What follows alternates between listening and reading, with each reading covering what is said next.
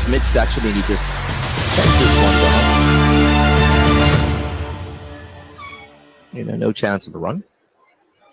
Douglas back to his mark, turns. Right arm over the wicket to Frey. Frey, oh, he's bowled! He is bowled! He is bowled! He is bowled.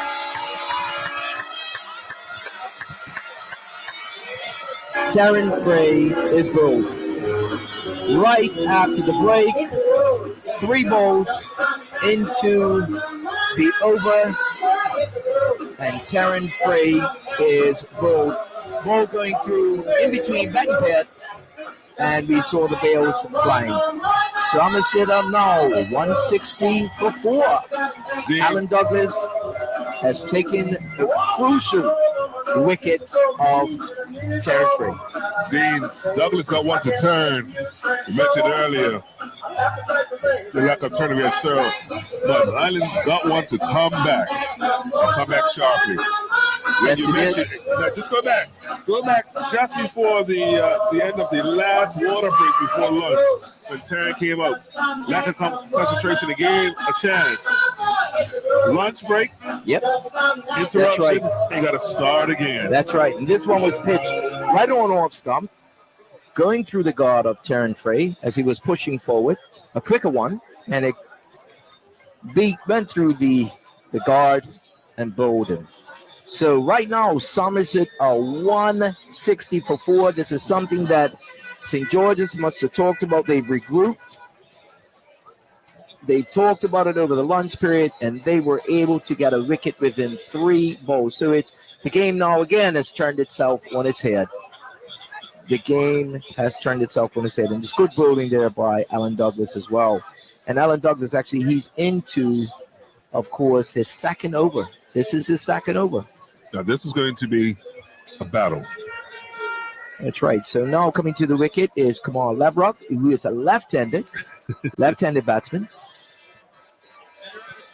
Kamal Lavrock, he's going to be facing Alan Douglas with 3 deliveries left.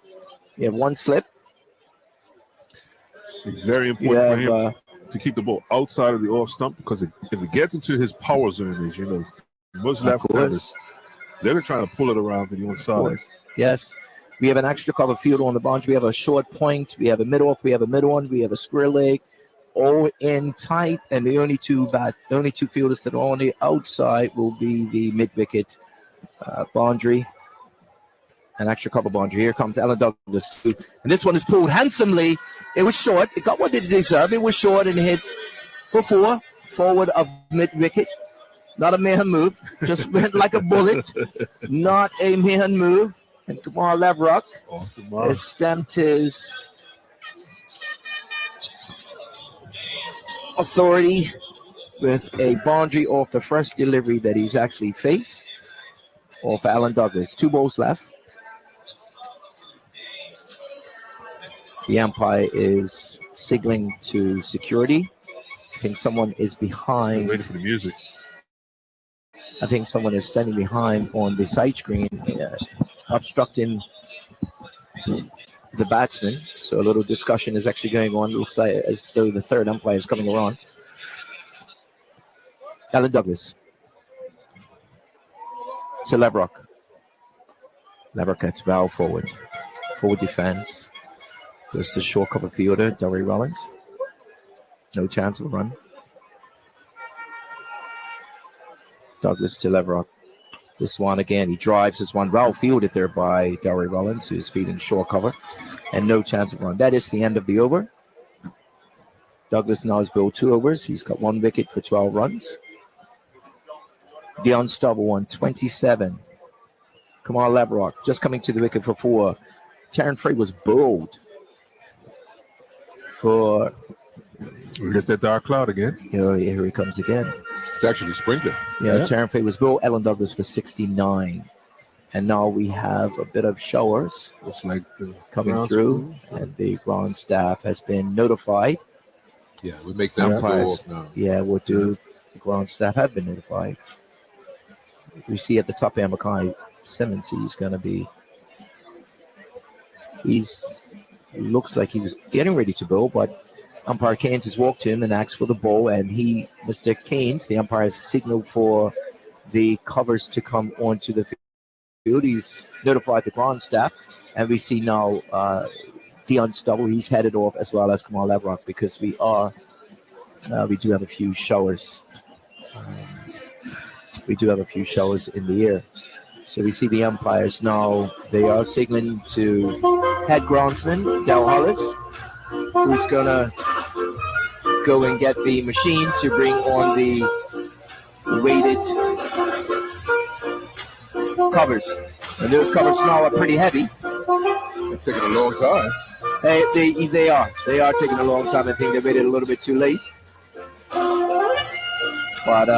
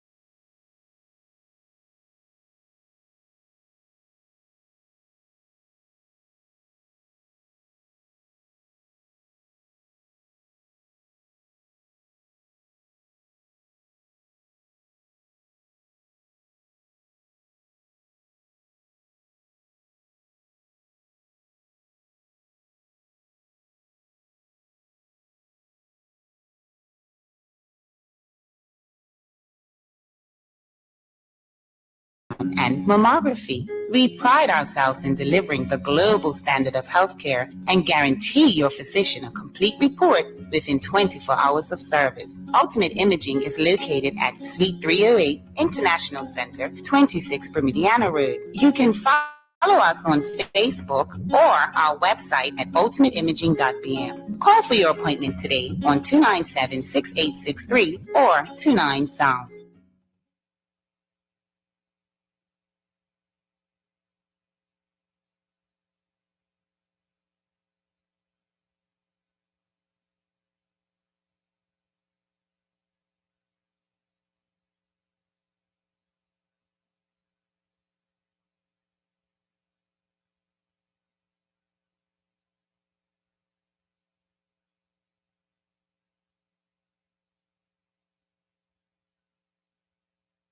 Take some advice from your Aunt Angie. If you're going to invest in an exotic pet, choose anything but a Norwegian forest cat. Apparently, they will eat all your jewelry. Before you know it, you're racing to the vet when your cat escapes from his carrier and lunges for your earrings. You crash and your cat swallows your pearls. But if you're smart, you'll have CG Motor Insurance and get the best comprehensive coverage for the price. Get the best comprehensive coverage for the price. CG Insurance. Good like that. All benefits are subject to policy provisions, including eligibility at the time of service. Bermuda holidays are a time when we celebrate our community, traditions, and the beauty of Bermuda. HSBC is deeply rooted in the community and proud once again to be the lead sponsor of Cup Match. Somerset! St. George's! St. George's! Whether you're heading east to watch Cup Match in person or spending time camping, boating, swimming, or simply relaxing, no matter which team you choose, Cup Match is one of the most spectacular and energizing events, bringing the entire island together in celebration of Emancipation Day and Mary Prince Day. Wishing all of Bermuda a happy Cup Match from HSBC, and may the best team win. Somerset! St. George's! HSBC, opening up a world of opportunity. They say this is a big rich town. Elite Entertainment and Sound Concepts presents Afrobeats Experience Summer Love. Friday, August 4th, second day of Cup Match at the Snorkel Park Beach, featuring live in Bermuda. TV. Bermuda, what up, though? It's your boy Rotimi, a.k.a. Mr. Sexy Nigerian Butterscotch. And August 4th, I will be shutting down Snorkel Park. Also performing live, Jesse Seymour. Music by DJ Punch. Presidential Elite, DJ Maestro. One Live at DJ Ivory's. Hosted by Mr. Photogenic. Gates open at 8 p.m. Tickets are $75. VIP tickets $125. Get your tickets on BDATix.pm or Kid and Caboodle, Alvin Somerset, and Freshman's Heron Bay Plaza. It's an Afrobeat experience. Summer Love. Featuring Rotimi, multi-talented actor and singer. You've seen him on Power, but now he's coming to Bermuda to sing his hits. It's gonna be a movie. Are you tired of juggling your finances? Need an extra hand keeping track of your cash flow? Introducing Guardsman, your ultimate cash management solution. With Guardsman, say goodbye to financial stress and hello to financial freedom. Imagine never having to stand in line to make deposits again. Guardsman provides you with a secure and convenient way to protect your hard-earned cash. You can rest easy knowing our highly trained security officers and specialists are always on duty, protecting your best interest. Guardsman, the Caribbean's largest cash management and security technology solutions provider since 1977. And servicing businesses island-wide in Bermuda for almost 4 years. So why wait? Sign up today and experience the ease and confidence that comes with smart cash management. For more information, contact us on 296-9111 and follow us on Facebook and Instagram at Guardsman Bermuda. Choose safety. Choose security. Choose Guardsman. Okay, we're 164 for 4. And we have Makai Simmons. He's going to be taking it from the western end.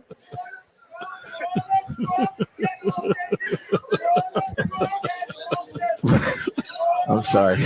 I'm sorry. What kind of friends you got? Yeah. This is my friends. Yeah, we have Makai Simmons. He's going to be taking it from the western end. He's going to be building to Dion Stubble, right on over the wicket. And this one is short. And this one is pulled. Sorry, it's hooked. Just back with a square. And you see Zico Burgess coming around to collect, and Stubble goes for 2. He takes his personal total to 29. And that was Lord.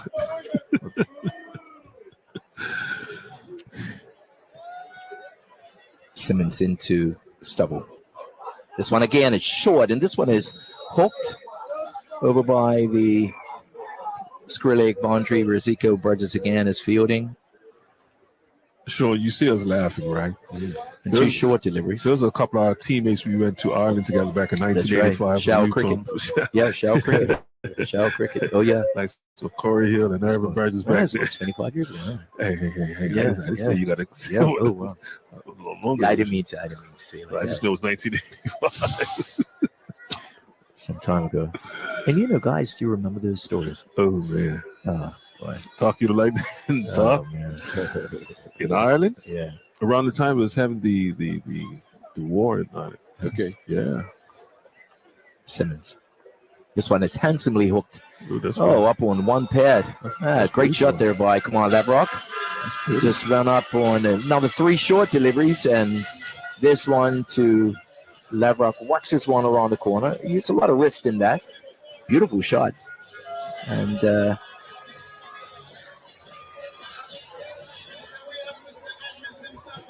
Goers pulled this one into the square leg boundary for 4. He takes his personal total to 8. Simmons to Lavrock. Oh, this is hit hard. This is hit hard. This one was pooped from outside the off stump, but it was full, and Lavrock hits this one hard into the middle on fence, the long on boundary. So we see Lavrock, anything loose, he's going to look to take advantage of it. Anything overpitched, anything loose, he will take advantage.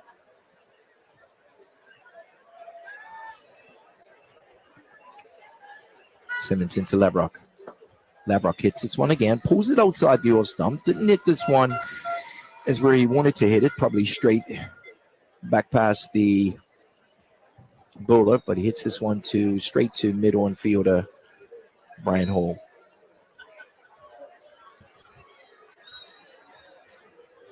Simmons' last delivery to Lavrock.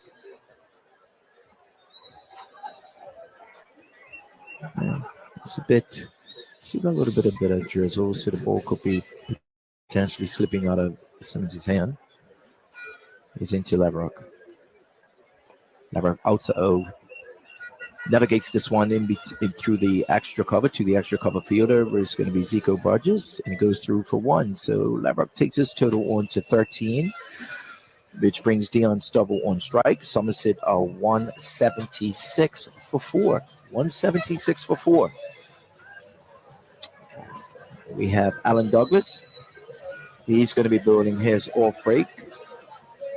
He claimed the precious, significant, monumental wicket of Terran Frey.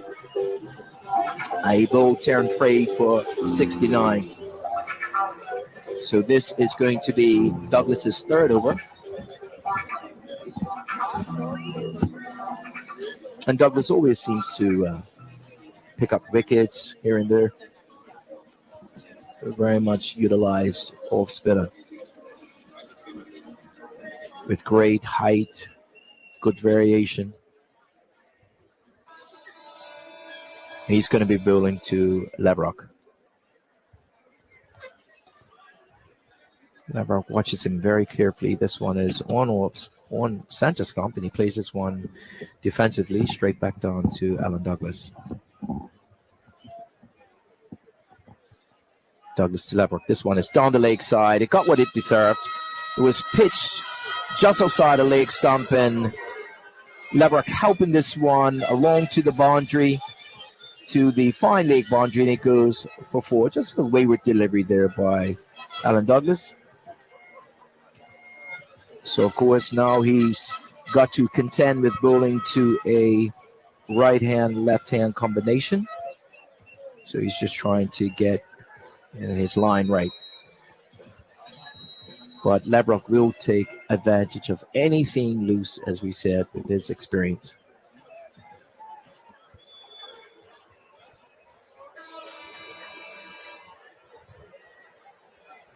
Douglas decides to put his hand in a bit of dirt to get a better grip on the ball. That's one of the reasons why many of the bowlers decide to do that, to get a better grip.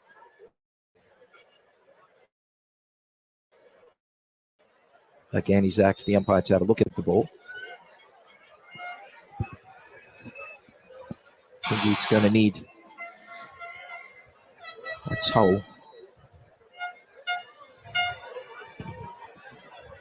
Because, of course, we had a bit of a drizzle, and if the ball goes onto the playing surface, it gets a bit wet. We have someone on the square leg boundary. We have a guest. I'm not too sure if they understand the rules of cricket. Okay. I think there you go. he's. There Oh, you here we go. go. There you go. There you go. A little bit of urgency I was now. wondering. Go for us. Go again. Go again. I promise you can do it again. There you go. On And three, we just 2, wait. and 1. Yeah. There you go, mate. Don't worry. How'd that happen? I think he might be embarrassed. Who's security Yeah. down there? He wanted to get that Cottage feeling. I get it. All eyes on me. There you go. My moment of fame. Douglas into, and this one is helped again. Good shot there by Labrock. He helps this one along. He just guides this one. Yeah. Just off his hip. And he just paddles this one down to just off his hip, just down to the fine leg boundary for 4. So now we see Kumar Labrock in 10 balls. He's actually scored 21 runs in 10 balls. So we could see how explosive Kumar is, Mr. Labrock. So just in 10 balls. You can't set a field for that, though. If there's you got an offside. No, anything loose. Anything Can't loose. set field for No, that, you though. can't. No, you can't. No, you can't. And he will take advantage of it. Really? Definitely. Here we go. Alan Douglas to Labrock. That's a better ball. That's a really good ball. This one was pitched on off stump going away. Labrock watches it go into the gloves of Smith. So that's a good line. He's bowling a good line. He's finding his rhythm. Again, another good delivery there. 2 good deliveries there by Alan Douglas. And this one, they are actually both pitched just on center. And looking to hit the top of the off stump bill.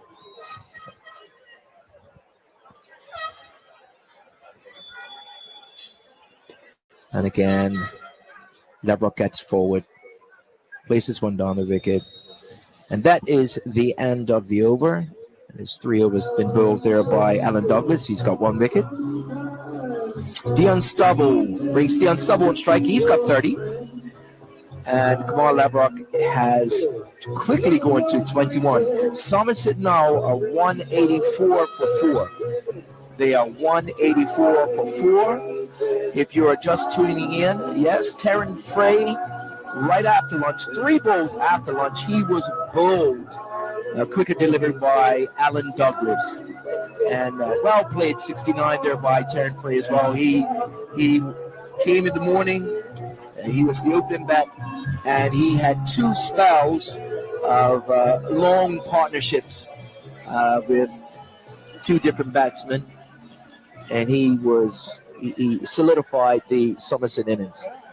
So we have Mackay Simmons. He's gonna come from the western end. I mean, he's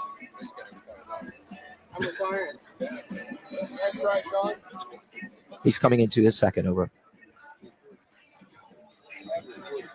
So we see the umpires again waving, just making sure that people turn down their music. It's very important. Simmons into Stubble.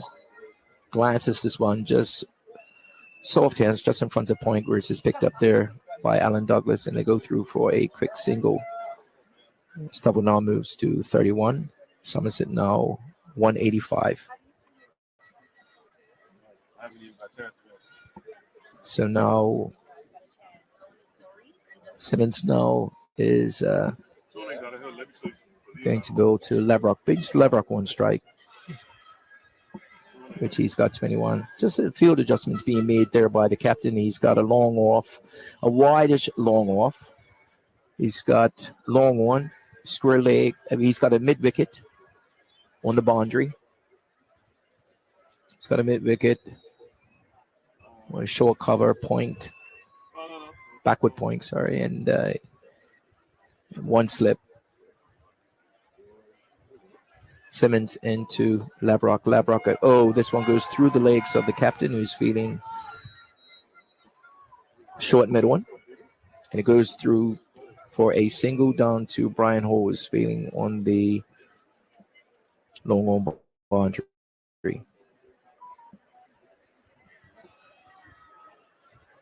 The field is adjusted again. We have middle off and middle one coming up for Dion Stubble, the right-hander. But the extra cover and the mid-wicket stay on the boundary.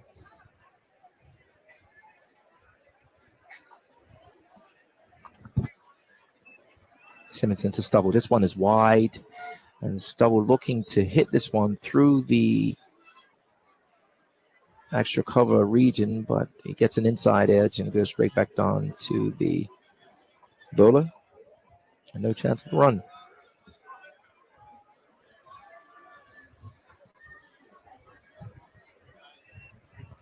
Simmons to Stubble. Stubble trying to turn this one around the corner, but gets more of a bat on it. Goes straight to Delray Rollins, who's fielding in the short mid-wicket region. It's a good tight bowling here there by Mackay Simmons into his second overs to find his length.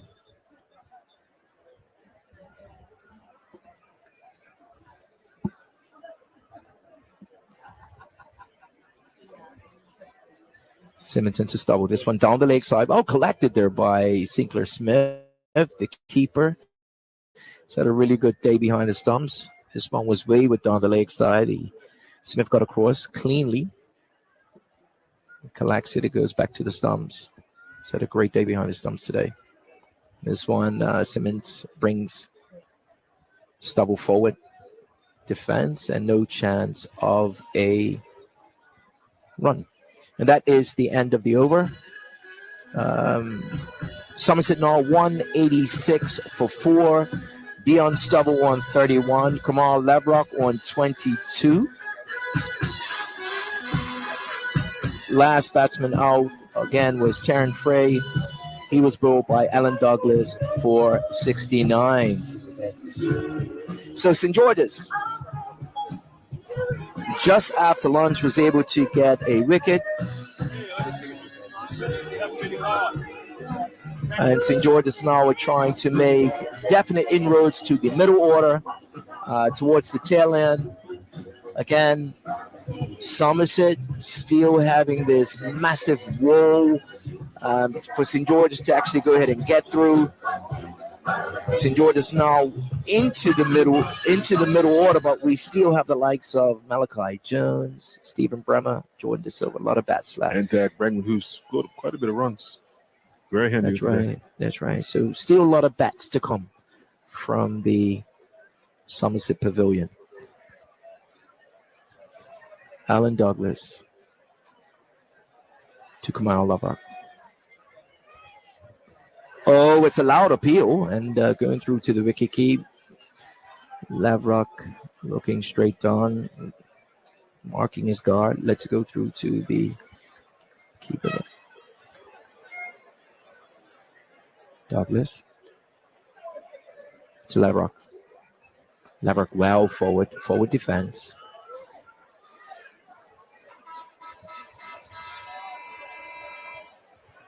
Good solid defense as well. Good technique. Douglas to Lavrock. Lavrock, oh, he's looking to pull it, but he got out of sorts. And this one goes through to the wicket keep Smith. Very watchful, very clean behind the stumps today.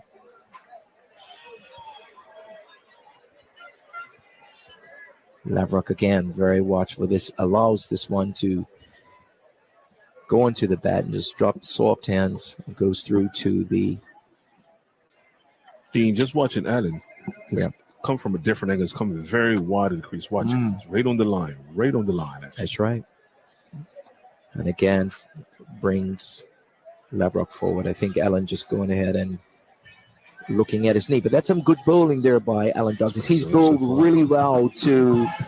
he's found his length. He's found his line bowling to Kamal Lavrock, which could be very difficult to do, but he has bowled really extremely well just now in that over, not allowing any runs to flow. So he's, St. George is now looking at sort of slowing up the bit of runs right now. They have to before it gets too far away from them. Okay? So you're listening to Cup Match 2023 with the voice of summer, on Hot 107.5 and Magic 102.7. Strikes, Hennessy, and Ciroc presents a Leo birthday bash. It's all taking place Saturday, August 12th at the Strikes Lounge in St. David's. Early drink specials on Hennessy and Ciroc from 8 to 10 p.m. DJ Selector Frey. Then at 10 p.m., it's Soja One, Juggling Jay, Haley Hypes, and Mikey B. It's $20 at the door. Must be 21 and over to party. Early drink specials on Hennessy and Ciroc. Also a VIP section, bubble service only. Don't forget to follow us on IG, Strikes Bowling Lounge. It's the year-to-year Leo Birthday Bash, Saturday, August 12th at the Strikes Lounge in St. David's. Sponsored by Hennessy and Ciroc.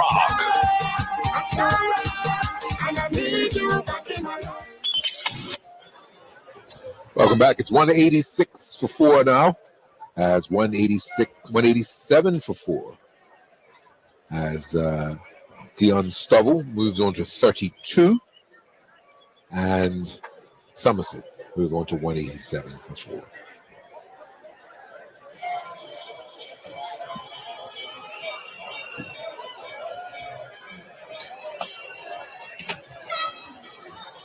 This brings up Kamal Leverock, the left-hander. He has 22.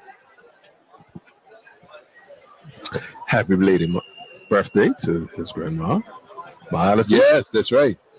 I was chastised for not wishing a happy birthday at the first county game. We were. After she didn't invite us to your house for the birthday celebration. Oh, wow. Yeah. At least invite us. This is Rollins bowling from the... Yeah. It's going to be interesting right here. Rollins left arm over and Leverock gets behind this one, plays it back down the wicket.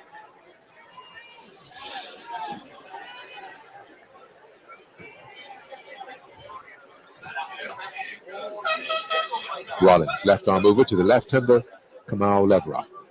Leverock gets behind this one. He's wrapped on the pad. There's an appeal to the umpire, Mr. Keynes, who indicated that it was high.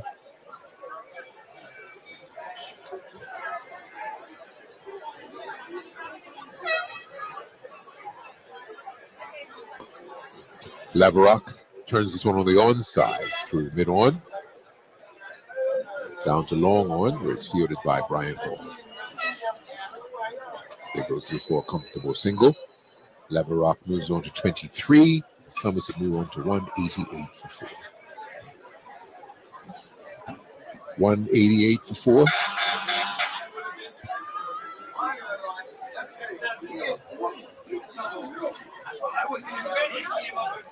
Stovall watches that one go by. Dion Stovall has 32.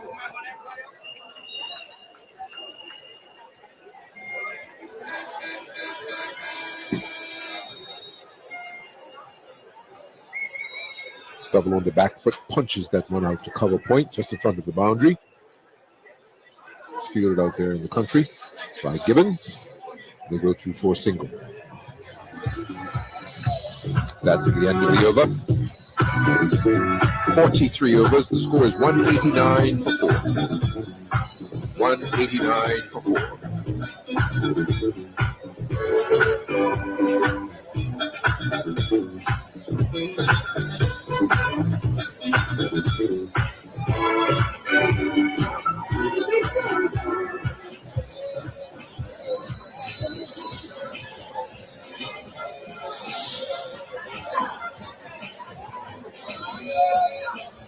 189 for 4 is the score.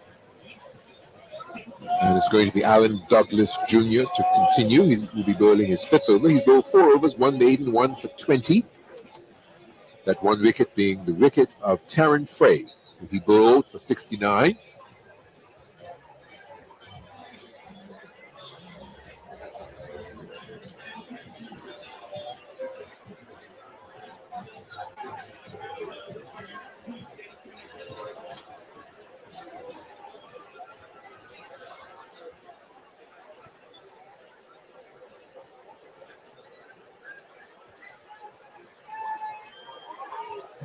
Forward defensively, comes on the pad.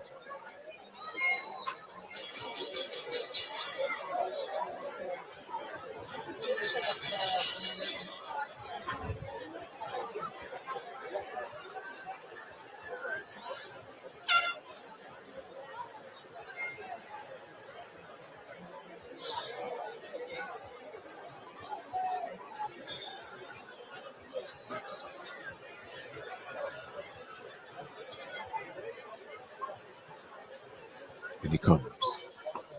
And Stubble turns this one on the onside. Through mid-wicket. Forward of square. They go through for a comfortable single.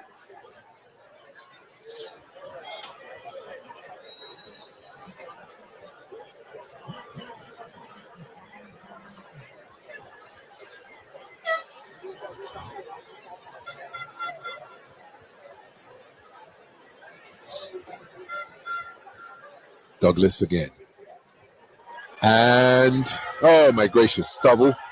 I'm sorry, Leverock squared up as if he was about to belt that one and then decided against it. And the ball ended up just coming off of the bat and going out toward backward square leg in the air. He's very lucky that there was nobody there to take what would have been a simple catch. And Leverock skies that one out in the air. Yep. Right, hit my car over the forward square leg boundary for 6. That's a real park. You knew that, right? Yeah, I know. Me too. I parked it too. I think we're further that way. I saw your car being moved. You left your key over there. Yeah, I had to. Because he moved. Yeah. It was behind the container. You got to put it back. That's like Grateful Valley. Let it come back to me. You can hide it from the heart. It's time to go. Bring that name out of the right there. 6 runs for Kamal Leverock. He's now on 29. Somerset up 196 for 4. 196 for 4. Leverock in a new pair of gloves. Sweated that one out already. It's like the youngster Jaden Members. Batted well last week having the trial for Somerset. And he's one of the many youngsters knocking on the door of Somerset, or vying for normally one place a year. But as they say, the wealth of riches up there. But hopefully they can stay focused and the time will come. It's hard to change a team when you're so dominant, right? Yeah. 10 wickets and 2-1. Why change? Instead of do a say, right? Yep. That's right. But the young, so on both sides, also St. George's has some good little youngsters down there. Zoe Tomlinson, got to say good bit of. The youngster, Jabari Darrell, he look good. Young Jamal Proctor, look good up Somerset.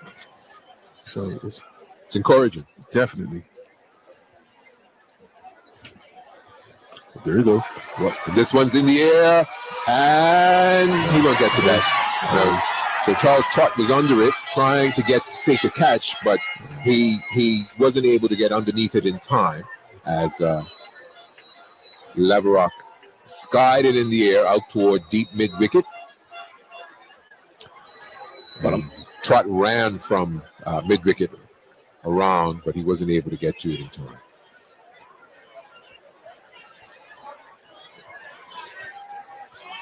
Douglas again. And Leverock. This one spun across him.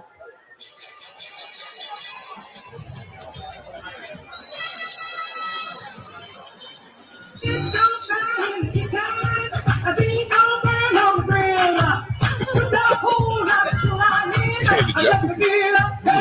198 for 4 is the score after 44 overs. 198 for 4 after 44 overs. Dion Stubble, 34. Kamal Leverock on 31.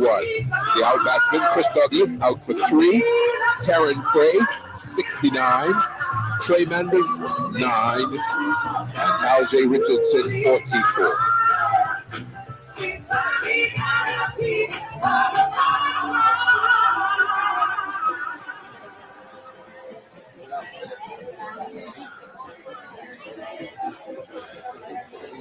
Hey, good buddy. Come. 198 for 4.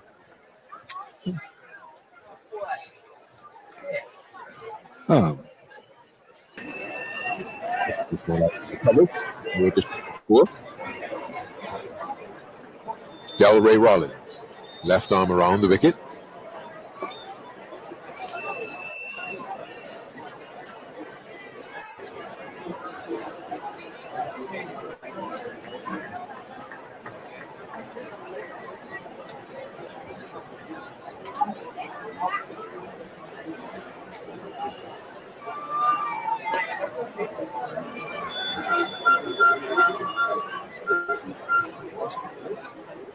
Delray Rollins to the right-handed Dion Stubble, who has 34. Stubble drives this one back down the wicket all along the ground. It's Brian Hall fielding at mid-off. He fields.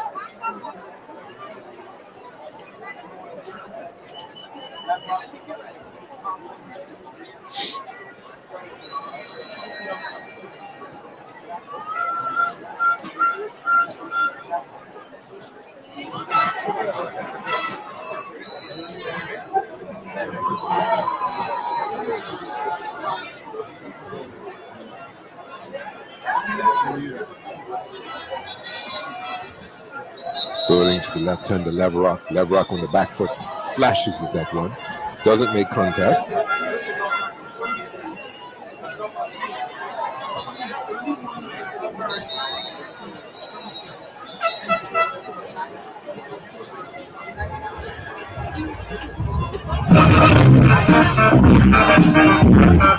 Through. That's the end of the over. 199 for 4.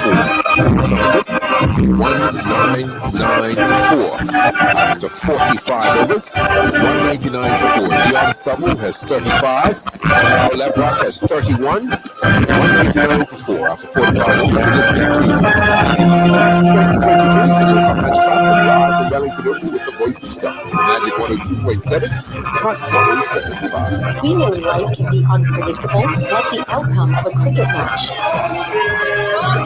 But at Bermuda Motors, our team is united by a shared passion for cars and an even greater passion for making your dreams come true. That's because your happiness and satisfaction are our ultimate rewards.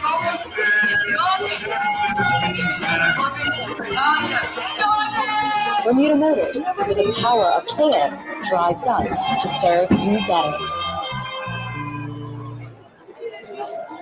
Did you know that you can book your doctor's appointments online? Moongate Medical, Bermuda's newest general practice, makes it simple and easy to schedule your physicians right from where you are, 24 hours a day, 7 days a week. For general checkups, TCD appointments, sick notes, and prescription advice, we are here for you. Do you need an exceptional, compassionate, and trustworthy physician? Dr. Karen Fedlin and Dr. Andrea Guilford can accept your appointment today. Call 295-4265 or save time and book online at moongatemedical.bm. Moongate Medical, better health for a better quality of life. And welcome back to Wellington Oval. The score is 200 now. 200 up for Somerset, 200 for 4. We are in the 46th over. Adam Douglas is bowling from the eastern end. He's bowled 2 balls so far this over. Single off the last ball. But Dion Stubble, he's now on 36. Juan Lever, he's now on 31. Just outside, looking to pull him. Doesn't make contact. 200 for 4. Pretty good run rate at 4.4. Oh, these two together, who knows what can happen. Oh, ball turns sharply on Leverock, gets an outside edge, looking to play it on the onside. Goes sharply to backward point. So Douglas getting some turn. Mine, as you mentioned it earlier, if you get in the right areas. This one, he moves away from the ball, looking to cut him over point. Yeah, and it's a bit of frustration, right? Because Leverock, of course, he wants to score.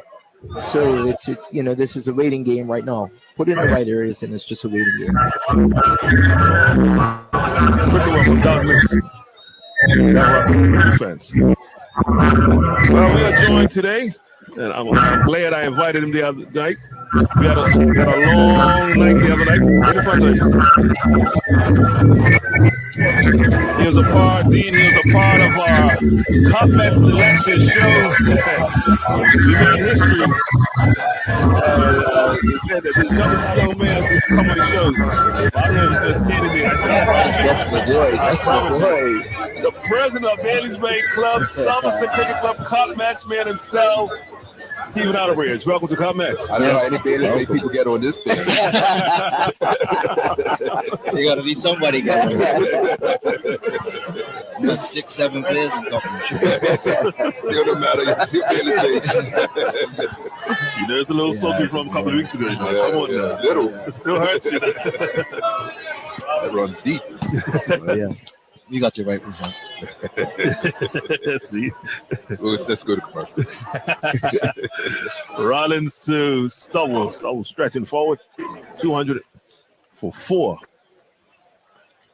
As Rollins now, he's in his 13th over. 1 for 58. It's a quicker one. Dion makes room for himself. Gets a good piece of bat on. Cuts it out to the point boundary where Gibbons is out there cleaning up. 201 now for 4. 201 for 4. So first things first, what it's like not playing Cup Match? Let me tell you, I got up and I had to clean the car this morning. So I could tell you it's not like this out here watching Dalray, you know, build his deliveries. I'm waiting for Paul to really get stuck in. Now, the other night we did the Cup Match selection show, and obviously we due to being there for a few hours and then make some extra hours. But we had a lot of talk about the team setup. Obviously, St. George is picking a good bit of spinners. What you've heard or what you've seen so far today, what about the toss? And what have you seen in the first session? I think I made this comment that night, and I said, you think long, and you may think wrong, and I think they may have got it wrong today. I only say that is because you pick 4 spinners, and you build first, and you know the wicket's turning. The wicket's going to turn crazy tomorrow. Yeah. So you want to have Somerset actually batting at 4 o'clock tomorrow. Well, unfortunately, well, maybe they still will be batting. Yeah. But for me, that would have been the strategy. I know there was a lot of rain around, but you only had one seamer. Right? So wicket's flat, looks like it, but it's still getting a lot of time. So. What about, let's talk about your Bailey's Bay batsman, Terry Frey today.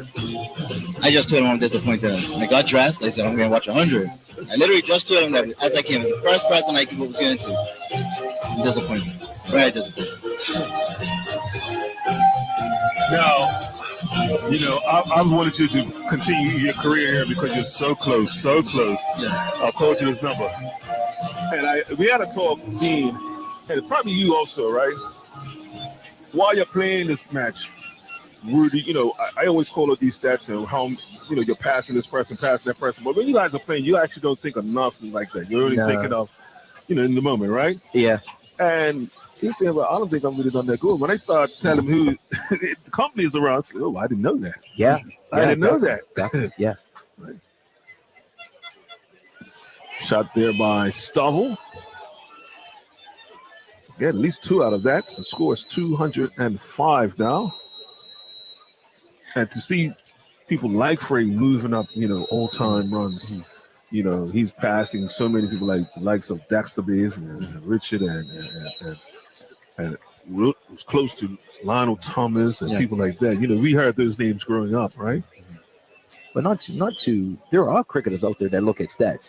We don't want to say that, you know what I mean? There are some that out there that look at stats, but you know, some people are just like team players. They just, you know, I'll worry about it later. You know, I'm never worried about stats. Yeah. Somebody asks me what happened in this game. A lot of times I don't even know. There you go. For me, I just want to win. That's it. That's it. I really could care less. I think I was more nervous about my performance and doing well than worried about, you know, stats at the end of the day. Exactly. And of course, you know, the coaches have got so many tactical stuff going on that you're more concerned about helping the next person. Yeah. You know, if they're having a a bad day or whatever the case may be. You just want to help him along. So you're not really worried about anything. Yeah. Douglas to Stubble. Stubble working is on the onside. Got an easy single. That's back with a square. 206 now. Stubble's on 40 now. Another partnership building here. This partnership's worth 46 runs. I said earlier, you can get Cross maybe the first 3, but there's still got batsmen to come, and there's partnerships that Steve will know. It means a lot in this form of the game. Douglas. Just a shot from Lavrock. Yes. That's going to get 4. Yeah. Off his pads. He clips it off his pads. Yeah. No protection out there. Got him in a mid-wicket. It's a long run. And the Zico Burgess might be fast, but not today. It's a long run for him. I think it's going to be a long day for St. George's. It's going to be a very long day. So with Bay players on either side, who's had the most talk and training around the club? Actually, none of them, Chad. I put bets in my group. I done it all, but none of them bid. None of them. The only person that I guess bet against me was Kelvin Deal. He just said, "Well, no else Deal." He just bet against me. So, but none of them. I will give them. They were very professional in that light. Right. I think it was the nerves. I've got a question for you, Walker. Like he just, I don't know. He's just sort of, I wouldn't say popped up like out of the blue, whatever the case may be. You've seen his progression. What can you say about him? I'll tell you something funny. He's actually my first cousin. Okay. He played for us at like 16 and then got a scholarship for playing football. He wanted to live the football dream. And then he came to me one day, I was somehow going to play for Bay again. Wow. And I get that so much in Bay. We have a lot of guys that play cricket and can come back and play. So he came back one training session. And this would be first across Louisville. He built 3 balls and they told him, you will play cup match within 2 years. He looked at me like I was stupid. I was just like, listen, what you could do with this ball, which are done in 3 balls, these guys don't do for the whole career. So to see him now actually playing, like I'm ecstatic. And it's the same thing with Zende. Like Zende stopped playing, same thing. He played national football. I told him he's wasting his time.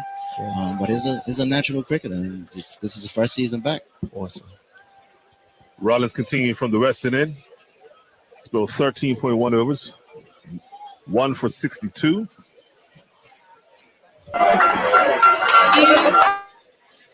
It's had a mixed bag today. Been expensive at times. This one's should be dealt with. Beautiful stop out there at Carl Corner. Trying to see who's that out there. Charles Trott. Yeah. Diving to his right, save 3 runs. Dean, I'm glad you guys have been here all day. Do you have one concern for not only St. George's Cup match, but your national team? Because I really have a concern right now. Can I speak at this point in time right now? That's why I wanted to. I haven't been really worried. I haven't been on the island long enough to just want to give you the proper answer for that. Now, I just think my concern would be you looking at it in the papers. I mean, Mother Nature, meaning that rain. Shot again by Dion. We haven't. That's a good piece of diving piece of fielding by Treadwell Gibbons, but unfortunately, unlucky. It ricocheted into the boundary for 4. So 4 more for Stubble. He's now on 45. I got Southern Bridge. I mean, if I had to give you an answer, it would probably be I've heard it from numerous of circles that the lack of cricket that has been played leading up into the tournament. So probably it would be probably the lack of cricket on the number of games that you guys have number of games that have been played. Well, I was talking about one player in particular. Oh, okay. Delray Rollins continue from the Western end. I'm really concerned. Okay, well, I need you to enlighten me. Yeah, I'm really concerned. Okay. I'm going to actually have a talk with him. Oh, okay. Well, you said that the other night. Yeah. I'm going to have another one. Okay. Right. Because I'm really concerned. Dion Stubble open up the blade. The second time, Alan Douglas is with Ginger. Well, you know what I meant to say. I mean, congratulations on you guys, winning the league. Man. That's something. Yeah. But listen, but you know what? Honestly, I mean, I've heard so many, and we've had, me and Stephen had a conversation some years ago, and of course, when you were working at your little marketplace, and we used to have these conversations, and every time they used to take place, and I don't drink milk, but I just want to let you know, by the milk section. So as I come in, or as I come in, always by the milk section, he's going to do this thing, and we stop and we talk, right? And people just looking at us, and Stephen had this vision, and I tell people that back then I would talk about, let's go back like 5 years, isn't it? You had this vision, you said, Dean, I've got this vision for Bayless Bay, and I'm telling you right now, it's going to happen. And to see, I mean, it's probably not over yet, but to see it come to fruition from the outside looking in, I'm just like, wow, this guy said it. This is what he's going to do. He's going to take Bay to another level. So I wanted to congratulate you, man. I really do. Thank you. I think I was fortunate in this timing, right? Timing is everything. And for Gus Logie to be in Bermuda and that opportunity to take place and when it did, when I became president, it's just fate, right? So, you talk about speaking into existence, and I think that was it. Yeah. I mean, anybody that knows me, something that's what I talk about all the time. And, now we're here at Cup Match. Not only do we have 5 players that actually play for Bay, we still got Malachi that played, Trey, Lunchy, Cine, who I was the vice captain of Cup Match, right? Yes. So the influence is not just with my 5 players.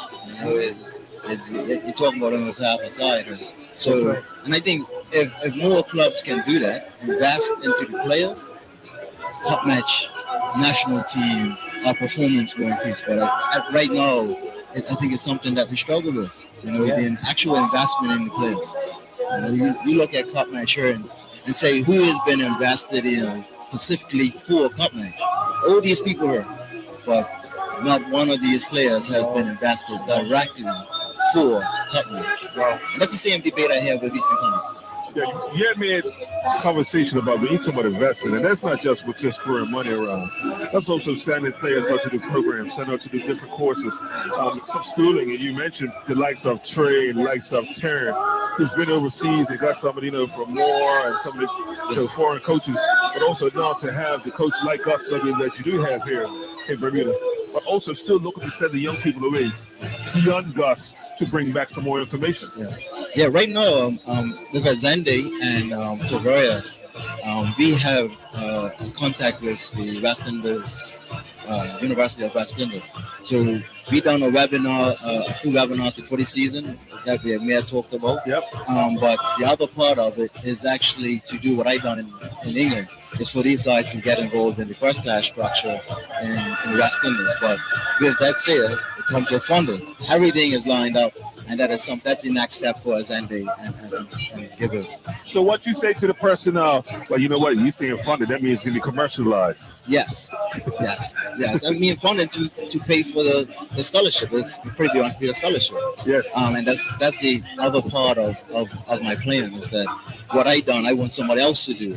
So then it's not me here sitting here in 10 or 15 years. It's maybe a Zende, it's sitting here. Maybe it's Terrence sitting here saying, hey, this is what I'm doing. So it's always the succession plan that I'm concerned about because I'm not here forever. Yes. So it's, I just try to give guys good ideas and put them in position so that when I do go, this ball keeps on rolling. Yeah. Because too many times good things happen. And that's right. If you're not got nobody in place, they just fall over, right? That's right. Now we're speaking with the president of Bayless Bay, Stephen Outerbridge.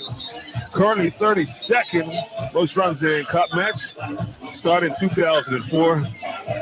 16 innings, 498, highest 92. Tell us a little bit about the 92, but also I want you to take me back to 2004 when you started. 2004 was a brief memory. Listen, I played in the World Cup. I still look at the YouTube to say that actually happened. In 2004, I'm pretty sure Albert was captain. I may have scored like 15 or 20. I don't even know I made the team at that time.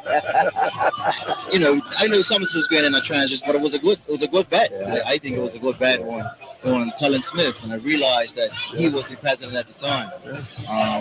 But come here in 2005, my whole life got turned upside down. But this is where if you're given an opportunity, you got to make the most of it. Yeah. And I think my mama always told me, look, she sat me down after the incident and said, hey, there's an opportunity that's going to happen. So through every crisis, there's an opportunity. And for me, through cricket, I think I took the opportunity. So without taking the opportunity, I'm not here having this discussion. You know, and I'm trying to reach out to somebody that something happened over these last few days, and I try to reach out to them to say, you know, you can make this right. You gotta make it right, or you can make it wrong. And I'm pretty sure Bermuda knows what I'm talking about. 92. What was that 92 for you? So close. What year was that? I think this is why I'm not playing no more. Saturday, I realized in the county game that I can't play 2 days. And that 92 and 2018, I wasn't fit enough. Because, again, I was just not aware. I was just in the zone, like, just playing. Not even thinking, oh, my 92 got 100. When I got out, like 100. You know.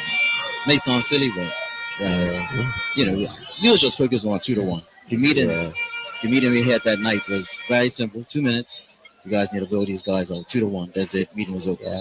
Wow. Just like that, too. Wow. I couldn't believe it. I was the only one that spoke up about it. Wow. I said, at least let's play first. And then, but Jeff was very confident that he was getting 2-1. Wow. They have been refreshed. Water break is just finished. 216 for 4. Before you go, I'm going to ask you one question. I think we hadn't spoken about, but I will just soon. Actually, looks like Zico Burgess is going to be reintroduced into the attack. This time, building from the eastern end. All morning, or the first part of the morning, building from the western end. And runs in to left rock. Goes down the leg side. So, speaking with Herbie Bascom, we run the training sessions, Cutlass training sessions. He made a point about the lack of trouble for the year, for the, especially this year. And you mentioned something about being fit for a 2-day event. And watch out! This might be coming towards you, Sean. And Sean, I need you to catch it. Back. Oh, it's out! It's out. Yes. Delray Rollins. Well, we didn't know. There's Delray Rollins standing right below us here. Down here at long arm as Lemrock skies one out here. And he is caught on 38 as Sumpson has lost a 5th wicket now for 216. I thought the ball was coming to Sean's left. We say it takes one ball to get a man out. No matter what trajectory the match is on, it takes one ball to get a man out. Once again, coming back off of a break. And we've seen Sumpson lose by the 3rd wicket now off a break, whether it's been a water break, lunch break. But Lemrock is walking back to the pavilion. Caught. Delray Rollins off the balloon. Zico Burgess, and Zico Burgess picks up his 2nd wicket now for 28. Steven Bremer is making his way as he was recalled back into this cup match team after missing last year. He debuted back here in St. George's in 2021. And now it's his turn to face Zico Burgess. As you hear the atmosphere around in St. George, they believe they are smelling blood in the water.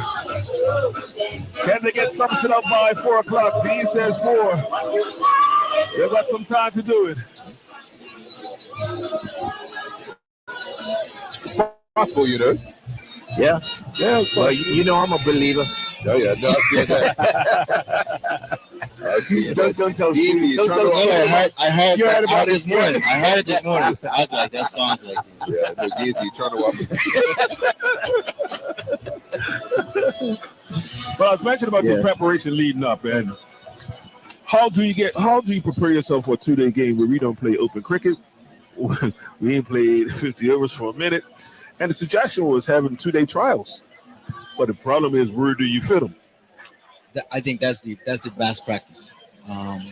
However, it's cricket. I don't know the argument. I know people talk about it, but for me, no matter if you play 10 overs, 20 overs, 1 day, it's still just cricket. It's a ball, it's a bat. everything is just sped up. You take 5 balls to get him, and it comes to 20 overs. But if you're playing a 1 day, it'll take 30 balls. It's just a sped up. The whole process is sped up.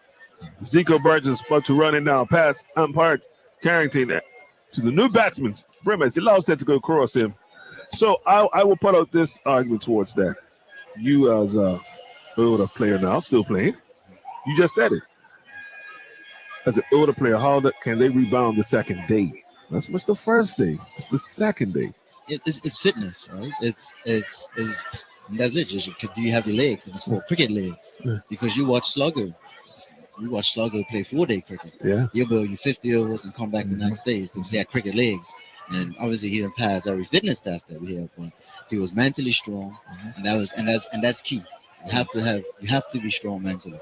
And some players may lack that at times and use other things as an excuse. So, interesting. Yeah. I know always get a straight shot from him. Oh yeah. Always. Oh, it's always been like that. It's my boy. All right. So I tell you one, Stephen. What are your thoughts of having the trial match maybe 2 weeks prior to cup match? I've always thought this, having it 2 weeks prior to cup match, so that last, I would say, set. You have to do it on the Sunday. Yeah, of course, but we'll basically we adjust the schedule, talk to the BCB, let's adjust the schedule. So on that, so you have the trial match, and then that team gets a chance to play together the Saturday before cup match. What are your thoughts on that? What do you mean, pick the team? So pick the team 2 weeks before, right? And then on that Saturday before cup match, that team that has been selected, you could just get a select team to play against the cup match team. So you can sort of, I guess, look at the team and say, this can work, this can't work. Because right now, actually, if you really think about it right now, it's trial and error that they're dealing with right now, right? Because they played together, but they haven't played together, if you know what I mean. So right now, they're basically trying to figure it out. So if they had a match together, playing together prior to cup match, they will be able to work out the kinks. Does that make sense? See, I think it's a great idea, but what you're saying is, you're breaking tradition, right? Okay. And that's the most important thing. Right. But if I'm looking at it in hindsight, and I take everything what it is, we know what it is. It's the Saturday relevant. It's the Saturday cup match trial relevant. You had a whole season, and then a guy gets picked because he may get 4 wickets. But that may be just 4 wickets for the whole season. But again, do you give the team enough time to gel? If you look at a test team or any team outside of Bermuda, they'll pick well in advance, right? They train together, strategy, everything is on the line. So then we wonder sometimes about the tactics that are going on with a certain team at the moment. So, and it's kind of hard on the team to perfect the art if they're not played against each other, right? So a lot of these guys will be probably their first time playing with certain players. Okay. Rodney Trott's going to continue, actually reintroduced on the western side now. Yeah. He started in Eastern End. 216 for 5 is the score. Rodney Trott bowls to Dion Stubble. Stubble's on 45. Pushes this one out into the covers, and it's cut off there by, is that Trott? Yeah. Charles Trott at short extra cover. No chance of a run. Rodney Trott bowling with one man in the slips. Man at short extra cover. This one's wide of the off stump, and he flashes at it. Looks like he may have hurt himself a bit, reaching or stretching there. But he looks all right. He plays everything, Yeah. Rodney Trott to Dion Stubble. Stubble dances down the wicket and drives it, and it's cut off at mid-on by Azende Furbert. Rodney Trott again, right arm over. And this one, they got a late glance down towards third man. It's being chased by Anias Bascom. They hustle through quickly for 2.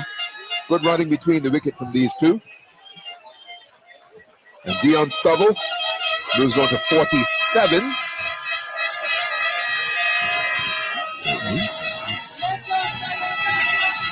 Scoreboard has more 50.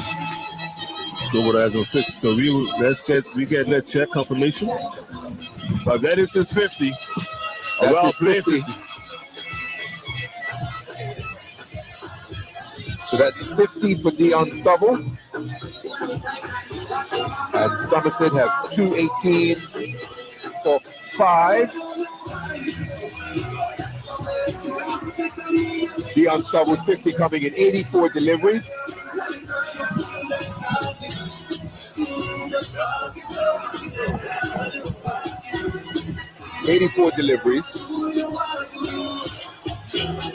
And he's being decorated in that traditional format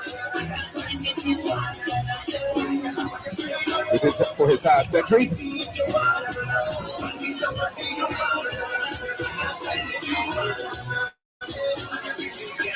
$218 for 5.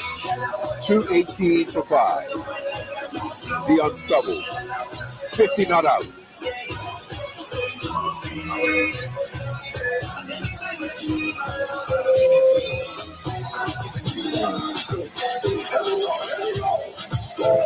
Definitely a well-played 50 because when he came in, the big partnership was broken. Richardson and Frey. And that partnership was 50-58. And then he had a 66-run partnership with Chan Frey. And then he had a 56 partnership with Smart Lever. Dion Stubble, by far one of the most entertaining batsmen we have on the local scene. And if I remember correctly, Sean, wasn't he the MVP last time you were here? Yes, he was. Yes, he was. Yes. Yes, he was. Actually, 2020 last year. Chris Douglas was the year before that, the century. He was also MVP in 2018. Yep. After both times up at Somerset Cricket Club. And one of the things about Dion, he is a runner between the wicket, and Stephen would basically say that if you come to bat with Dion, who Dion reminds me of is Albert Steve. Yes. He reminds me of he's an image of Albert Steve. If you're coming to the wicket and you're batting with, be prepared to run. Don't mess with his runs. If he's hitting in the gap, he's gonna. But he puts so much pressure on the fielders at all times, and that's what batsmen do. Right? But he's just. He's a huge competitor. Very. I have never seen somebody who's so competitive. Yeah. Trust me, I really enjoy anything it. Naturally talented. Yes. Football, gifted footballer. Right. Always thinking. Yes. Yeah. Constantly thinking. So it's going to be Rodney Trott to continue. 2 balls to go in this over. Dion Stubble is on 50. The score is 218 for 5. 218 for 5.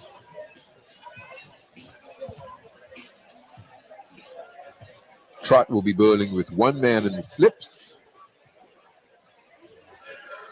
A man on the cover point boundary. A man at short extra cover, mid-off. Short mid-on. A mid-wicket. Man on the long on boundary, sorry. Man at backward square leg.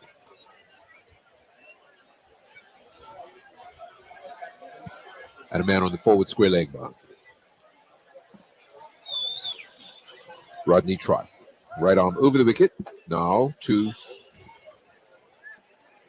Bremer. Stubble has 51.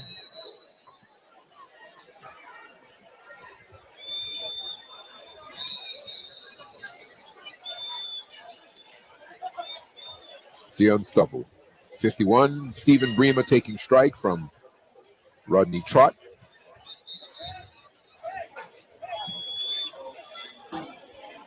That's the end of the over.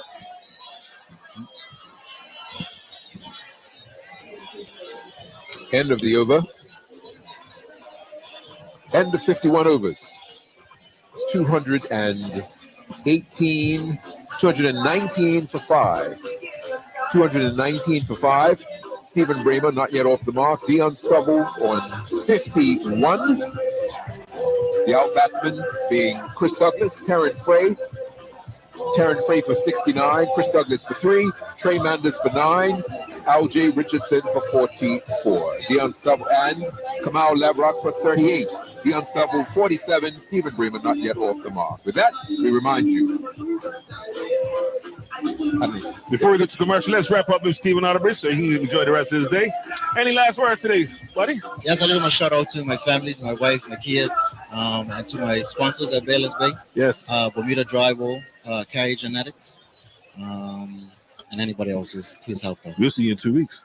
Yes, we will. Yes, we will. It won't be St. David's, I'll tell you that. It's always back here. Thank you, guys. Nice to have you. I really appreciate it, man. Thanks. Don't be a Have a good stranger. day. Take care, teammate. Welcome anytime. Yeah, nice seeing you, man. Always a pleasure. We man. catch up. Definitely. Talking to Stephen Otterbridge, the president of Bailey's Bay Cricket Club. Thank you, Mr. Otterbridge. Happy Cup match, sir. All right, take care. All right, so it looks like who's down there?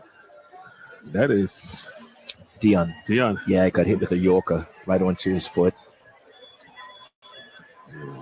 Flushed. Get hit it flush. You know what, Sean? It's flushed right onto his right foot as well. Wow, the medics and everybody come out to take a look at Dion. That gives us the opportunity to go back. Medics. And here's some messages from our sponsors. Yeah. This is the 121st Cup Match Edition right here at Wellington Oval on Hot 107.5 and Magic 102.7. Is your smartphone struggling to keep up with you? It's time to trade in to trade up.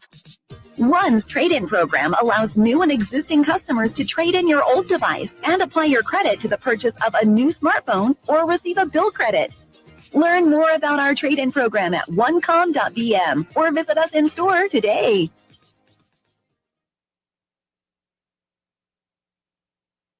This year, Cup Match, the most anticipated public event on Bermuda's calendars, will start with the much-loved namesake cricket match at St. George's Cricket Club commencing the morning of the 3rd of August. This two-day phenomenon is only one facet of the jewel that is Cup Match, known by history-savvy Bermudians as Emancipation Day, followed by Mary Prince Day. Nowadays, Cup Match presents a cornucopia of activities inspired by our beautiful summer surroundings. We'll pursue the new and exciting features, always allowing for a moment of reflection along the way. Lindo's, why go anyplace else? Did you know that you can book your doctor's appointments online? Moongate Medical, Bermuda's newest general practice, makes it simple and easy to schedule your physicians right from where you are, 24 hours a day, 7 days a week. For general checkups, TCD appointments, sick notes, and prescription advice, we are here for you. Do you need an exceptional, compassionate, and trustworthy physician? Dr. Karen Fedlin and Dr. Andrea Guilford can accept your appointment today. Call 295-4265 or save time and book online at moongatemedical.bm. Moongate Medical, better health for a better quality of life. We know life can be unpredictable, like the outcome of a cricket match. But at Bermuda Motors, our team is united by a shared passion for cars and an even greater passion for making your dreams come true. That's because your happiness and satisfaction are our ultimate rewards.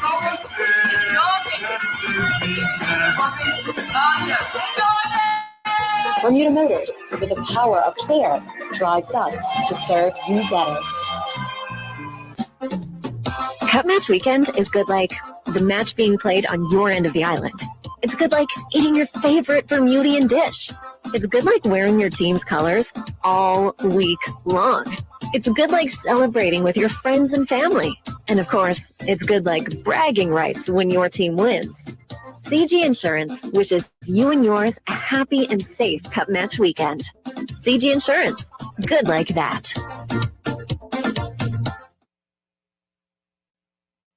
This Cup Match, try the new Bacardi Mojito, ready to drink can. At the game, at the beach, or at home. Crave it wherever you go. Bacardi, do what moves you. Love Cup Match? Drink responsibly. Available across the island at the Burroughs Life-Going stores, 127 Front Street, City of Hamilton, and 30 Harbor Road, Paget, and now available on Pronto. Download the app for more information.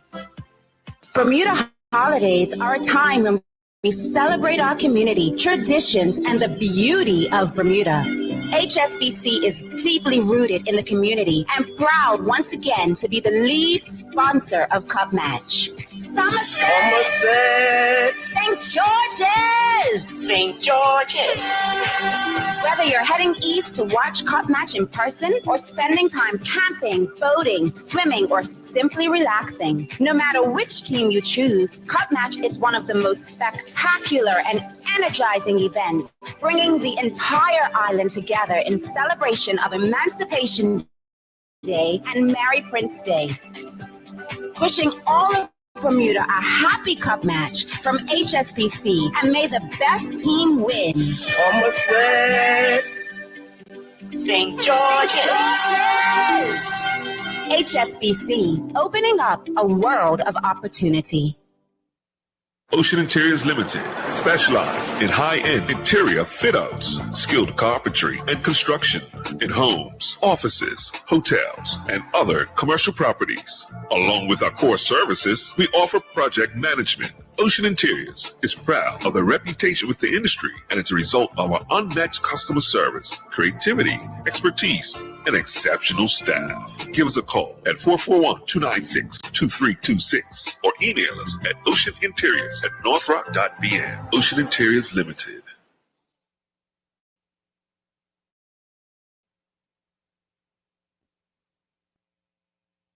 Have you heard the news? KBB, its community partners, and volunteers are leading the way to a cleaner, greener, healthier, and more beautiful Bermuda. Lucy, why don't you tell them a little more about this? Greetings, Bermuda. This is Lucian the Messenger. I want to join the movement and be a part of the solution to reduce waste, eliminate litter, and beautify our island home. Start with practicing the 5 R's. Rethink your personal habits. Refuse single-use plastics. Reduce the amount of trash you make. Reuse products as often as you can. And recycle tin, aluminum, and glass. Let's all do our part to keep Bermuda beautiful. Go to kbb.bm to learn how you can make a difference in your community. This message is sponsored by KBB and Wilmot's Trucking in partnership with Recycle Bermuda. All right. And that's a message from the messenger. That's a message from the messenger. Keep Bermuda beautiful. Insight, getting behind the numbers. Hello, Bermuda. This is MP Anthony Richardson for constituency number 7, host of the Sunday evening program on Magic 102.7 at 8 p.m. Our objective is to go beyond headlines and sound bites and provide information that stimulates discussion, promotes education, and increases understanding. Our focus will be the economy and youth. Our guests will be asked to only wear one hat, the Bermuda hat. Please join me, your host Anthony Richardson, and my in-studio guest on Sunday at 8 p.m. on Magic 102.7. Well, the rain it's not really that bad. It's just there's a few sprinkles that have appeared, and that has caused the umpires to request the covers to be brought out onto the field and cover the wicket. And so there's going to be a delay for rain. Rain is going to delay the resumption of play. The score here is 220 for 5.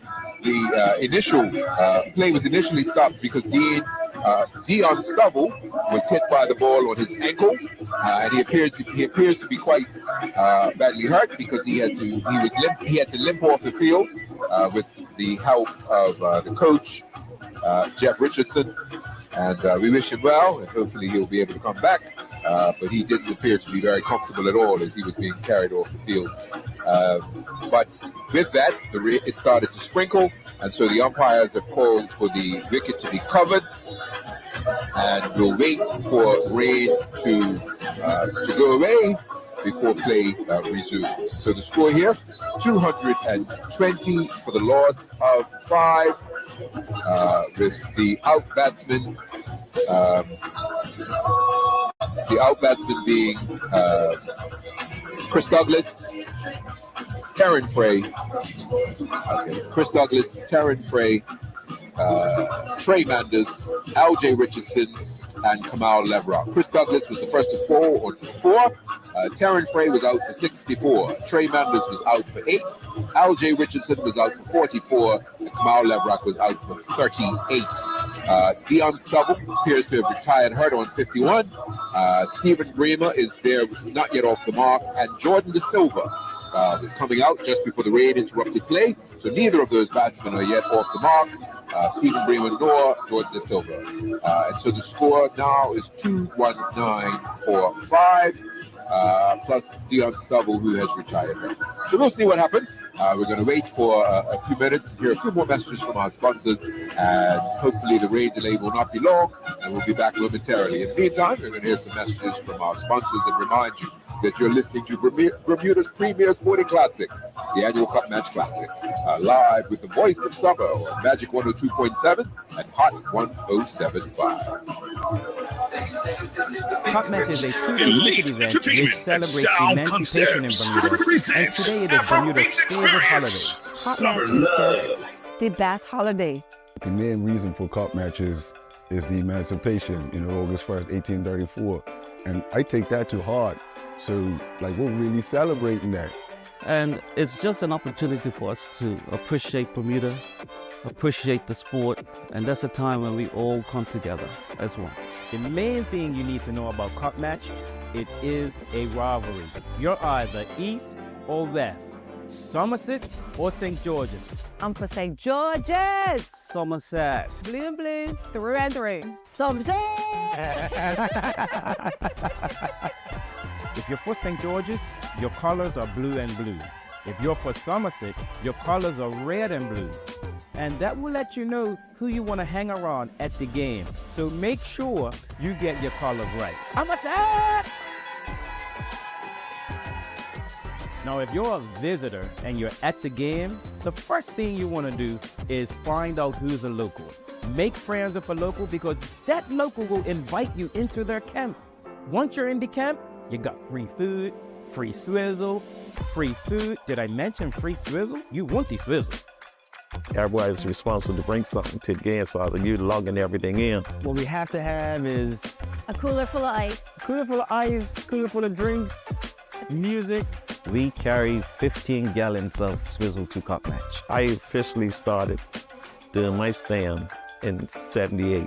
We've had a camp for 8 years. We've actually had a camp for just over 40 years. And we were one of the first to actually have a camp that was a double-decker. Back in the day when I played, at these stands, just like a stadium setup, and you didn't have no car, but you had your umbrella and stuff like that there to keep the sun off you. When camps first started at the game, everybody was on one level. Now, because of its popularity, it has now risen to 3 levels. Within the 3 levels of the scaffolding, everybody has their own individual cube. Each camp has a different name, which represents the people that organize that particular camp. Now, some camps are party camps, some camps are family camps. You will know right away which camp is the party camp that you can go into, because you cannot go into auntie's camp. If you didn't bring no potato salad, don't think you can go in that camp. My family has a Cup Match camp called All in the Family. North Village Community Club Camp Cartel. Our camp is called Darsh Trappin'. The name speaks for itself. We have a rivalry in our camp, whereas we got Somerset people and we got St. George's people. It's just clean fun, arguing amongst ourselves during the game. Well, my camp is a bit more conservative than my son's camp. In fact, to be quite honest, I don't really like to be close to my son's camp.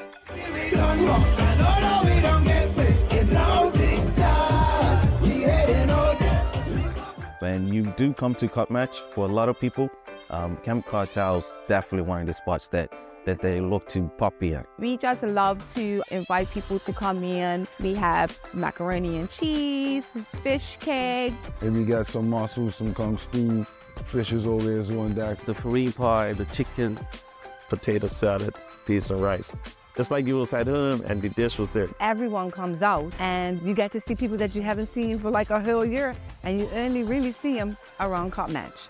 But you can tell the camps that have a DJ, music, you know, a bar that's actually set up. And most times those camps are open for people to come in and partake. And, you know, we're very open with that. Like, yeah, come in, come have a drink.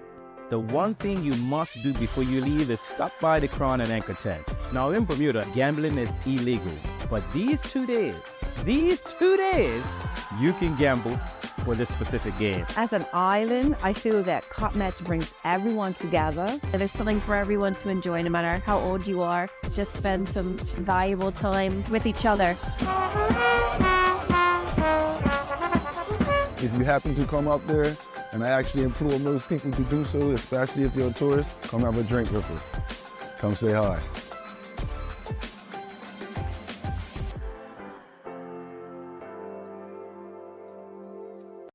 Cup Match in Bermuda brings the community together in celebration of Emancipation Day, the abolition of slavery in Bermuda, and Mary Prince Day. The Cup Match holiday represents the uniqueness of our island's people, clearly demonstrating that there's no place in the world quite like Bermuda. HSBC in Bermuda has been the lead sponsor for Cup Match since 2006, sponsoring live TV, radio, and online coverage for the event. HSBC is proud to be part of this important cultural celebration. It's Cup Match! That's right, little Utes. We're gonna experience Cup Match camping the Burmy way. Daddy, did you bring the iPad? What, man? Uncle Teo, can I play with your Nintendo Switch? Uncle Teo, you have games on your phone? No. No iPads, no games, no Nintendo. This is camping. We're all gonna be one with nature this weekend. Right, Nana? Who are you, Vi? You know I went straight to One Communication and got everything we needed for the holiday. Check my new TV. She's HD. Nana! Yay, Nana! I bet my setup is way fancier than your Aunt Valerie's.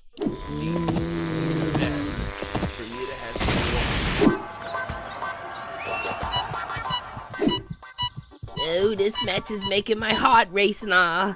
A generator? Nana, really? Shoo, we're watching the game. Go St. George's. Somerset. St. George's. Somerset. Cup Match!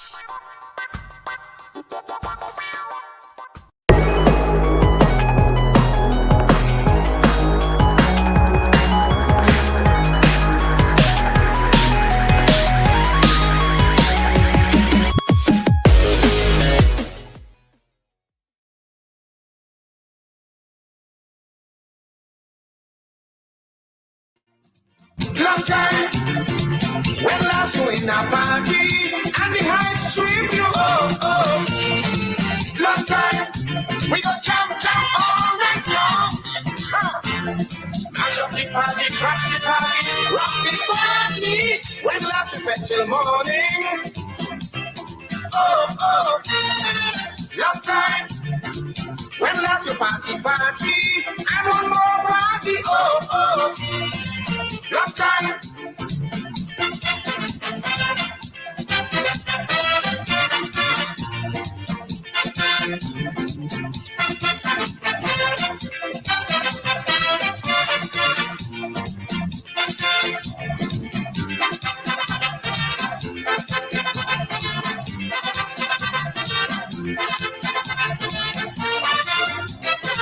Keep the momentum, don't lose the groove. Yeah. Party people, let your body move. Yeah. Party to the max, man, this session tight. Non-stop music until broad daylight. Blow your music mind, have a rocking time. Come on, enjoy yourself. Hey, hey, hey. Come on, enjoy yourself. Hey, hey. When last you went to party and the music bring you Long time.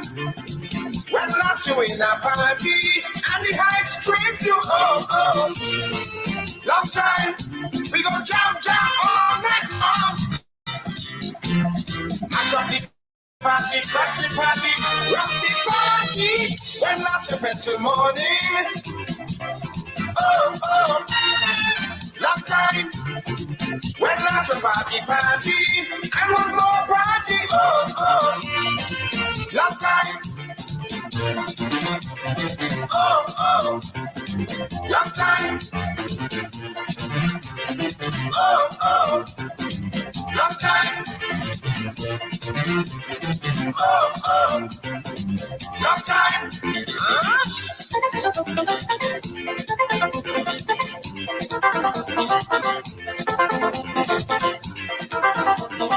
Long time, we don't get like this. Long time, we don't get like this.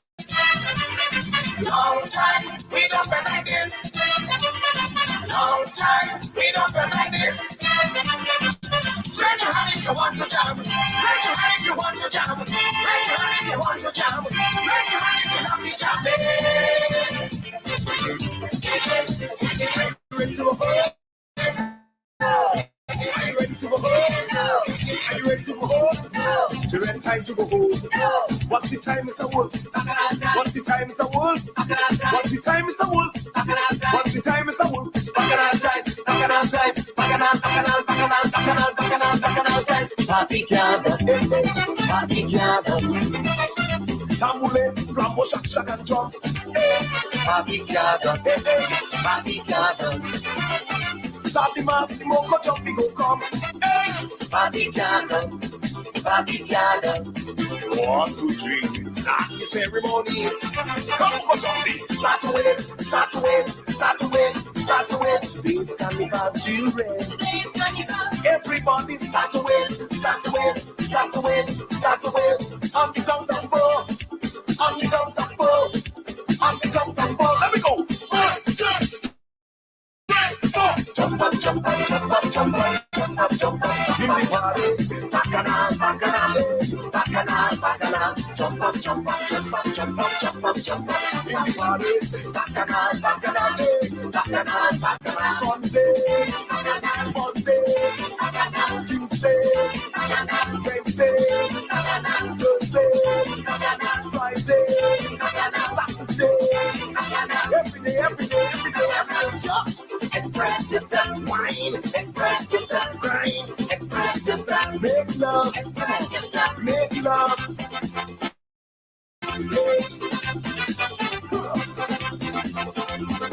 Tell me, are you ready to go home? No. Are you ready to go home? No. Are you ready to go home? No. Look, your time to go home. No. What's the time, Mr. Wolf? What's the time, Mr. Wolf? What's the time? Mr. Wolf, what's the time, Mr. Wolf? Bacchanal time, bacchanal time, bacchanal, bacchanal, bacchanal, bacchanal, bacchanal. Hey man! Party gather, party gather.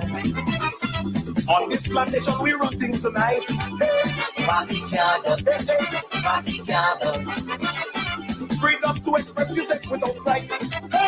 Party gather, party gather. Form a ring, wave and welcome the king. Come over to me, start to win, start to win, start to win, start to win. Today's carnival children. Everybody start to win, start to win, start to win, start to win. On the count of 4, on the count of 4, on the count of 4. Let me go. 1, 2, 3, 4. Jump up, jump up, jump up, jump up, jump up, jump up. In the party, bacchanal, bacchanal, bacchanal, bacchanal. Jump up, jump up, jump up, jump up, jump up, jump up. In the party, bacchanal, bacchanal, bacchanal, bacchanal. Sunday, Monday, Tuesday, Wednesday, Thursday, Friday, Saturday. Every day, every day, every day. Hey! Express yourself, wine. Express yourself, grind. Express yourself, make love. Express yourself, make love.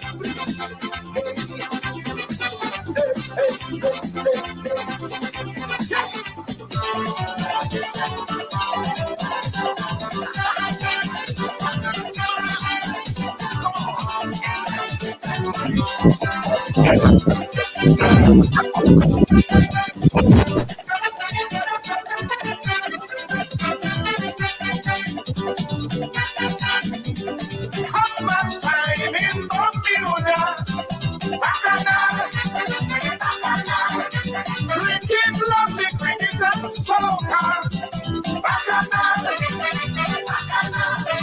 The more I jam, the more they on, keep your head and shine.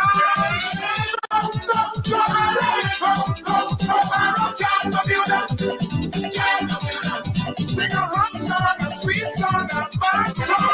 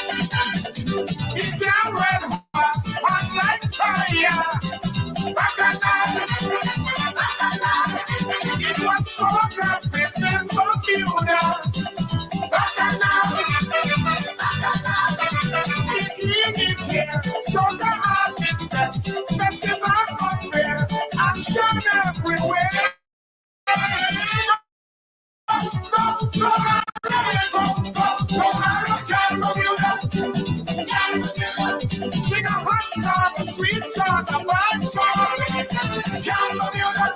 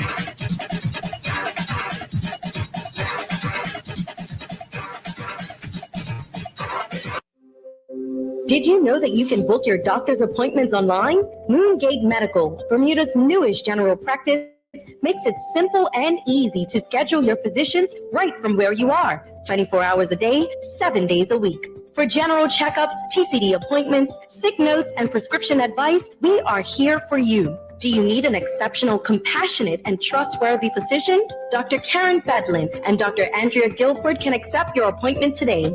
Call 295-4265 or save time and book online at moongatemedical.bm. Moongate Medical, better health for a better quality of life. You do you, needs more we. We do we since 1864. There's vodka. Then there's Smirnoff, Bermuda's #1 vodka. Drink responsibly. Available across the island at the borough's Lightbourne stores, 127 Front Street, City of Hamilton, and 30 Harbor Road, Paget. And now available on Pronto. Download the app for more information.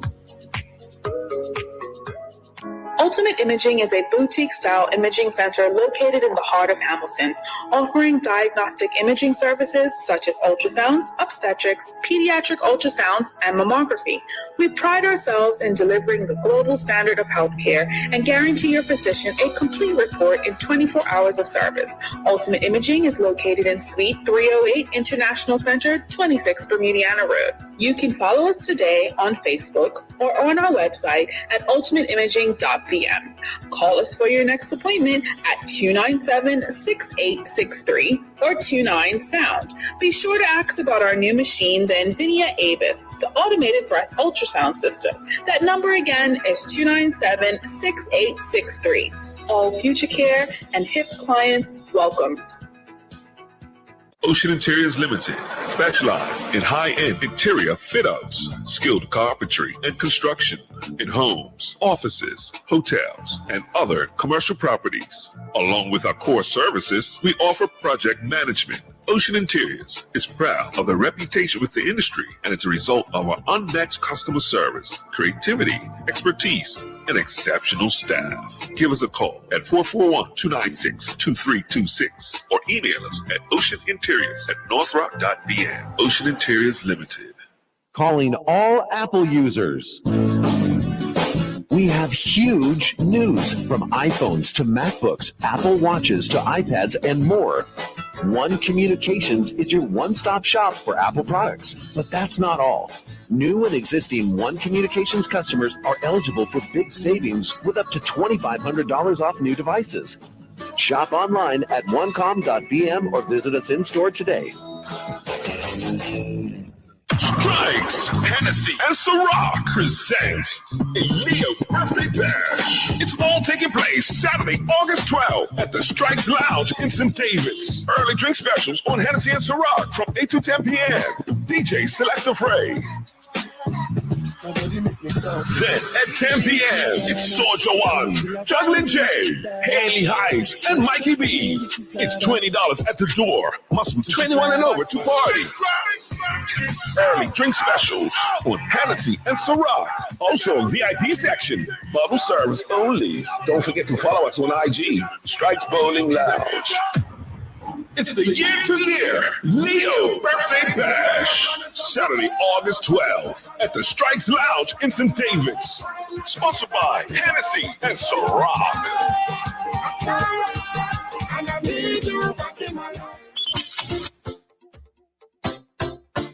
Cinnamon, nah.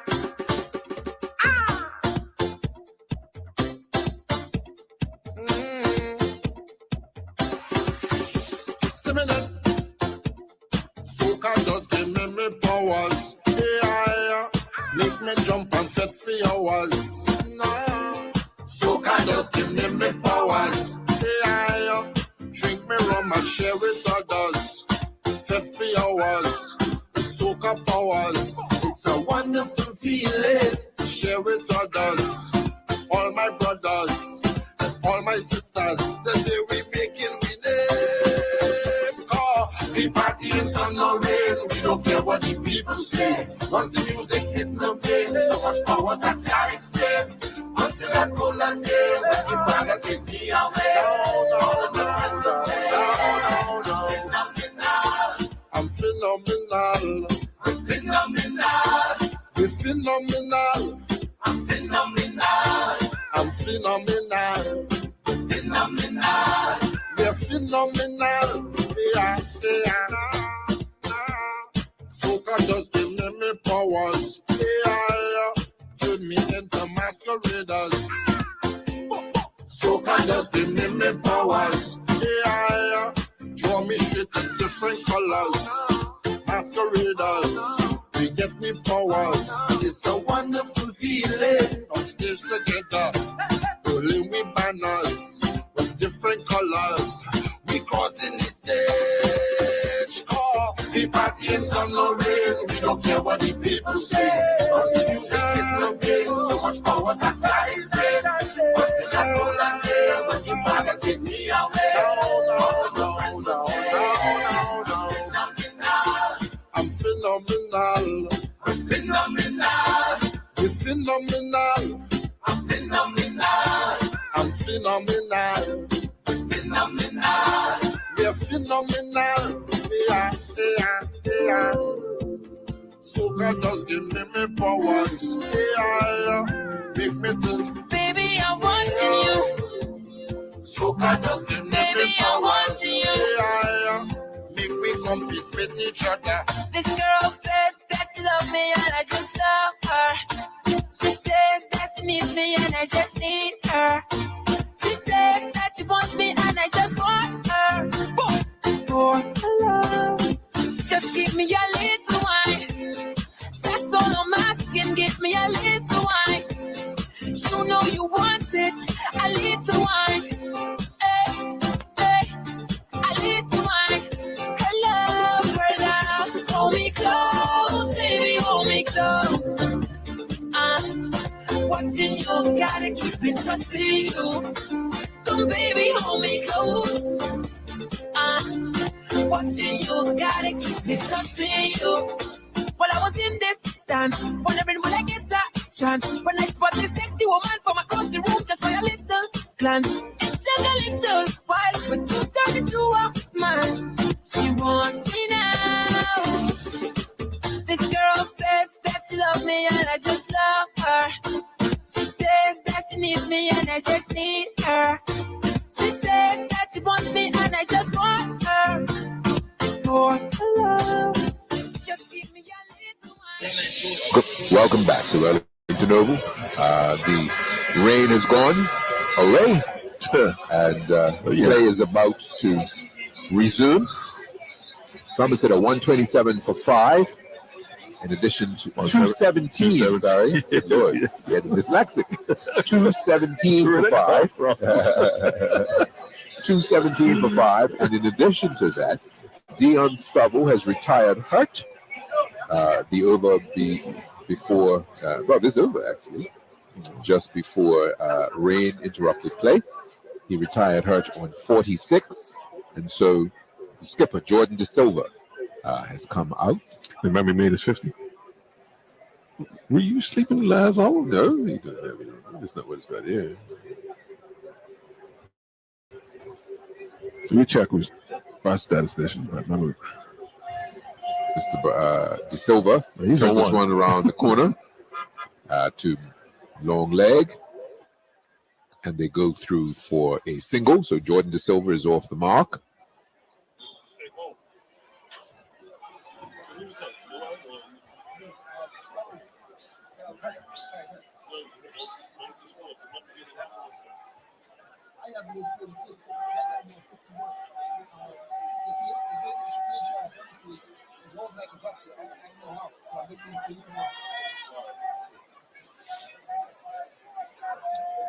Zico Burgess, right arm over.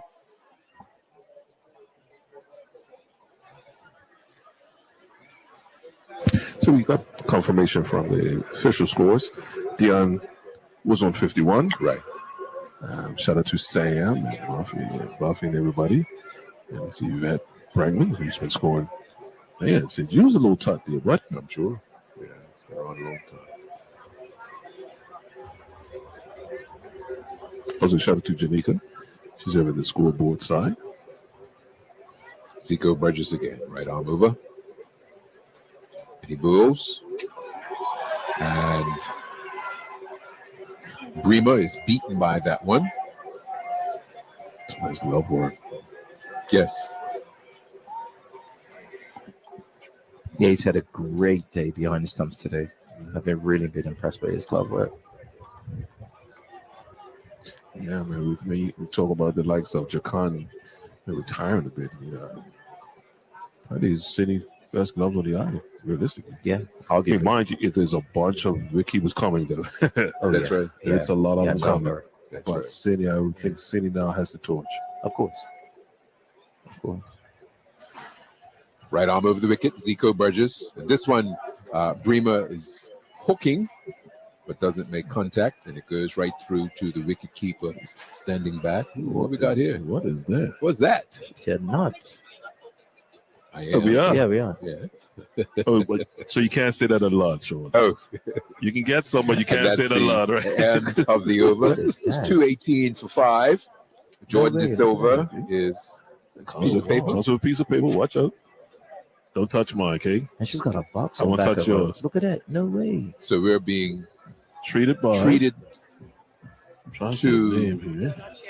So nuts. We're sharing. No. So nuts. No way. So what are these? What, the nuts? Oh, hold on, don't. So no, you can talk. Wait, back. yeah, go wonder. So what do we have? Hold on 1 second. Go ahead. Hello, my lovelies. We have some artisan candied nuts cooked from scratch. We have peanut, cashew, and almond. In cinnamon spice sugar, we call kiss. All right. Okay. And salted cake batter, we call cozy. All Before right. Renaissance. All Can you right. imagine? So Please see us. you're walking. So you have a stand here, or We you're have a walking stand. around. So where are you? We are right by Dutch Pops and right across from Smocks. But we do have porter service walking around to you guys. That's you. That's it. So you see metallic heels and a beautiful face with me in a pink shirt. Oh, no That's way. us. Look at So this. not sharing, and you'll see why. All right. Thank you very, very much. We appreciate it. Thank you. Thank you very much. That's nice. That is Awesome. nice. Thank you very much. Wow. Thank you very much. Thank you. All right. Okay. So not sharing. So not sharing. Look at that. Oh, these are awesome. You're Are right. they? These are awesome. These are They were made in a lab? Oh, right. Okay. He thought they were made in the lab. Really nice. Oh, right. Really Okay, nice. definitely. Very nice. Thank you. Yeah. Okay. Whoa. 218 for 5, plus 1 retired Hut. Jordan De Silva. Zone 1, Stephen Bremer, not yet off the mark.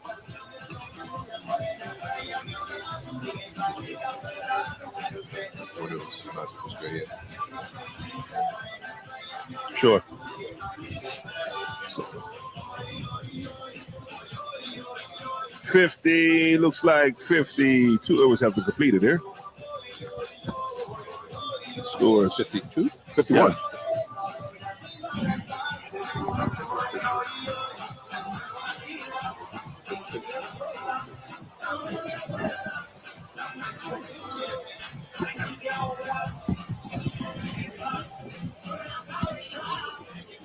But we'll continue with this. We'll continue here until we get a rectified. 220 for 5.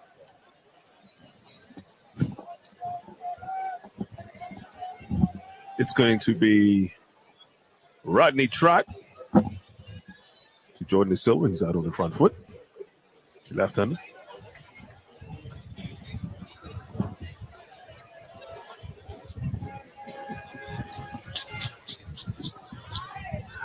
Rodney Trott, right arm around. This one is ricocheting off his pad.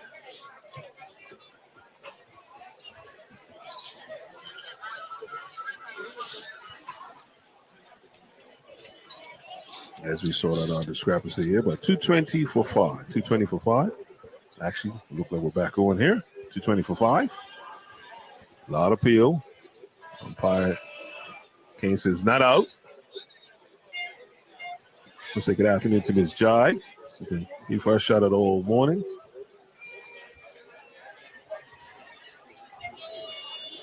Rodney Trott to the Silva. He's driving it. It actually beats the hands in the cover. Sort of stacked the cover up. Jerry Rollins and Alan Douglas, but he's able to dissect them. Captain's on 2 now. Green money. Taking guard. He's yet to get off the mark. He's faced 7 deliveries. Actually, he's on 1.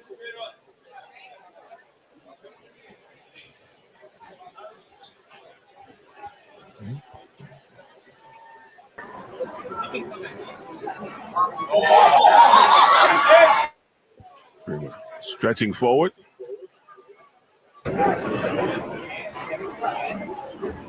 Rodney Trott. 11th over. Trying to pick of the builders today. Economically. Ooh. Beautiful stumble there. St. Smith. Ennis. That's the end of the over. 52 overs have been completed here in Wellington Oval. 221 for 5.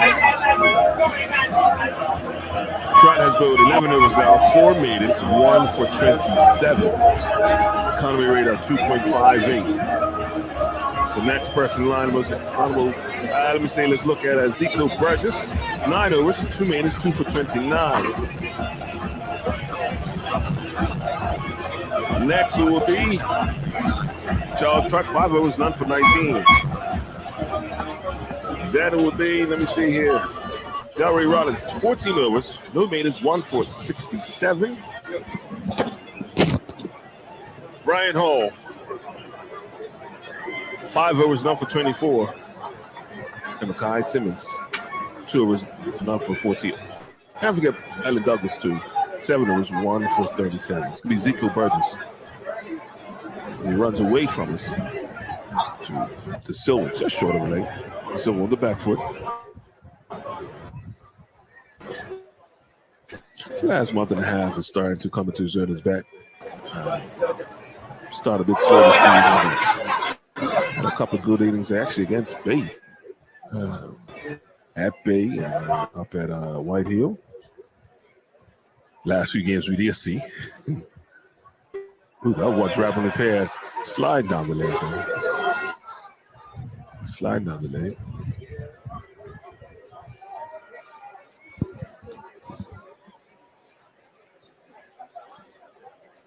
Yeah, just pitched just outside the leg stump. Yeah. You can see by his half out of the field.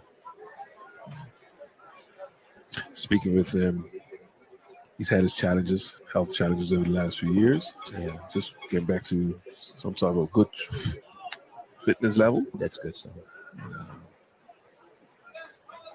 But definitely saying that, he's on the other side. His time is close. Yeah. So he's trying to enjoy every moment of it. Of course. Burgess to the silver. He's driving at that. Obviously, in a lot of circles, especially up the vest, they're wondering if he was even to be considered. Is that the silver? Yeah. That's interesting. Yeah. Yeah. Like, remember the last time down here, that Terrence Ray had to take the team. Right? That's right. That's Yeah. right. Yeah, it's not basically what the talent is. The Condition. Condition. Can you put up in 2 days? That's right. That's right. And you have to be very careful in these period, during this period of time. Yeah. Got to take care of players. Obviously, look out for their best interests. Obviously, there was Mabry being dropped. Yeah. From something. Once played out to extra cover, go through for 1. 222 now for 5. And he was struggling with the injury early part of the season. So, as Dean, the older you get, more injury prone. Yeah, you got to be very. Injuries last a little bit longer, right? That's right. You got to take care of your body. Really, really have to take care of your body, especially a bowlers. Yeah, especially bowlers, and especially Jordan being all round as well, right? Burgess, he's on the back foot. Looks good. He batted real well at the trial. Interesting what Stephen had said, and I had said that when there was a lack of cricket preparation and then the final trial, I was like, well, how much stock do you really take into the final trial? What's the criteria because of the lack of cricket being played? That's right. How much stock do you really take? And it's, you're talking about a different format what they've been playing all this time. That's right. That's right. But he batted well, kept well. Yep. Burgess runs in again. So a good Yorker, but dug out by Bremen. He spotted it. But a really good Yorker from Burgess. Thought he had him. That's the end of the over. 53 overs have been completed here in Wellington Oval. 222 for 5. 222 for 5. In batsman Jordan De Silva not out on 3. That's Stephen Brim. Oh, gee. I just think that at this point in time right now, St. George's definitely needs within the next, I would say, 25 minutes. They're definitely going to need a wicket. Somerset, having a very strong hold, on the direction of which way this game is actually going to go. they're in the driver's seat right now. So St. George's are going to have to come up with, something very special. I'm wondering because also the captain was suffering a bit of a shoulder injury early part of the season. Why we haven't seen him? Because he's very, very more than useful with the ball. Blowing treadle gives once again. You said show something different, right? Still got Malachi Jones to come, Derek Brangman to come. So there's still someone batting in the shed, and I think, like you said, trying to keep these batsmen thinking. Surprisingly, they haven't utilized those two bowlers yet. It's Trot. And personally, I would probably keep Trot at one end because he ties down one end. Yeah. And focus on the other one. Yeah. But it's Trot once again, right arm around to the silver. He's driving at that. Once again, they've blocked it out. Rollins dives to his left. You can see the game plan for each batsman who come out now.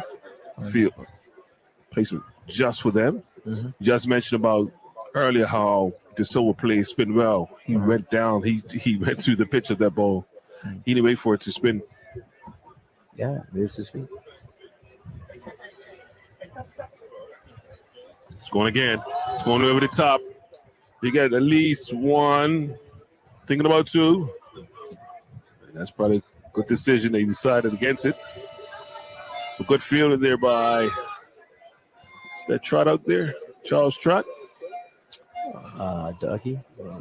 Who's that out there? Kai Simmons. That's who it is. Kai Simmons. We are located on top of the side screen here, the eastern end. Trot getting one to dive, just a bit too green as he pushes that into the covers. Keeping it compact. Work with a slip. In the covers, mid on, mid off. Square leg. Hit a mid-wicket boundary. Dive and stop there. Short extra cover. But just ricochets to the man at mid off. They go through for one. Score is 224 now for 5. 224 for 5. 54 overs have been completed. Quick. Yeah, let's go. Sit down. Bring him in. Bring him in. Bring him in. Grab that DeFar. Yep.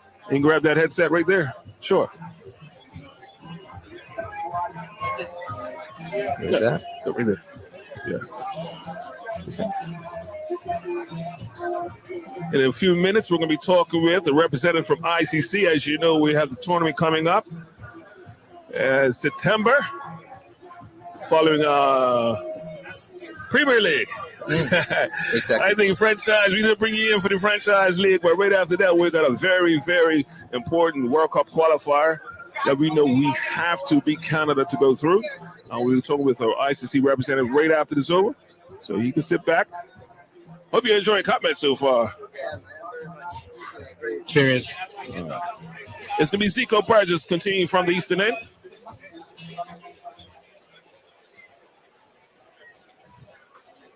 To Stephen Bremer. Burgess runs past umpire Carrington. One shot, beautiful shot out there. That's going to be 4 runs. Beautiful shot, a ball short outside the off stump. And Bremer gives it what it deserved. Ball races to the boundary for 4. 228 now, 228 for 5. Burgess in his 10th over. 1 for 34. Wicket standing up a bit, so if you dart in short, it's going to sit up a bit for the batsman. That one, a good Yorker. It's a good comeback from Burgess. We saw him capture the wicket of Chris Douglas early in the day. Having set him up. A couple of short balls. One that went wide and one a little closer and caught behind. Burgess to Bremer. Ooh, all beat him off the outside the off stump. Let's go down and do a bit of gardening. 228 for 5. As St. George's won the toss this morning and sent Somerset into bat.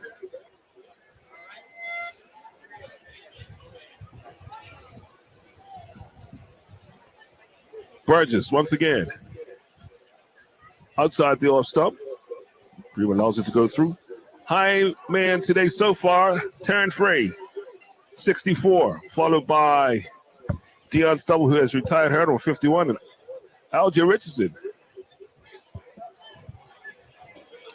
He beat his last score here at St. George's by 1. Got out on 44. Back in 2021, he scored 43 on these rounds. Burgess pitched up and wow, beat him again outside the off stump.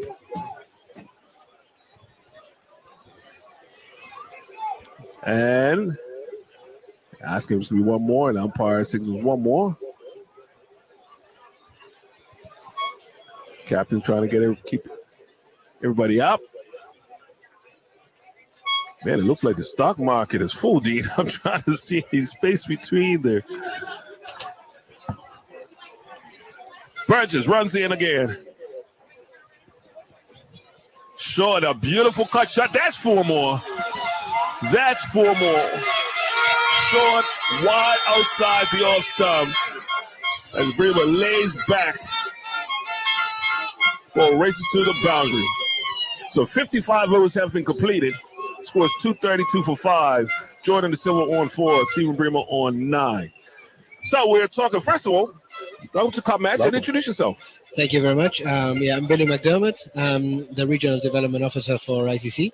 I'm from Argentina originally. Okay. I've been here for a few days now and really enjoying Cup Match. So tell me that title, because that sounds good to me. It's right?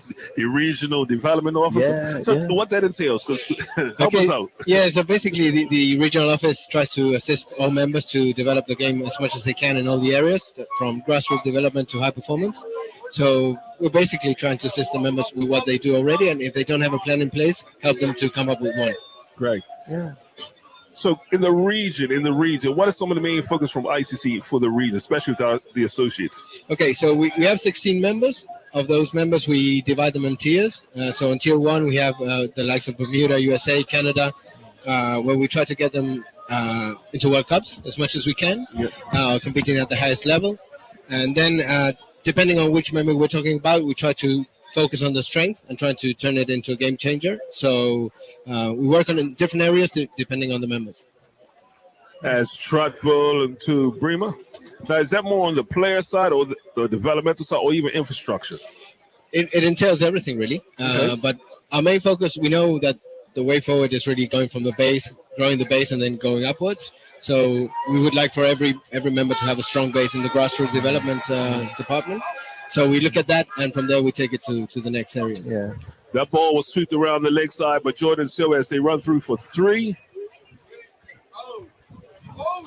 235 for 5. So what time did you got? Did you see first ball or you just coming to the match? No. I saw first ball. So what have you thought about the game so far? I mean, the atmosphere and the passion is second to none in the world, to be honest. Do you want me to comment on the game tactically? Yes. I thought the bowling could have been a bit tighter to create more options. Yes. And made a bit better use of the moisture in the morning. But okay. Yeah, but so when they got it right, you did a good job, Gene. I think so. Yeah. The biggest stay employed. I enjoyed the first wicket. I thought he set him up nicely. A couple of short balls, brought him forward, and then got the nick. So a bit more of that they need. Definitely. Trot continuing. This one's pitched on the leg stump. Look, it might have been drifting down from my vantage point. But the umpire, they have the best seat in the house. Oh, so have you been impressed? Have you seen any of the women's cricket as well? Because we're trying to. I haven't seen them play actually, but I was in touch with the board members and I spoke with Kelly, who's in charge of a program. Yes, So definitely. she's filled me in, and Yes. I follow the social media and everything. I know it's going on. Yes. Yeah, and back in the day, I used to coach the Argentina women's side when they played Okay. in the Cayman Islands, Right. and Bermuda Yeah. had a side. Yes. So yeah, no, that is definitely one of our goals as a region, to get more women's team into the Of competition course. again. Of course. Yeah, we have a lot of talent here. Oh, We have a you lot bet. of talent You on bet. our For, island. Yeah. for a small nation to get the quality of players that you get is amazing. So Yeah. you should be proud. Yeah. Thank you. You spoke of social media, and I've seen not only football but also cricket really using social media. How does that help people like you, the regional development officers, to look at Bermuda from afar? Because normally you would have to come take a trip and spend some time here, but to constantly see them through our social media. How does it make your job a little easier? No, 100%. I think it's a powerful tool, as we know, especially in smaller countries where they don't have access to cricket material or cricket footage. To bring it closer to them, it's important. We just been to an annual conference in Durban, ICC, and one of the topics was youth retention, and they were saying that the kids are on social media, so you need to go to them there. You can't just expect to come out to the park. If they're in the social media, go and fetch them there. So social media is a big tool. Now, with this tournament coming up, what is your role when this tournament comes? Or you went to another country to? No. I'll be a tournament director in the regional final. So I'll be here again. You have to put up with me again. So you have to basically come in and just make sure things are where they should be. Yes, exactly. Yes. I mean, Okay.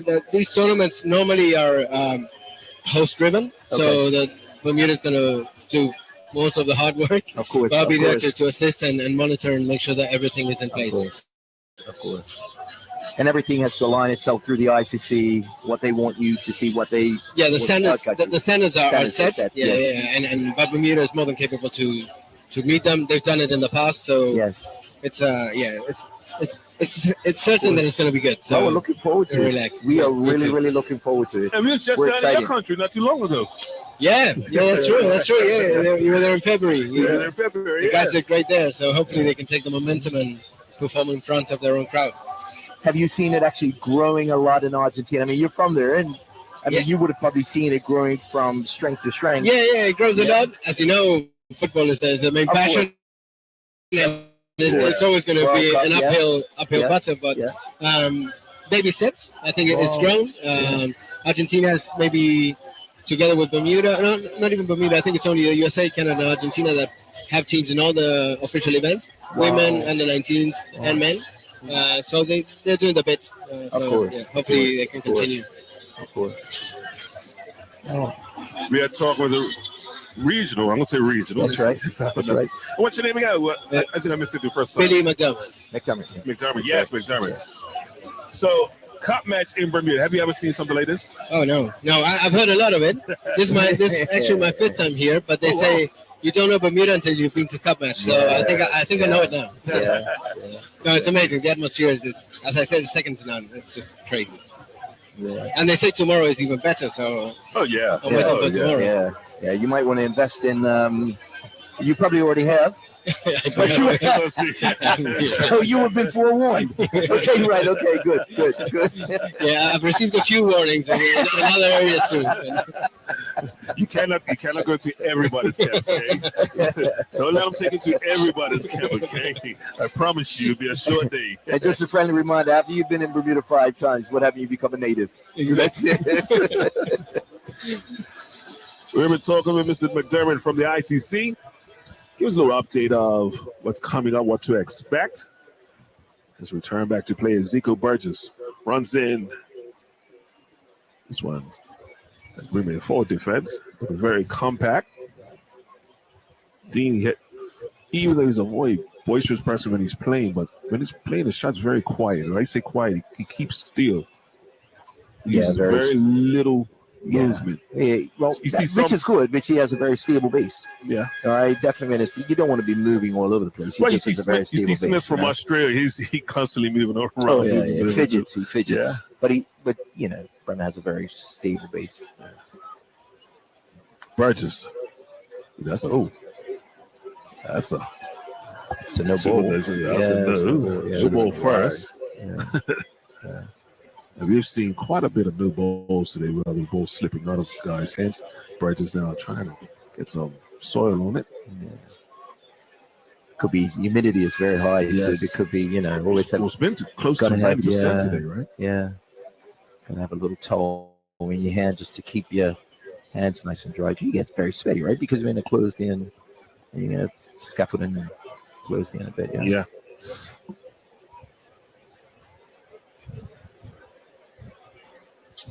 Burgess.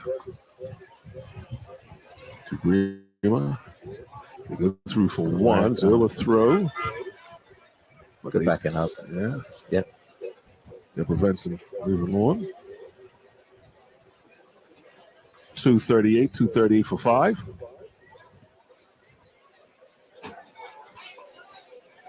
.230 for 5. Brings Jordan to Silva. He's on 7.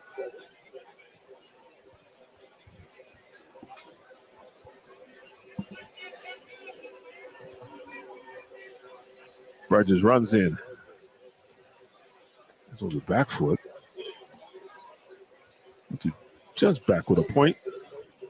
Brian Hall Fields.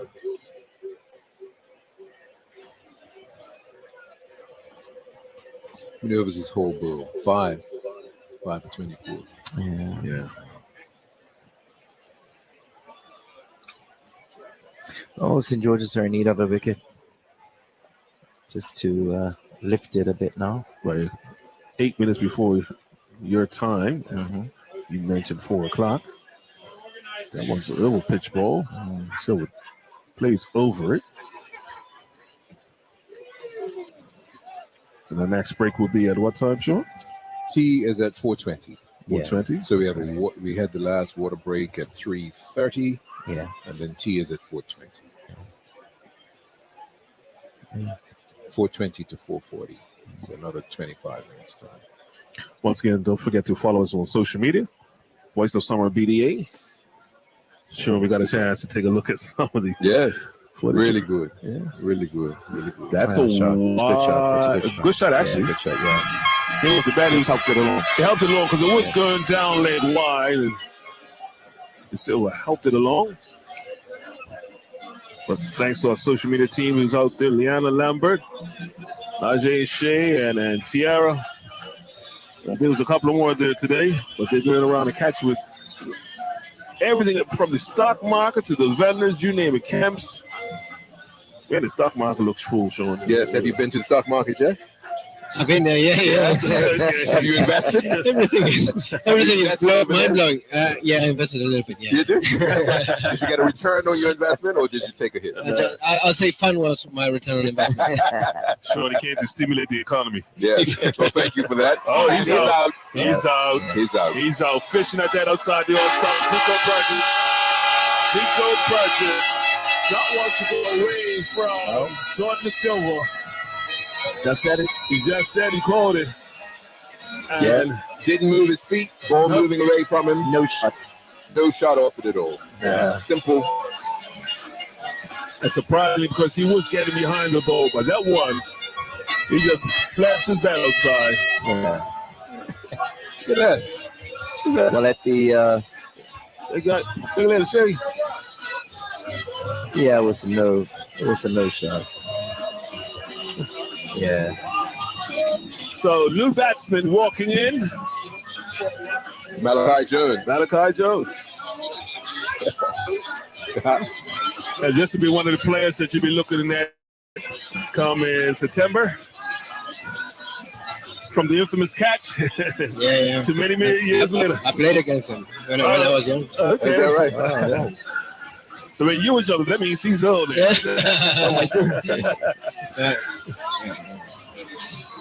But Malachi Jones. So he's in at number 9. That shows the depth of Summers' batting. If you have Malachi Jones coming in at number 9. Of course. Most definitely. Of course. And that's why we said it. It's going to be so long. It's going to be it's a long betting order. It is. I do. It's a long day. Yeah, it's a long day. Good afternoon, Prayers. Good afternoon. Good. How are you? Of the Western Counties, Streets of Boroughs. And we're still in the mid-order.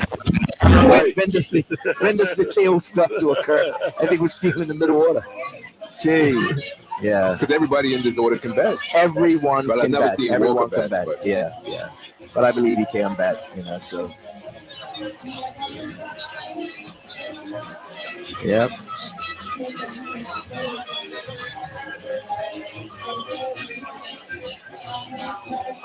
Well, Jason Strawn, I had to call it, and I just basically said St. George's at that time. They needed something. I was just looking at the body language, and I just felt that they actually needed something at that time because it just looked like Somerset were dictating everything. The mood as they were moving around the field, absolutely, they were starting to sort of pick up on Somerset's mood. So they needed something to just get them lifted up again. So they started to move again. And this game is so psychological that it's not so much as the skill, it's the mental part of the game that can actually happen. So hopefully we'll see a new energetic St. George's, and within the next 20 minutes they can look to finish off before tea. To give them a good chance. No, this is the time that they need to get them out. Yeah, because they were looking despondent. That's right. And let's not forget, it's hot out there. It is hot out there. The other thing that they have to be concerned about is Dion Stubble coming back. Yeah. So that's the other thing. Bro, the way he walked off, it didn't look as if he would be coming back. I won't bring him back today. No. There's no need, really. No need. Exactly. No need to exacerbate whatever's happening. Charles Trott's going to be bowling from the western end. Was on the plate off the back foot. Out to point. It's like Zende Ferbert. I will say he's changed his pants because they wouldn't recognize him. Early, he was all brown. Try it again. This one's on the leg stump. We were working on the onside. Trying to get inside of it.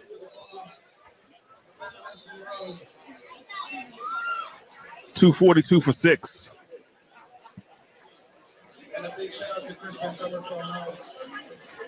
Couple of minutes away from 4 o'clock. Trot runs in. Runs wide outside the off stump. Brimmer allows that to go through. Please. Shot after the fact. So much into a lot of that last week. Basically had to go stump to him. Very patient. You like to see when a batsman puts a price on the wicket. Oh, come on. Make the bowlers bowl to them. Where they want it. Trot. This one's off in the block. Driven. Ricochets off a nice basket. Make short extra cover. They go through for 1. Well, I tell you, Malachi Jones, we might know him for his bowling exploits in cup match with 55 wickets, sitting at 6th place. But when it comes to batting, man, he's got all the shots in the book. And I can tell you, it's not going to be as patient as you've seen for Brio. He's one, see ball, beat ball. You're going to have to get me before I get you. Yeah. And that's his mindset. And I've watched him bat up and down the order. He opens up for the league team, up in Warwick. So from 1 to 7, where he's batting today? 8? Number 9. 9? It doesn't matter. Yeah. Melly's Melly. Full pitch, over pitch, anytime. Anything wrong, it's going. Trot to Jones. Ooh, that one. Fooled him a bit, but it gets outside edge. It's not. Towards backward point, get at least 1. And that's the end of the over. Even last week he had played in the Aventus Cup match, and like Melly, it takes everything. But when they got him out, you would have thought St. George's won the match because they ran around. Trot. Just short of it outside the off stump, and that's the end of the over. So 58 overs have been completed here at Wellington Oval. Hey, Serge. Score is 244 for 6. Malachi Jones is not out on 1. Stephen Brim is not out on 12. We're listening to the 121st Classic, the Cup Match Classic here at Wellington Oval with the voice of summer here on Hot 107.5 and Magic 102.7.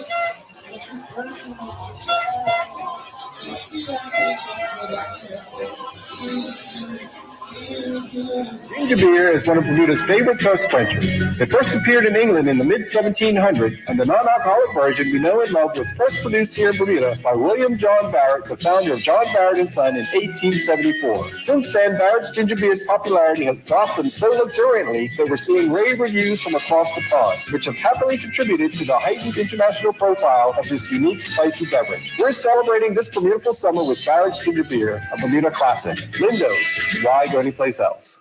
Bermuda holidays are a time when we celebrate our community, traditions, and the beauty of Bermuda. HSBC is deeply rooted in the community and proud once again to be the lead sponsor of Cup Match. Somerset! St. George's! Whether you're heading east to watch Cup Match in person or spending time camping, boating, swimming, or simply relaxing, no matter which team you choose, Cup Match is one of the most spectacular and energizing events, bringing the entire island together in celebration of Emancipation Day and Mary Prince Day. Wishing all of Bermuda a happy Cup Match from HSBC, and may the best team win. Somerset! St. George's! HSBC, opening up a world of opportunity.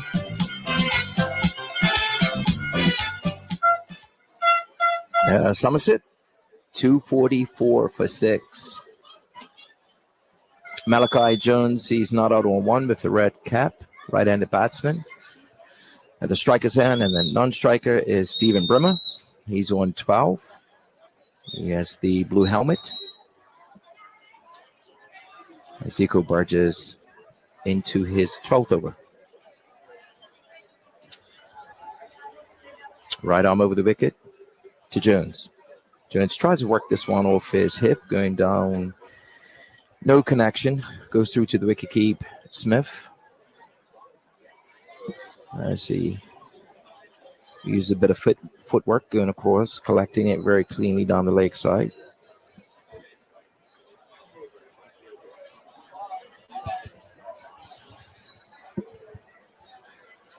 Burgess back to his mark.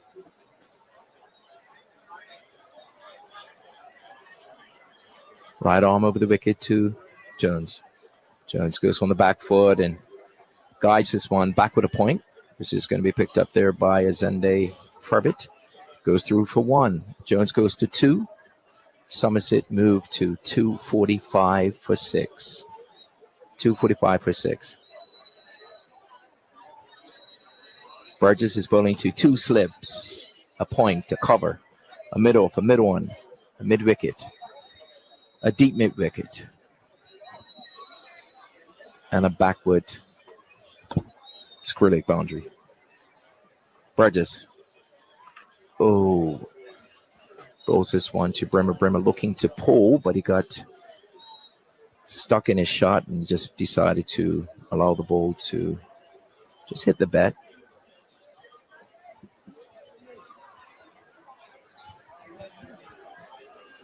.245 for 6. And Georges right now just having the wicket. Burgess to Bremer. Bremer pushing hard. Forward defense. Goes through to the wicket keep. Smith. Just missing the outside edge. And going through. So, before you go, because I know you got making your rounds, I see you can see your bosses in the back. Mr. Bremer and Cal Blake now from Bermuda Cricket Board. Obviously, I'm pretty sure they want to take a few more camps around here. But what are you looking for this tournament to do, for not only for the region, but also for Bermuda? Yes, I think these are the kind of opportunities for the countries to shine in front of their own people, make the most out of it, promote the game and create heroes for the youngsters that can come and see their national team performing at their backyard. So for Bermuda personally, I hope they can do the most out of it. The fact of hosting a regional qualifier and having the opportunity to get to the World Cup after quite a bit of time. And for the region, just set the standards high. It's one of the best venues that we can ask for. So setting the standards high and keep promoting the game throughout the region. Another question just popped in my head before you go. The Olympics. Yeah. It's talking about Titan coming in.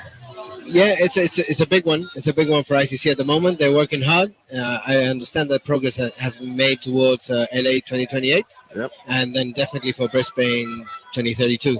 So I think it would be a very, very important injection for the smaller countries, especially because they start getting recognized by their supporting bodies internally and getting some support as soon as they become Olympic sports. So hopefully it will be signed off soon. That'll be fantastic. Yeah, that'll be fantastic. Trot into Jones.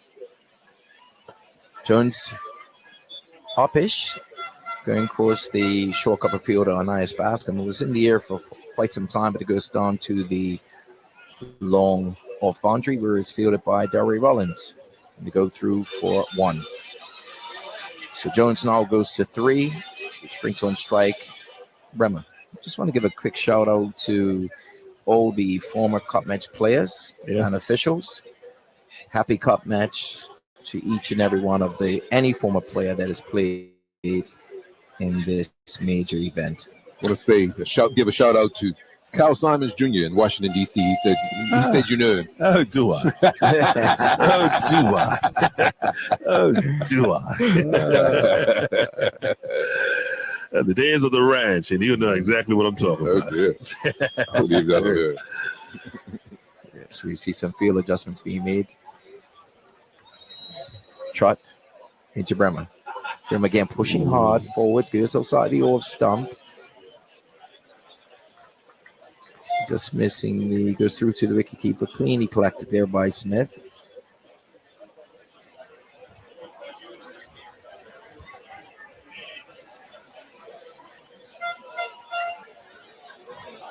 Trot into Bremer.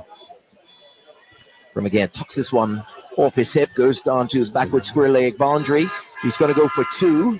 He's chased there by Mackay Simmons, and they go through for 3. Some good running there by Bremer and Jones. They go through for 3. The score now goes to 249. Somerset now go closer to the 250 mark, so it's 249. One more run for the 250. You noticed that today with Somerset trying to take every advantage they can to get those 3s, right? Yeah, good aggressive running between the wickets as well. Put some pressure on the fielders. Yeah, definitely. Especially with all this heat, we keep them out there as much as possible, but also exert as much energy as possible. Of course. And we see Trot now. He's going to be bowling to Jones. Left arm over. This one is caught. Oh, he's looked to cut it, but he gets a top edge, goes all the way down to the third man boundary, goes for 4.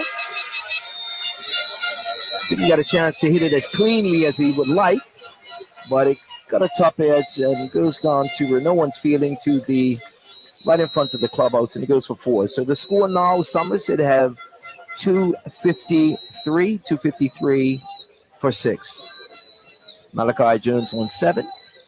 And Stephen Bremer on 15. This is the last ball of the over for Trot.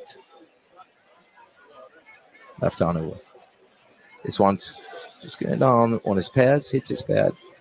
No chance of a run, and that is the end of the over. End of the over. Somerset have just crossed the 250 mark. They are slowly moving toward the 300 mark. We have only 5 minutes left before the tea break. 10. Is it 10 minutes left before the 4:20? 4:20. 10 minutes left before the tea break. So I believe Somerset right now they do not want to lose a wicket, especially at this point in time right now, as they're clawing themselves back.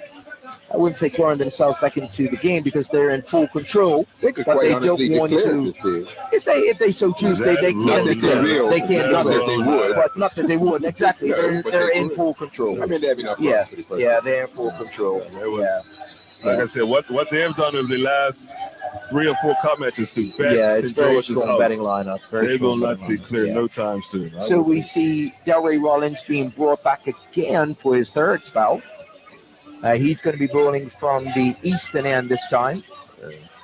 And the field setting now for Bremer is going to be, of course, mid-wicket. He's got one slip, a point, short cover, still closely on fielding, saving one.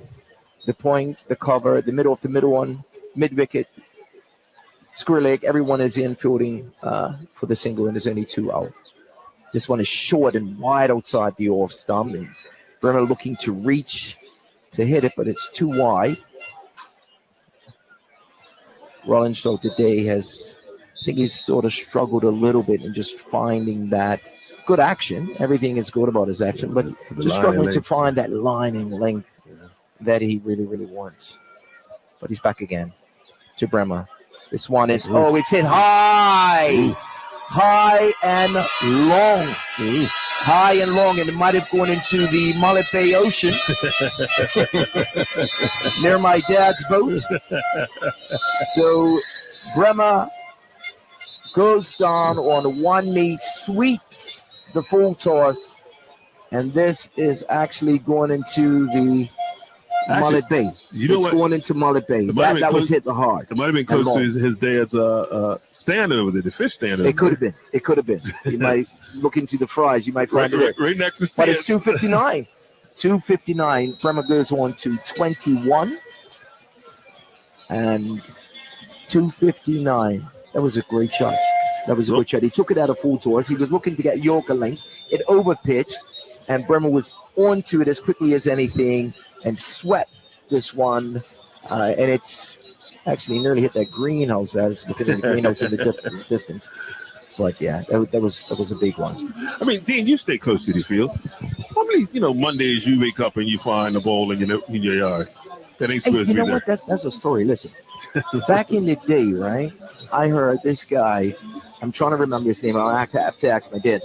He said he hit the ball so hard it landed right in front of on Mullet Bay Park. I'll get you the name. Well, there's guys. That's probably Jeff Pitcher. Yeah, there's guys used to lift. Big Al and those guys. Yeah. Here comes Rollins. Right arm, left arm, orthodox to Bremer. Bremer goes well forward, gets behind it. Well, this guy's hit a ball. It's dead. Go get a new one. Yeah. So here we go. Left arm, orthodox to Bremer. Bremer looking to drive. He drives hard.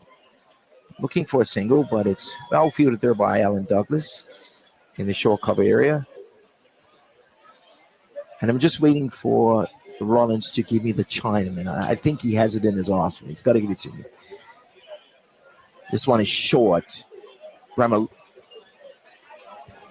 looks to pull when he gets inside edge and goes down backward of square, chased down by Brian Orr. He's had a really good day, Brian Orr. I've seen him chasing with great enthusiasm and gets it back, throws it at the stumps, hit the stumps, and the score now is 260.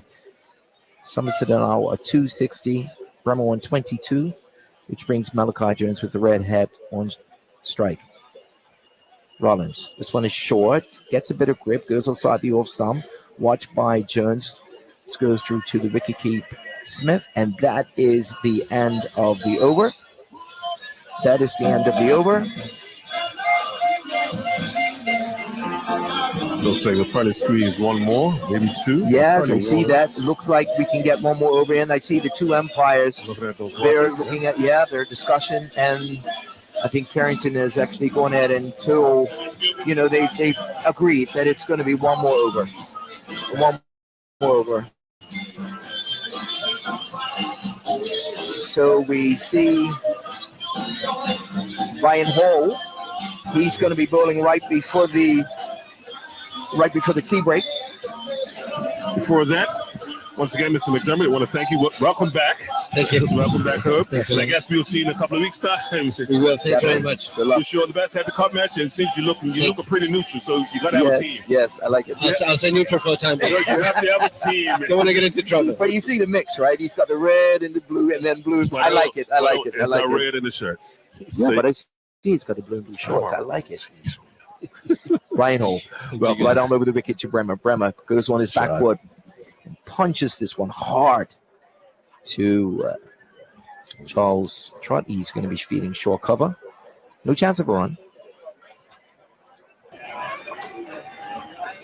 And the umpire signaled death ball. Something is actually happening on the fine leg boundary.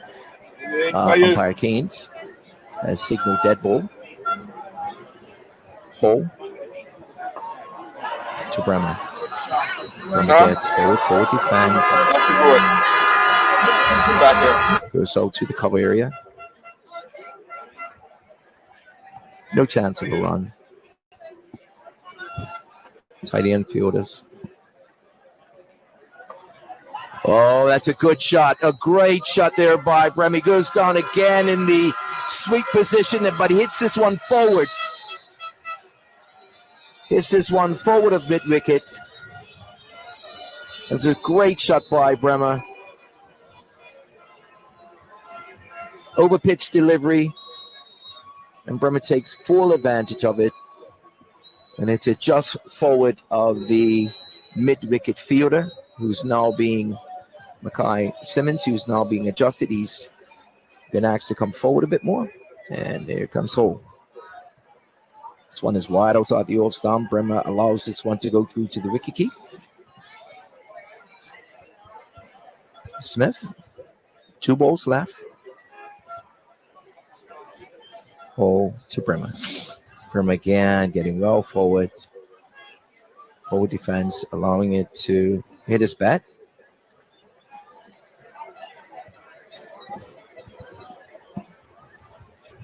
Hall to Bremer. This one is just lofted in the air, and Bremer looks to drive it, gets outside edge and goes through to the point fielder, Zende Furbit.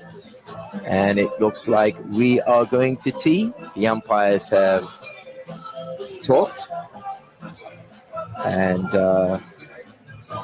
it looks as though umpire Carrington has signaled to say that this could be the last one more over. Last over before tee. There still has the bails And I off. guess because of the...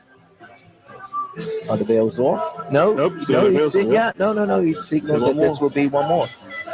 Yeah, it's good. But it's not. Some clocks might be 420, but mine say 419. So Yeah, exactly. 420. So yeah, you see within that time. And if he feels that, you want to go ahead and start. So we're going to bring back Alan Douglas. Alan Douglas now he's going to be taking over from Zico Burgess.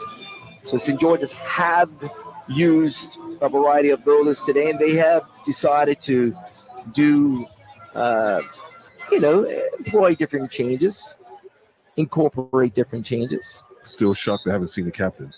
Yeah. Yeah. So we see now that Alan Douglas is going to be bowling to Jones. Right arm over the wicket to Jones. Jones goes on the back foot.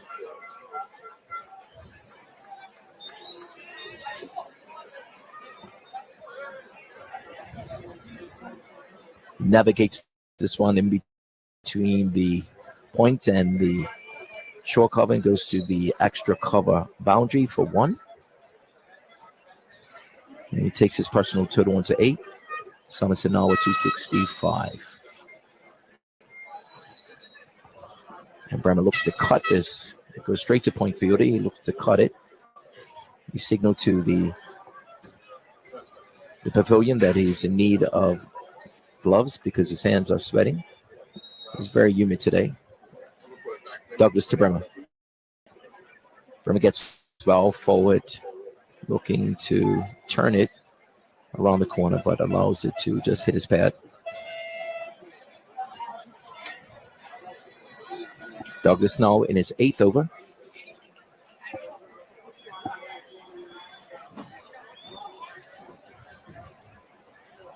Douglas, this is a no ball.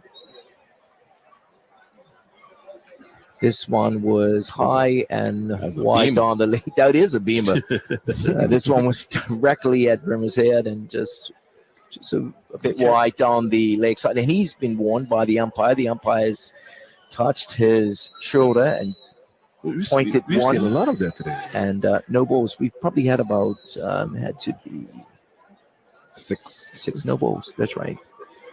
Forward defense. And 1 ball left in the over. And none of this no balls up for overstepping. No, not at all. Not at all. Over pitching. And of course, Bremer turns this one to the square leg boundary, which he will just go through for 1. Just turns it off his pad. Leg lands. Goes through for 1. He takes his personal total to 27, which brings Malachi Jones 8. 1 ball left in the over.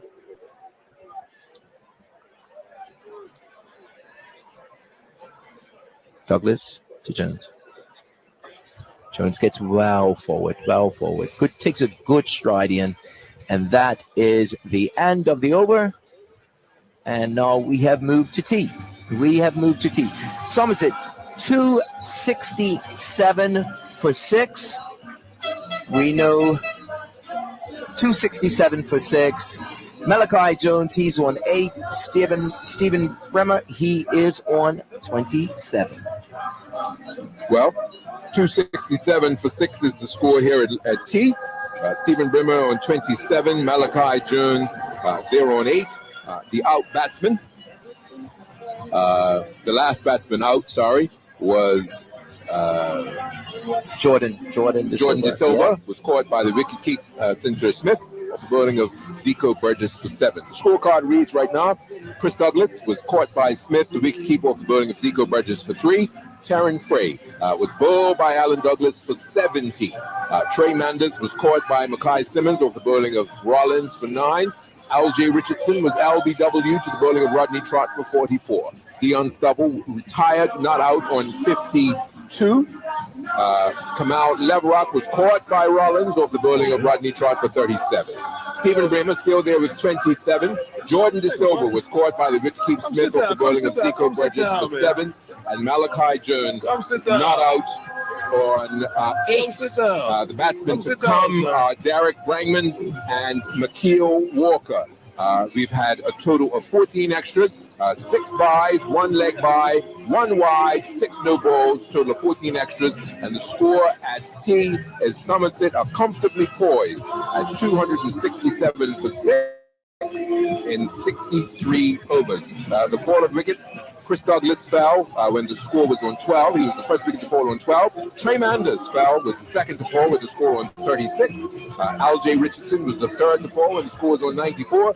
Taryn Frey was the fourth to fall when the score was on 161. Kamal Leverock was the fifth to fall when the score was 219. And Jordan De Silva was the sixth to fall when the score was at 242. Do you know what the score was when Stubble retired hurt? Do we have that? Will be the notes. When Stubble was retired, we go back to the notes. So, hold on a second. We're looking for the score when Dion Stubble retired hurt. Do we have that? Go back to the Dion Stubble retired hurt. 219. 219 for 5 after 50 overs. So, Jason, if you'll give us the bowling analysis, please. Sure. Zico Burgess, 12 overs, 1 minute, 2 for 41. Delray Rollins, 15 overs, no minutes, 1 for 77. Rodney Trott, 13 overs, 4 minutes, 2 for 32. Charles Trott, 7 overs, 1 minute, none for 29. Brian Holmes, 6 overs, no minutes, none for 28. Alan Douglas, 8 overs, 1 minute, 1 for 39. And Mackay Simmons, 2 overs, no minutes, none for 14. Well, that's the state of play. Yes, bring it. Joel Brown the third, Yes. my good friend. Yes. That's the state of play right now. The score is 267 for 6 at T, and T is going to be for the next next 15 minutes now. Yeah. And so we'll be back in about 15 minutes time. But before we go, I want to say hello to an old friend of mine, the one and only Joe Al Brown III. My. What a beautiful day. What a beautiful afternoon. My goodness. And what a wonderful occasion. Look at that. I mean, just look at this. Look at Joe Al Brown III, huh? St. Clair Brinket-Tucker's twin. Look at that. Look at that. St. Clair Brinket-Tucker's twin. 55 years later. How you doing, Joe? I'm wonderful. Good to see you, man. Haven't seen you in ages. Well, it's been, let's see, I left the island in 2007. Up a little bit. And in 2007? In 2007. Okay. And I went up to help look after my mom and pop. My dad lived to be 104. Wow. But he's passed away. Then mom passed away. Wow. So the rest of my family are here. That's right. So I decided to come back to them so I can see my final days. All right. And that's what I'm here. The sun. Well, you got a long way to go. I know. Your parents lived 104, then you'll be around for a long time being a nuisance, as they say. Hey, it was always nice being a nuisance. I was a nice nuisance. You know. So you've moved back here now? Well, no. I've been back now for 10 days. Okay. And I'm coming back now to find out if I can leverage things off so I can move back. Okay. I want to move back in peace. All right. Not necessarily quiet, but in peace. And so spending my rest of my days here. So that's what I'm looking forward to. Very nice. Very nice. Very nice. My gracious. Look at Joe Brown. Well, nice. It's like I'm seeing a ghost, man. I haven't seen you in so long. And he looks exactly the same. Right? St. George's, St. David's, and St. Clair Brinket-Tuckers. I'm right here. Right here. I'm right here. Over here. Wonderful. So, when was the last time you came to Cup Match? In 2007? 2006. 2006 was the last year. Cup Just as spectacular as you remember, right? Just as spectacular as I remember. The only thing is we're all almost at the same end of the field. And we have more, I don't know whether we have more people, but we have more stands now than we ever had. There's a lot more people as well. Yes. It is. A lot more people. Sure. Well, you didn't have all of the scaffolding when you were in 2006. Right, but so it's a lot more people going up and a lot more scaffolding's going up, but it's the people. Sure. Yes. Sure. A lot more people. Yes. A lot more people. Sure, man. In Cup Match. Sure. I thought I brought the biggest crowds in Bermuda here. But apparently, I said I thought. Yes. But honestly, what a wonderful day. It is great. The weather is cooperating now, and hopefully we've seen the last of the rain, but who knows? But it doesn't matter because people still come in here and pile in and pour in to just take advantage of the atmosphere. Cricket game's just something secondary in the middle of the field. Yeah? Always has been. That's right. The people come for the atmosphere. That's right. Somerset playing St. George's, there can be no better place, no better communication between the two clubs. That's right. And now they've done it so well that you change every year. That's right. Yeah. That's right. You're about now. No matter what happens. That's right. Fantastic. Must be good. That's right. And look, the other thing is, both of the stations now at the same end of the field. There's another station? I didn't know there was any other station. I didn't know about that, but I just knew that both of them here. I don't know where the other one is. No other stations. Just us. That's you. Nobody else. We're talking to the one and only Joe Al Brown. Happy to see you, Joe. Happy Cup Match to you. Welcome back home. Thank you very kindly. All right. We'll be back in about 10 minutes time with the resumption of play after tea of the 2023 Annual Cup Match Classic, live from Wellington Oval with the voice of summer on Magic 102.7 and Hot 107.5. Did you know that you can book your doctor's appointments online? Moongate Medical, Bermuda's newest general practice, makes it simple and easy to schedule your physicians right from where you are, 24 hours a day, 7 days a week.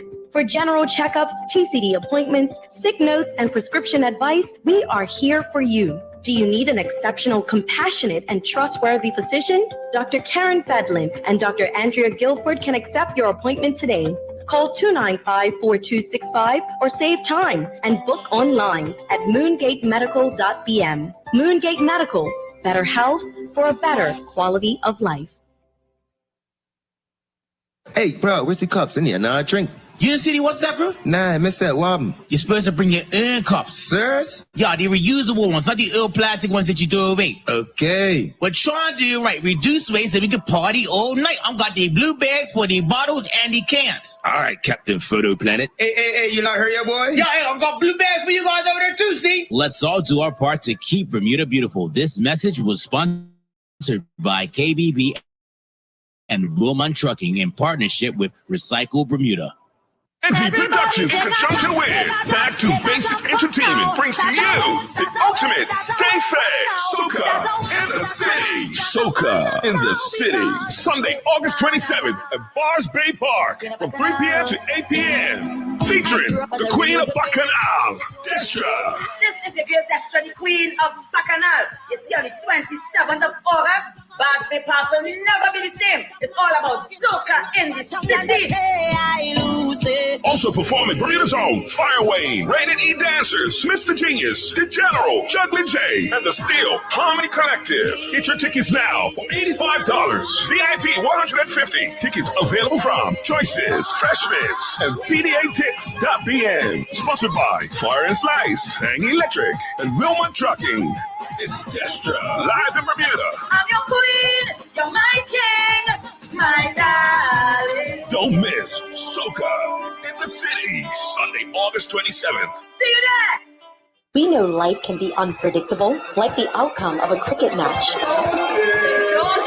But at Bermuda Motors, our team is united by a shared passion for cars and an even greater passion for making your dreams come true. That's because your happiness and satisfaction are our ultimate rewards.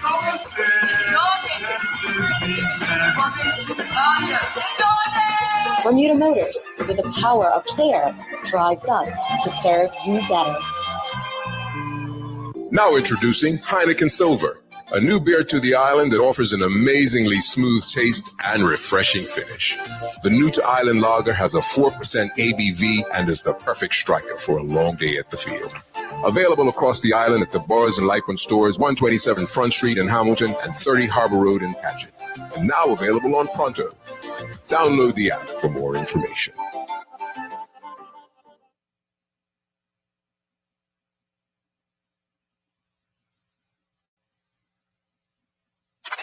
Insight, getting behind the numbers. Hello, Bermuda. This is MP Anthony Richardson for constituency number 7, host of the Sunday evening program on Magic 102.7 at 8 p.m. Our objective is to go beyond headlines and sound bites and provide information that stimulates discussion, promotes education, and increases understanding. Our focus will be the economy and youth. Our guests will be asked to only wear one hat, their Bermuda hat. Please join me, your host Anthony Richardson, and my in-studio guest on Sunday at 8 p.m. on Magic 102.7.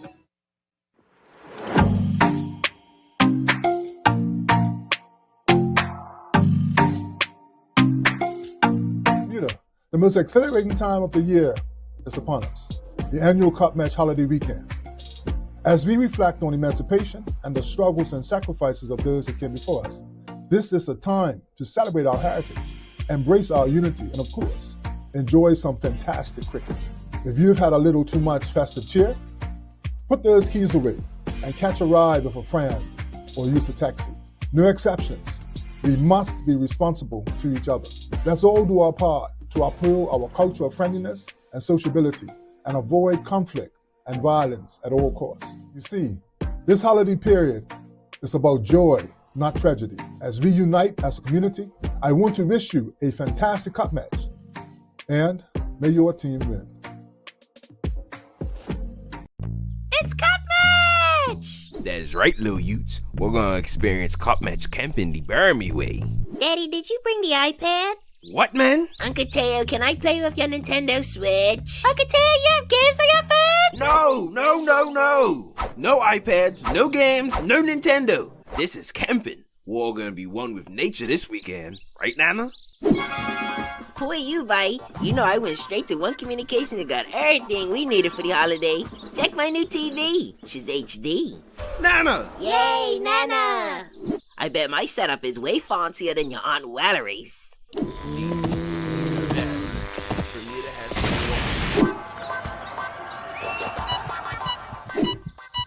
Oh, this match is making my heart race now. A generator? Nana, really? Shoo, we're watching the game. Go St. George's. Somerset. St. George's. Somerset.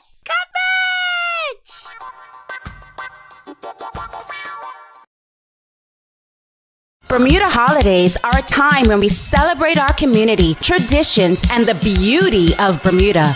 HSBC is deeply rooted in the community and proud once again to be the lead sponsor of Cup Match. Somerset. St. George's. St. George's.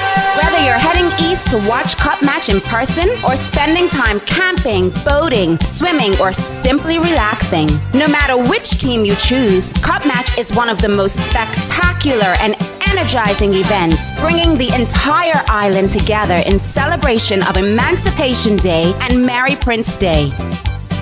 Wishing all of Bermuda a happy Cup Match from HSBC, and may the best team win. Somerset. St. George's. HSBC, opening up a world of opportunity. Cup Match is a two-day cricket event which celebrates emancipation in Bermuda, and today it is Bermuda's favorite holiday. Cup Match is just the best holiday. The main reason for Cup Matches is the emancipation, August 1st, 1834. And I take that to heart. So, we're really celebrating that. And it's just an opportunity for us to appreciate Bermuda, appreciate the sport, and that's a time when we all come together as one. The main thing you need to know about Cup Match, it is a rivalry. You're either east or west, Somerset or St. George's. I'm for St. George's. Somerset. Blue and blue, through and through. Somerset. If you're for St. George's, your colors are blue and blue. If you're for Somerset, your colors are red and blue. And that will let you know who you want to hang around at the game. So make sure you get your colors right. Somerset! Now, if you're a visitor and you're at the game, the first thing you want to do is find out who's a local. Make friends with a local, because that local will invite you into their camp. Once you're in the camp, you got free food, free swizzle, free food. Did I mention free swizzle? You want the swizzle. Everybody's responsible to bring something to the game, so you're logging everything in. What we have to have is a cooler full of ice. Cooler full of ice, cooler full of drinks, music. We carry 15 gallons of swizzle to Cup Match. I officially started doing my stand in 78. We've had a camp for 8 years. We've actually had a camp for just over 40 years. And we were one of the first to actually have a camp that was a double-decker. Back in the day when I played, at these stands, just like a stadium setup, and you didn't have no car, but you had your umbrella and stuff like that there to keep the sun off you. When camps first started at the game, everybody was on one level. Now, because of its popularity, it has now risen to 3 levels.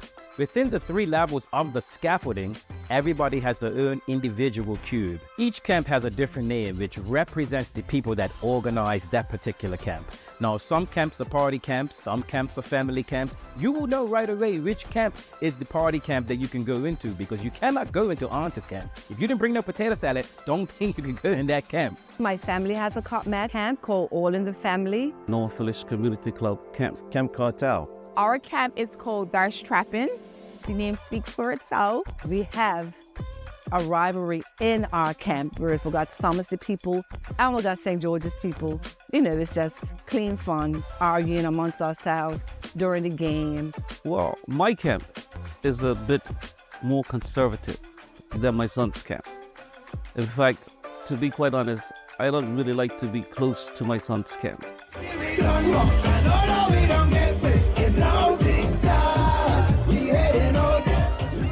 When you do come to Cup Match, for a lot of people, Camp Cartel's definitely one of the spots that they look to pop in. We just love to invite people to come in. We have macaroni and cheese, fish cake. And we got some mussels, some kung stew, fishes over there on deck. The farine pie, the chicken, potato salad, peas and rice.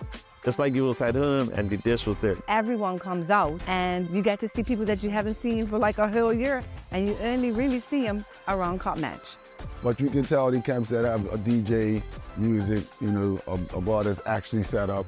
And most times those camps are open for people to come in and partake. And we're very open with that. Like, yeah, come in, come have a drink.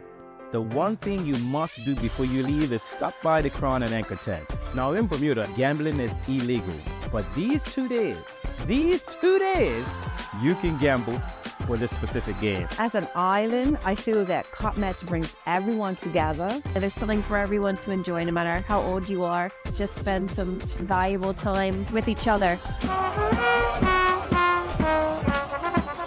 If you happen to come up there, and I actually implore most people to do so, especially if you're a tourist, come have a drink with us. Come say hi.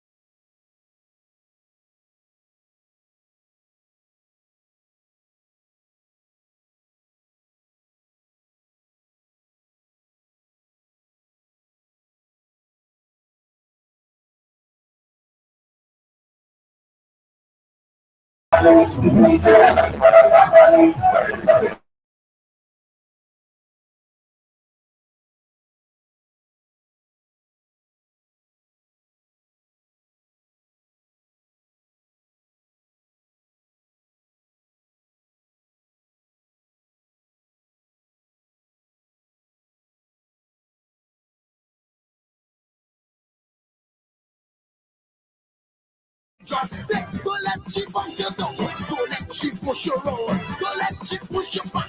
Or give you heart attack. Hold on to the big truck. Hey, hold on to the big truck. No, jump behind the big truck. Hey, wind behind the big truck. Yeah, yeah. Oh, you hear me? I have a question. I have a question. Question time. Say, if your big truck shut down, say what you gonna do to keep it rolling.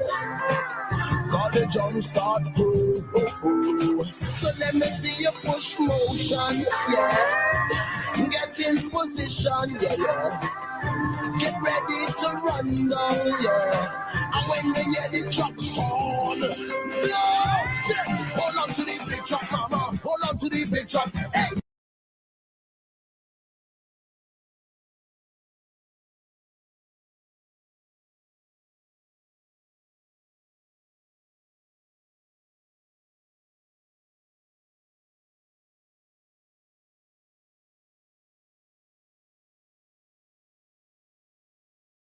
Score is 267. 267 for 6. Steven Bremer pushes this one onto the covers.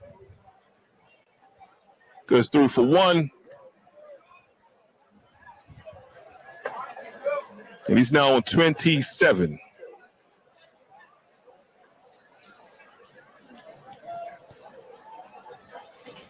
That brings Malachi Jones on strike.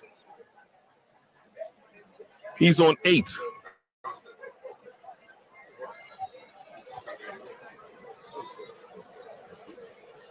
Hold to Malachi Jones. He's stretching forward.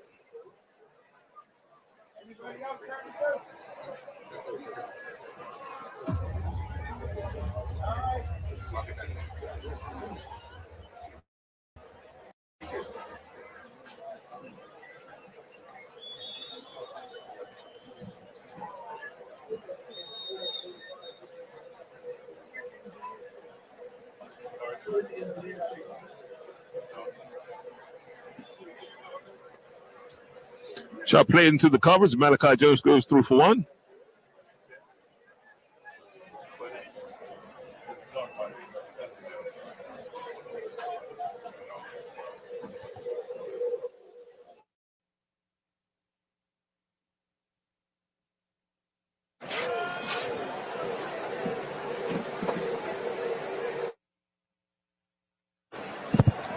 Beautiful late cut. That's going to go to the boundary for 4. 4 more for Steven Bremer.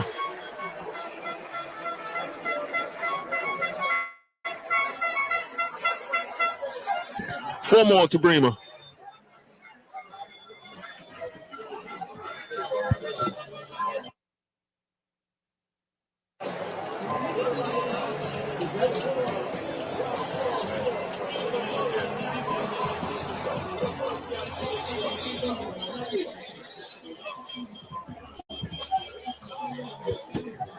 As we're waiting for the scoreboard to come back online. It's going to be Alan Douglas.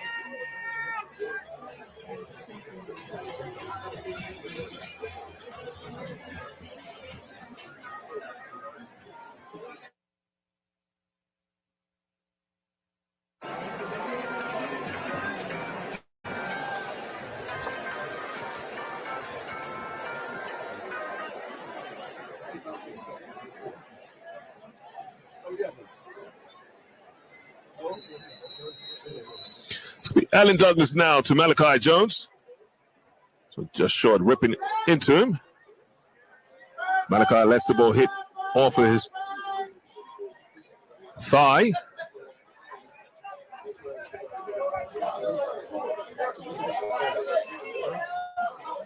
Douglas to Jones.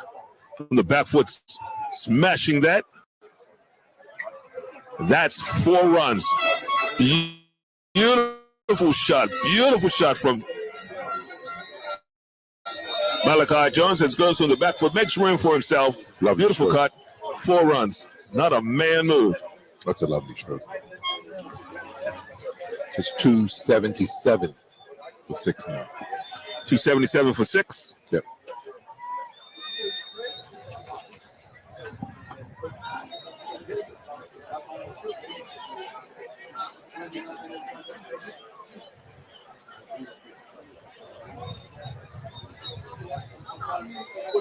Jones had Douglas to Jones. This time, Jones allowed to come on to.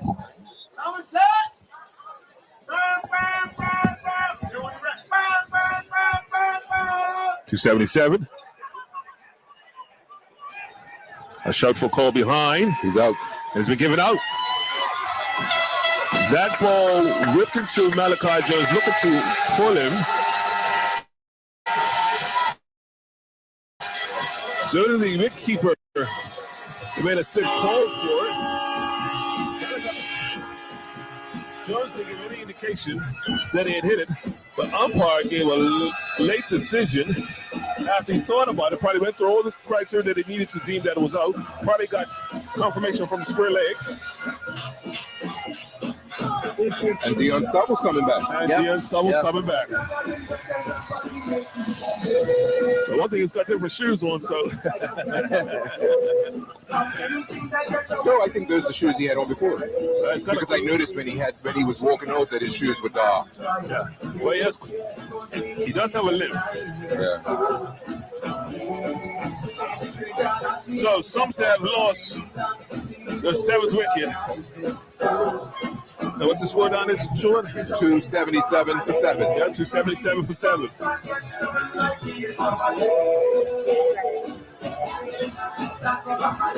Jones was out for 13.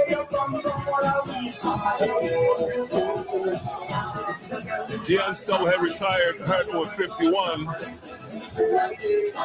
But he's making his way back.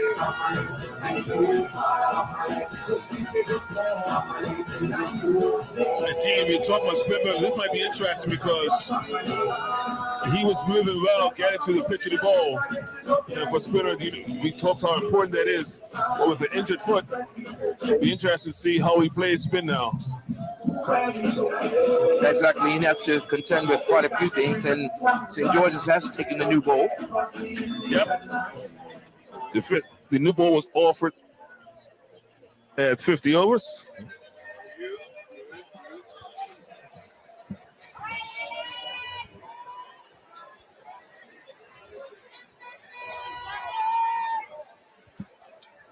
So it's going to be Douglas to Stubble. the back foot, looking to cut that. And that's the end of the over. Good over from Douglas. Capturing the wicket of Malachi Jones, 277 for 7.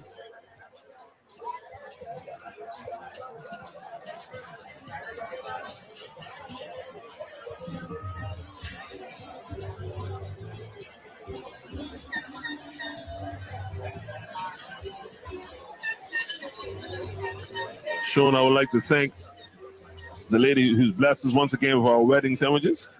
Yes, Mrs. Painter. Yes. Cheryl Painter. Beautiful. I don't know how she does it. I look forward to it. There's cup match and then the wedding sandwiches. That's right. Makes it all that much better. Does it ever.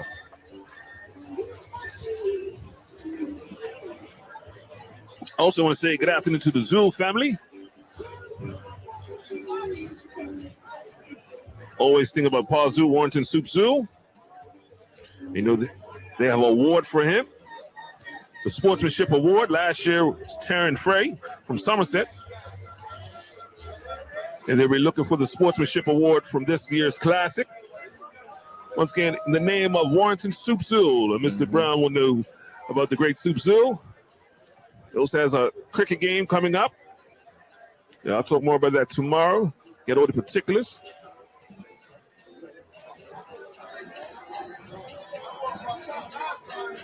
Man, it kept a lot of the stats for years. Local cricket, him and Tommy Atchison. And likes of Charles Brown, once again, Mr. Brown, thank you for compiling the stats for this year. Zico Burgess. Coming from the western end.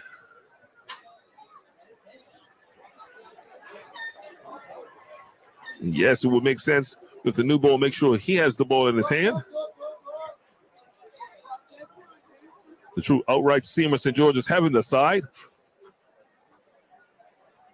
They went with more of a spin attack this year. Burgess now runs in past umpire Keynes. To Bremer out on the front foot. Open face. Ball played out to the point region.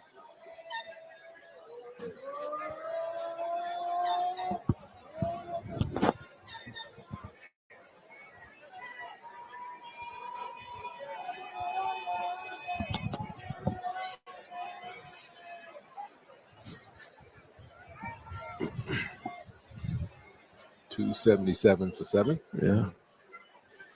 Burgess again into Bremer. So he's playing on the onside. Get 1. That's 278 now.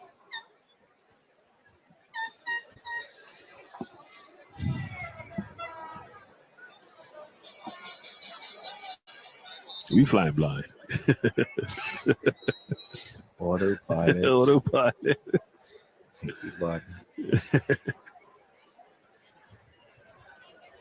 Say good afternoon to all the folks who are camping. That's another tradition we have here. You're not at the game. Some people on the boats. Some people on the beach. The parks.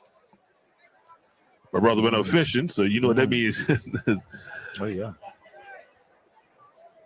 Who's shot? Up towards deep extra cover. Can he cut it off? No, he can't. No, he cannot. That is 4 runs. 4 runs from Dion Stovall.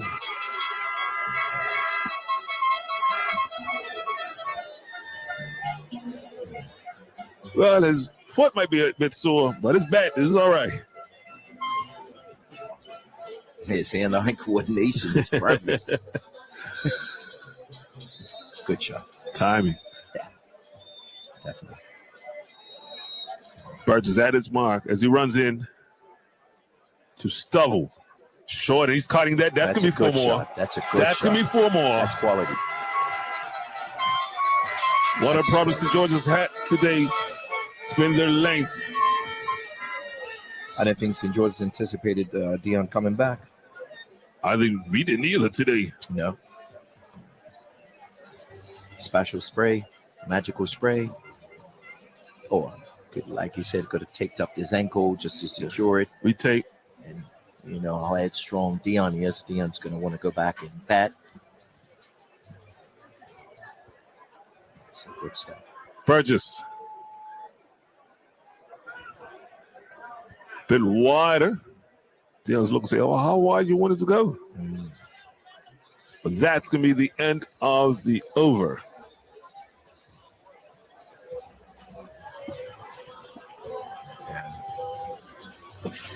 Yeah, Jay, just been a bit sort of.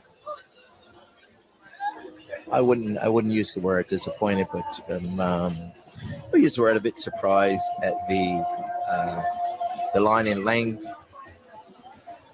Not be as consistent as I believe it could be with the St. George's bowling. So they've had their... It's been inconsistent, put it that way. Yeah, it's been, yeah. Especially when you're looking to the likes of this batting lineup. You know, consistent lines would have had to, of course, would have had to be a major priority.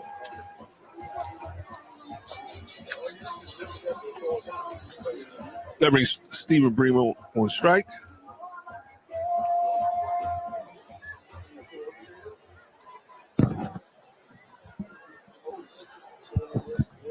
Bremer stretching with an open face. Ball runs down towards third man. They go through for one.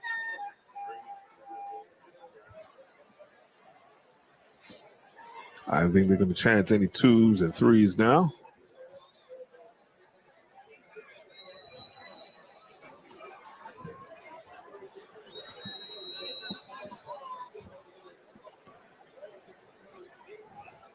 Douglas to Stubble. Stubble drives his on drive straight up to the man at mid on.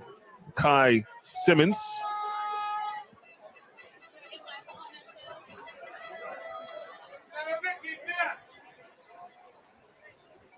Douglas to Stubble. Looking to turn this around the corner. Sinker Smith collects cleanly.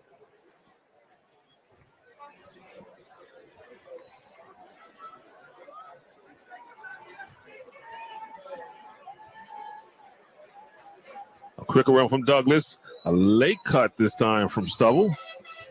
Didn't get 2. So 2 more for Stubble.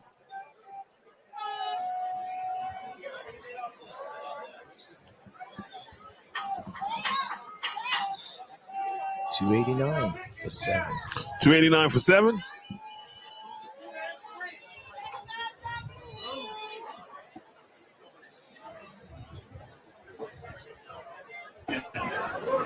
This way.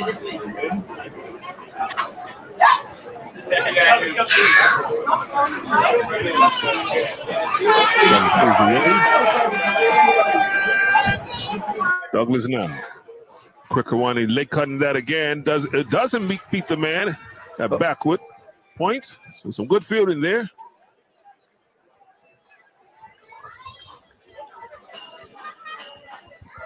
$287 for 7.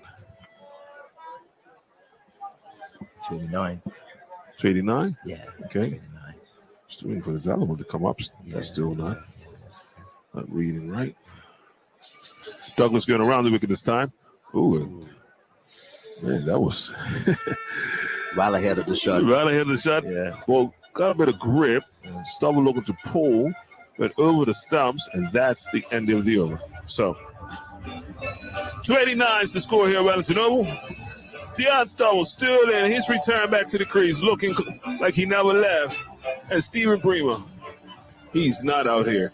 This is the 121st Classic, the Cup Match 2023, with the voice of summer on Hot 107.5 and Magic 102.7. Ginger beer is one of Bermuda's favorite thirst quenchers. It first appeared in England in the mid-1700s, and the non-alcoholic version we know and love was first produced here in Bermuda by William John Barrett, the founder of John Barrett & Son, in 1874. Since then, Barrett's ginger beer's popularity has blossomed so luxuriantly that we're seeing rave reviews from across the pond, which have happily contributed to the heightened international profile of this unique spicy beverage. We're celebrating this beautiful summer with Barrett's ginger beer, a Bermuda classic. Lindo's, why go anyplace else? Bermuda holidays are a time when we celebrate our community, traditions, and the beauty of Bermuda. HSBC is deeply rooted in the community and proud once again to be the lead sponsor of Cup Match. Somerset! St. George's! St. George's! Whether you're heading east to watch Cup Match in person or spending time camping, boating, swimming, or simply relaxing. No matter which team you choose, Cup Match is one of the most spectacular and energizing events, bringing the entire island together in celebration of Emancipation Day and Mary Prince Day. Wishing all of Bermuda a happy Cup Match from HSBC, and may the best team win. Somerset! St. George's! HSBC, opening up a world of opportunity.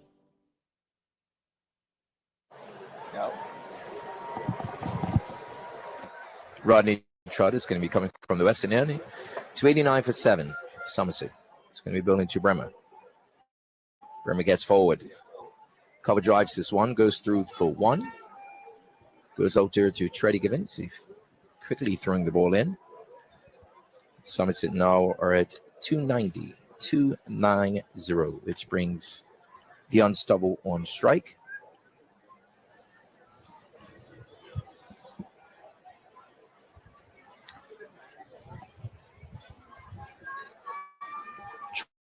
Trot to Stubble getting well forward defense. No chance of a run.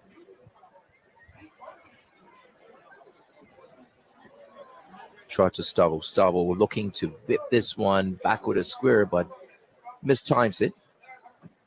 Actually misses it, goes on to his pads. No chance of a run.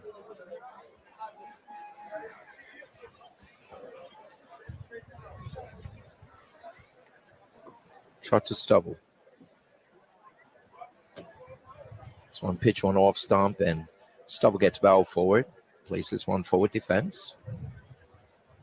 2 balls left in this over.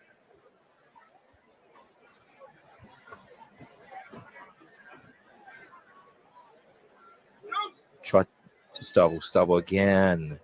Ball pitched on off stump. Stubble looks to take a huge stride in. Don't allow any turn.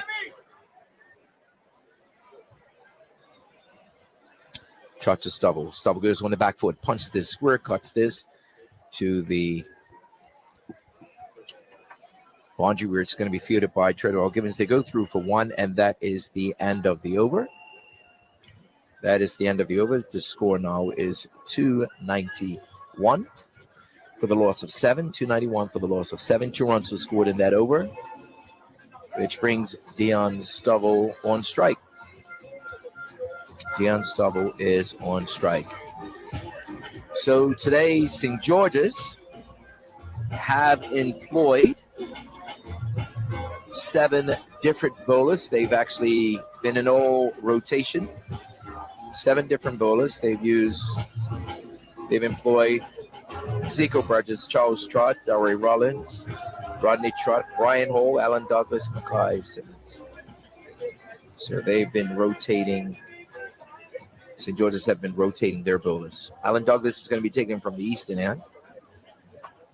Retains his position.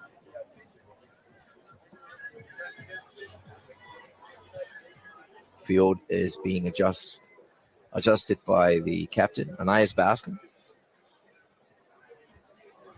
Douglas is going to be bowling to Stubble. This one is pitched outside the off stump. Stubble looks to try to late cut this one, where you see as Ende Ferbity's feeding back with a point.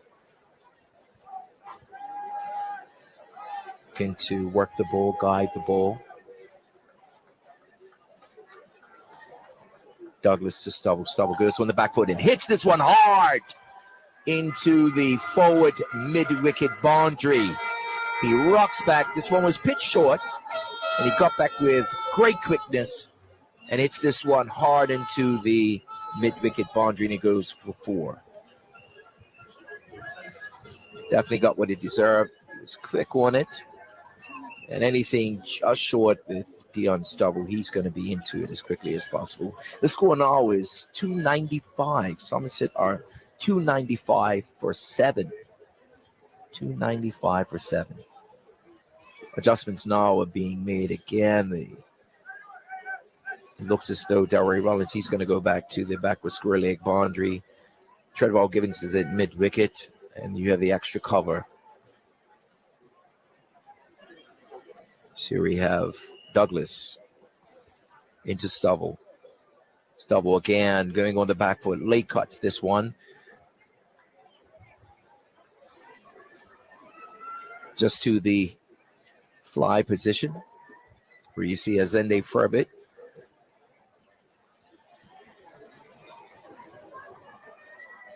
Picks up.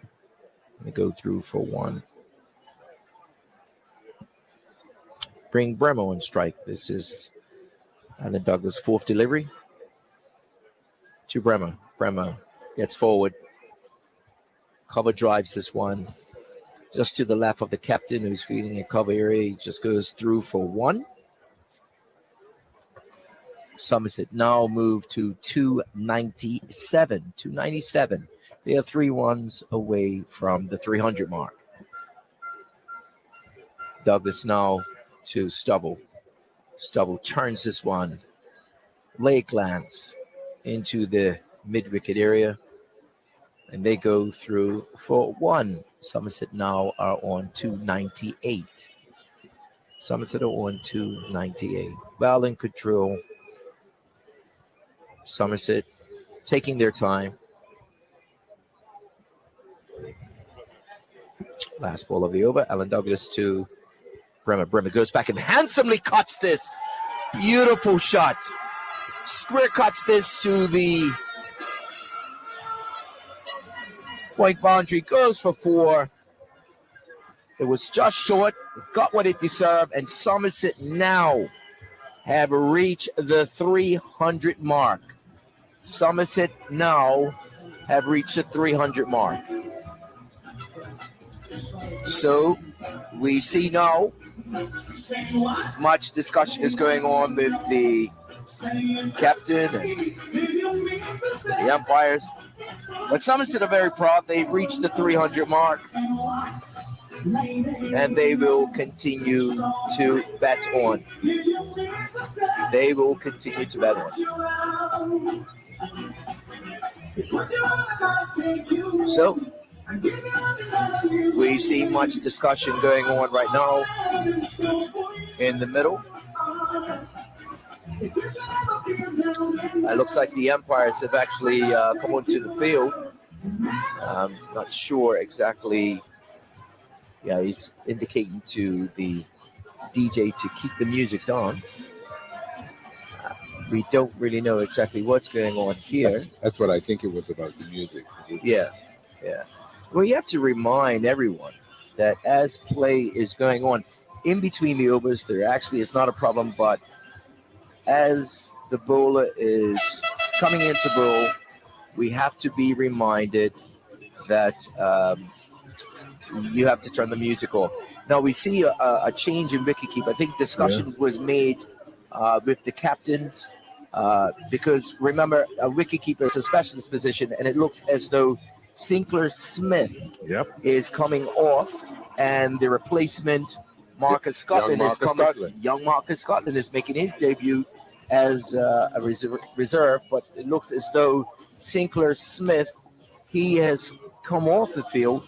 I think he's have a little bit of a groin injury, so he's going to see if he can get a bit of treatment. But the two captains would have had to had discussions relating to, because it is a specialist position, so they would have had to have a discussion to say if it's okay, if it's not okay. They would have to agree to that. They have to agree to that. Yes. So Marcus Scotland now is going to keep wicket. So we have Ruddy Trott coming from the western end.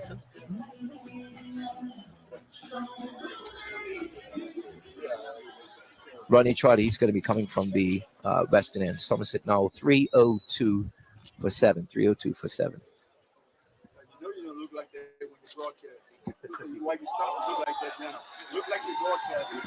And that one is hit. Outside. It got what it deserved. And this has been the concern. Even though Rodney Trotter, he's had a good spell at bowling today. He's bowled some good lines, and he's been probably the most economical bowler today. Yep. But at this time, this was something short. That was a new ball, too. That was a new ball, exactly. And but they can he rocked back and they can hit go this one. overboard, too. So it's 308. Somerset now 308. And Somerset are well in control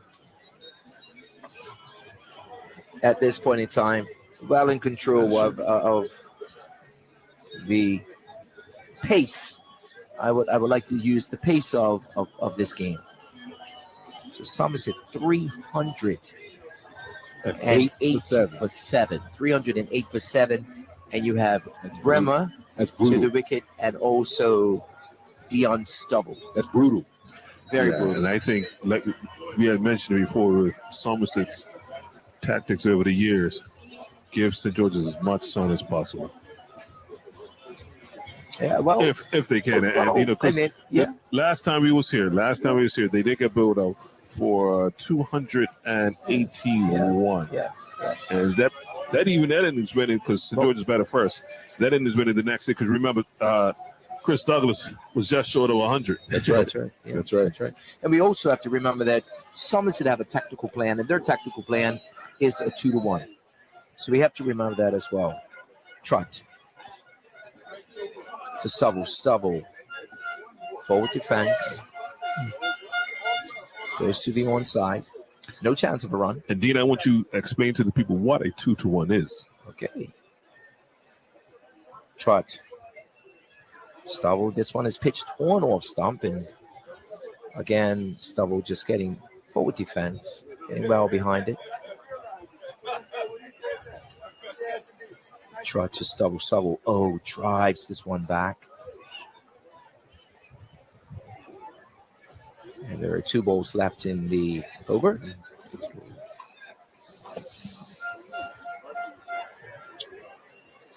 Trot to Stubble. Stubble turns this one off his pads. Leg glance. Goes out to the mid-wicket area. Goes through for 1.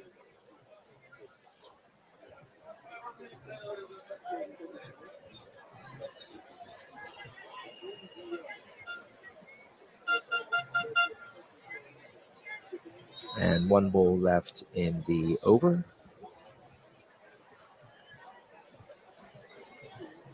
Bremer well forward defense. So, Jason, your question was a 2-1. Oh, what is a 2-1? It's 2-1. Actually, the tactical plan for Somerset right now would be with the 300 runs that they actually have up on the board. They will look to just bat once and look to bowl St. George's out twice for under that 300 runs. Yep. So it is actually on the cards right now for Somerset to actually go ahead and do it. Because of their first inning score of 300 runs. Now, if Somerset are looking to, again, push on to score an excessive of maybe 320, 330 within the next 45 minutes, then, of course, I mean, reading the article about, regarding Jeff Richardson, the coach, he basically said, this is some of the things that they've actually put to the team, and they bought into it that, listen, let's go for a 3-peat. Let's go for a 2-1. Or in actual fact, let's go for a victory. Whatever the situation sets us up to be, then we'll go ahead and do what we have to do. But their whole thing is domination.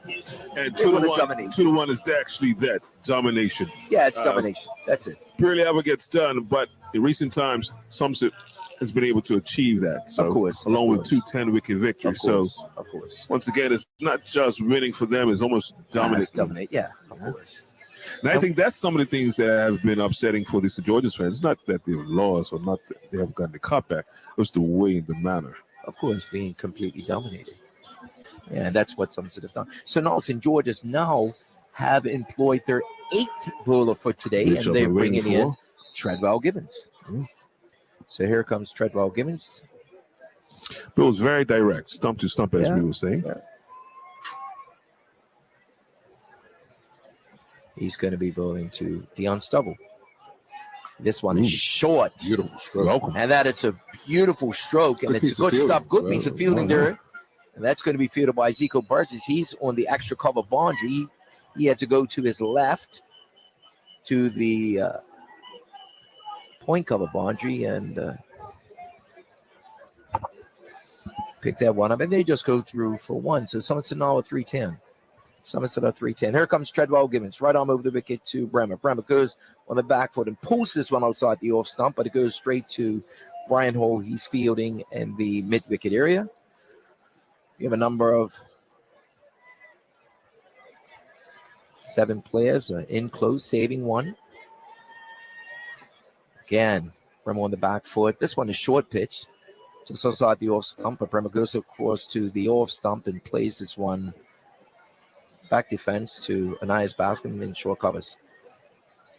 Gibbons. Ooh, this one just going outside the off stump, and Bremer watching very closely.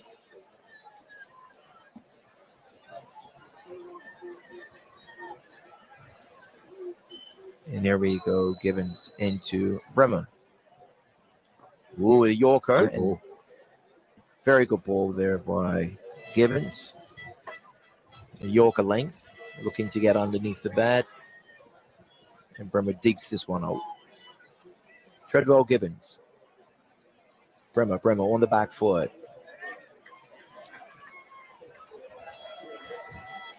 Pushes this one to a nice basket, who's in covers, and that is the end of the over. So it's 310 for 7. 310 for 7.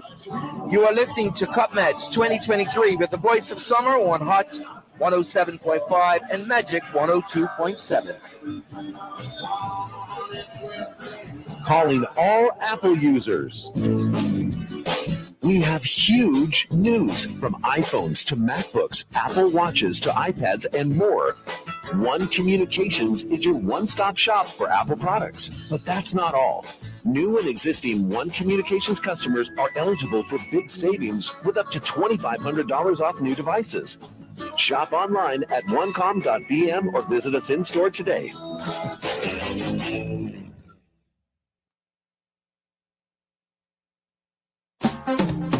Cup Match Weekend is good like the match being played on your end of the island. It's good like eating your favorite Bermudian dish. It's good like wearing your team's colors all week long. It's good like celebrating with your friends and family. And of course, it's good like bragging rights when your team wins. CG Insurance wishes you and yours a happy and safe Cup Match Weekend. CG Insurance, good like that.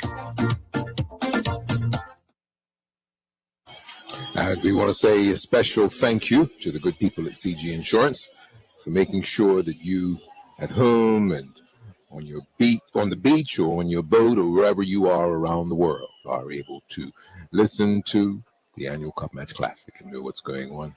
It's courtesy of us here at the Voice of Summer. It's people like that that want to make sure that you know what's happening and are able to take part in Bermuda's premier sporting classic. Premier sporting event, the annual Cup Match Classic. Which one? And that's 4 runs. 4 more. Okay. 4 more runs from the bat of Dion Stubble. 4 for Stubble. And Somerset move on to 300. That's right now. 314. 314 for 7. And Dion Stubble has 80.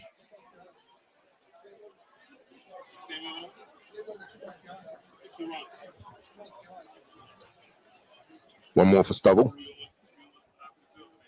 315 for 7. Stubble has 81. 81.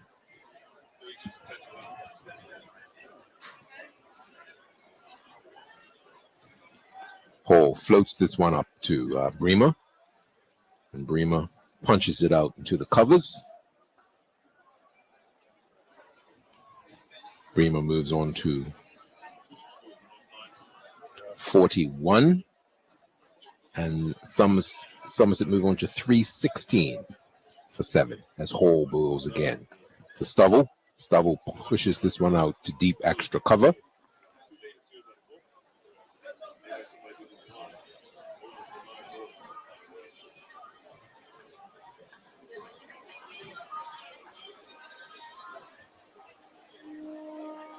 They go through for a single, then that's the end of the over. Brian Hall has bowled 8 overs and given up 40 runs. No maidens, no wickets. 8 overs for 40 runs. An average of 5 runs per over.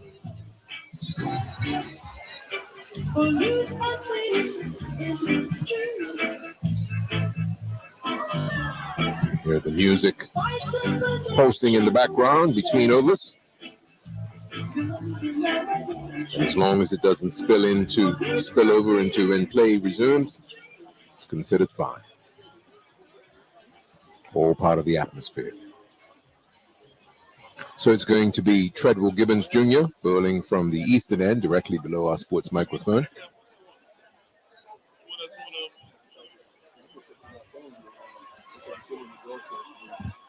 Gibbons will be bowling right arm over the wicket from the eastern end, directly below our sports microphone, running away from us to bowl to Dion Stovall.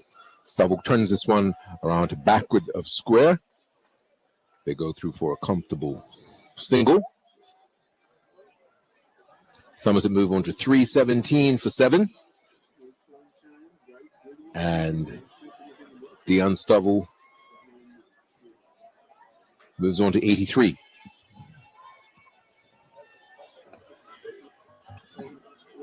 .318 for 7, and Stovall has 83.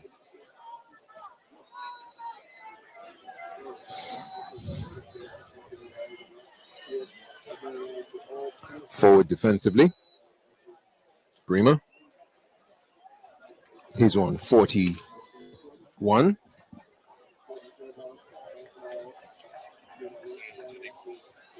Okay. No, this one's got to catch up. Bremer, forward defensively. 318 for 7. 2 balls to go in this over. Treadwell Gibbons bowling right arm over the wicket to Stephen Bremer. Bremer on the back foot punches that one to point.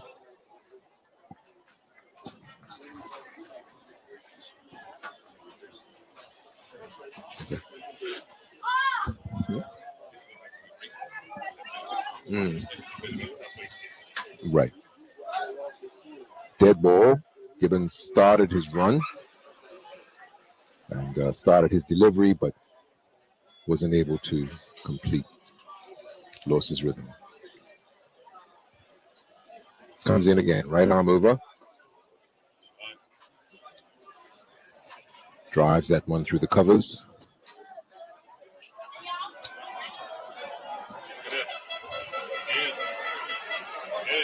Four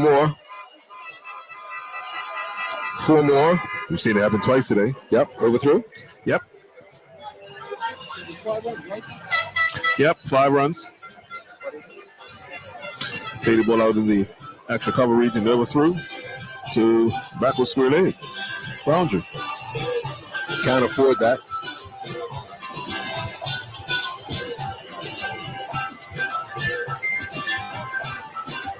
Six runs. The umpire signaling 6 runs. Yep. Yeah. 6 runs. 6 runs for that. So they ran 2. They were looking to run 2, so they must have crossed. Yeah. And so that was 6 runs. Yeah.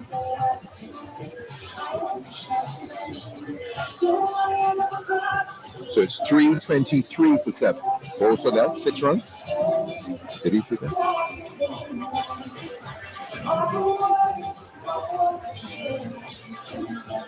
That was 6 runs. Yeah, 323 for 7. 323 for 7.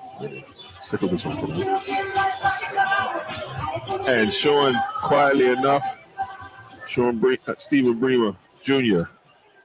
It's quite a lot of critics of the recall. Because he is on 48. 40. I got 46 here. 47. 47 now. Yes, 47 for Bremer. 47 now. So 48? 47 over there.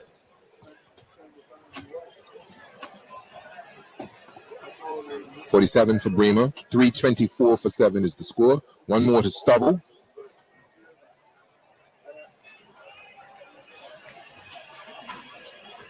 $325 for 7. Stubble has 84. 325 for 7. Stubble has 84.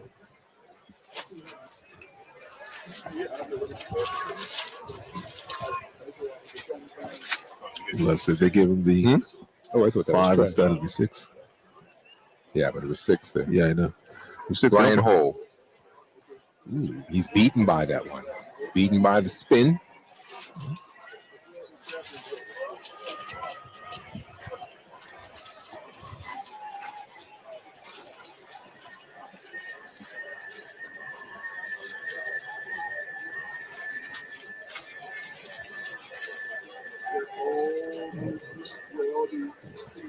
Get a little warm over here, boy. The cover might be a little warm. This one, Bremer watches it go by outside the off stump. Bremer has 47. He scores 325 for 7. Tough look with me. Tell you. Say the one MacGyver, you know. Ingenious. Hey, what MacGyver? Mr. Mike Davis. If there was a skill to tell you how to keep cool, the tar pearl. Take him camping any day. What? I'm telling you. MacGyver. Yeah, it's fine. I can see. Yeah, that's perfect. Keeps your laptops cool. Perfect. Look at that.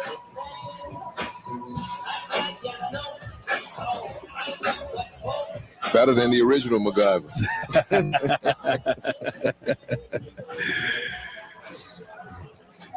Thank you, sir. My laptop will thank you.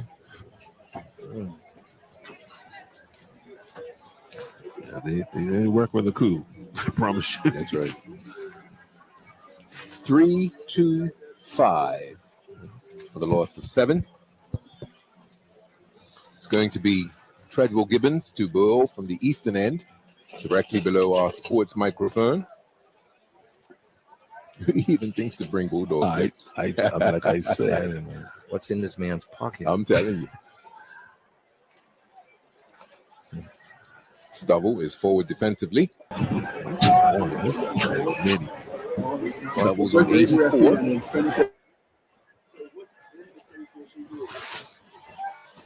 Stubble has 84. Bremer has 47. Watch out. Stubble drives this one high and hard. It's out to long on, where it bounces safely. Mackay Simmons fields. They go through comfortably for a single. Stubble moves on to 85. And Somerset a 326 for 7.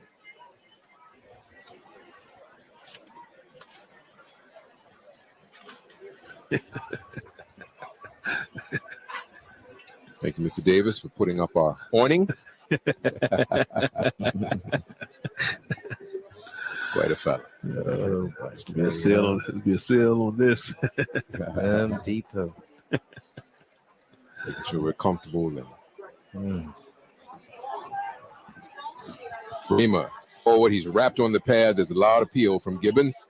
As this one comes off the pad and goes around to square leg, they go through for a comfortable single. And is it a leg by? No, must have come off his pad. No. So it's 326 now, 7. And this partnership is 327 for 7 now. And this partnership is now at 50. Stovall's on 85. Bremer's on 48.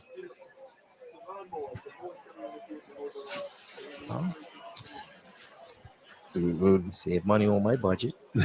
Yeah. Sweetie, I'm got a new way of doing things. When there was talk of the declaration, it will not be declared no time soon. Dion's on 85. That's right. Milestone. He's pulling that.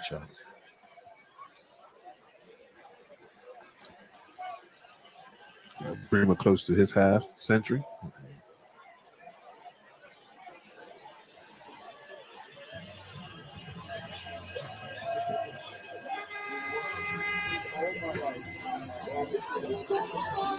Remember last year, Dion Stovall, 111 not out. Second consecutive innings. Yeah. So it looks like he's left off from last year. It feels like deja vu, right? Yes, that's the right. same type of innings, the same type of running between the wicket. It's almost a replica. That's right. Of how he built it from last year. That's right. It almost reminds me a bit of 2016 Gennaro's 100 up in Somerset. Yeah. How he built it. Yeah. Left a few Longer things version. alone. Just a longer word. Left some balls are done that he'll normally hit. That's right. Built his That's innings right. up, That's and right. then That's he right. dictated what he wanted to hit. Of course. Obviously, that was more memorable because it was the 5th century and the first one of Somerset for him. That's right. But That's right. looking at this match and how he's built his innings, and then picking up the injury and coming back after 51. Yeah, that's right. And chanceless. That's right. 328 for 7. And is that Rollins? Yeah. Rollins. He's put up some numbers today. 14. Delray Rollins. 15, actually. 15. Delray. Yeah.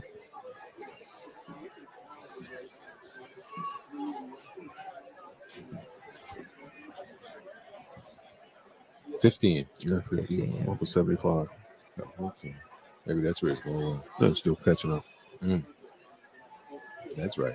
We got 67.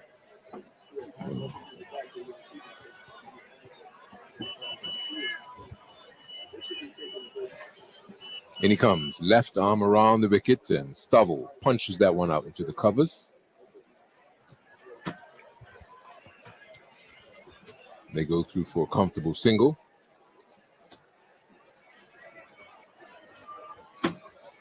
Stovall moves on to 87. Yep. And it's 329 for 7. Bremer has 48. One more. It's 49 now. 49 for Bremer. It's 330 for 7. 330 for 7. 49 for Bremer. This brings up Stovall, who has 87. Rollins, left arm around the wicket. And Stovall very gently pads it back down the wicket. Rollins bowling with one man in slips. Scotland right up on the stumps.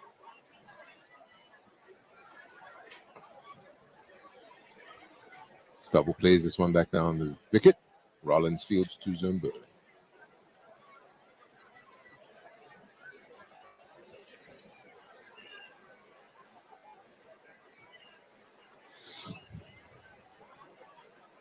Left arm around the wicket.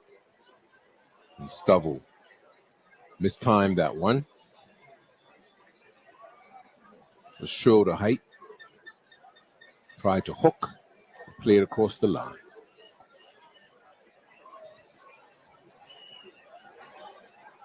And he comes, left arm around.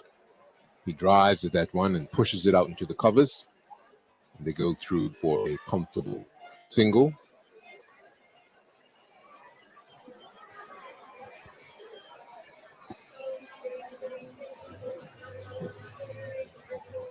I know we're coming up to a milestone for Stephen Bremer, but I'm looking at around the field. Some of the names here, families. The players you see on the field today and the fathers who have played in the match, you know, in the classic. You look at Treddy running just now fielding. His father actually played for Somerset. Yeah. I mean, when you look at the young Scotland, you know, his dad played, and also his grandpa played Rupert Scotland and Cleveland, Scotland. So it's like a family sport, isn't it? Yeah.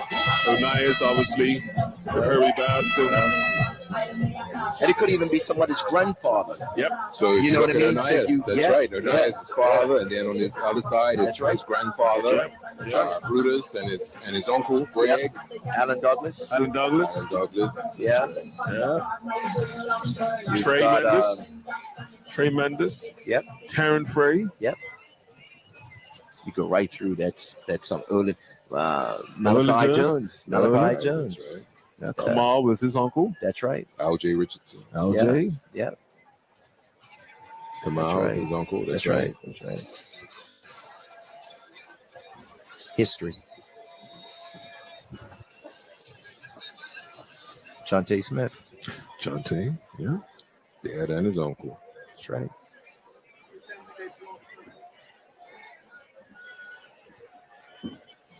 Shot. Burling from directly below our sports microphone on the eastern end is Mackay Simmons. Burling his third over. Dak Bregman. Somerset have 3:30. I don't think Ricky played. No, Ricky didn't play. 3:31 for 7 is the score. Somerset as Stubble punches that one up into the covers.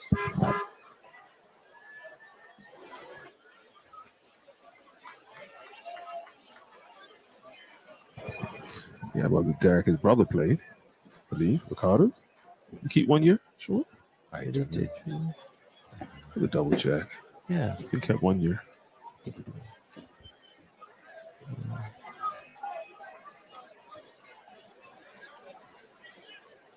And also, we see many clubs that are represented. Yeah, many different clubs around the island. That's what you want, right? You want the best at this classic. Yeah. Wherever their legions are. No. One more to Stubble. Could this be it? For Bremer? Stubble moves on to 91. Yeah, it could be. And Somerset move on to 3:34 for 7. Yeah, it could be. Stephen Bremer has 49. One of his dads getting ready to run. Yeah, his dad's over there getting ready to run. Oh, He is. yeah, beautiful. He is. Stop selling. Beautiful location. Yeah. No fish right now. Nope.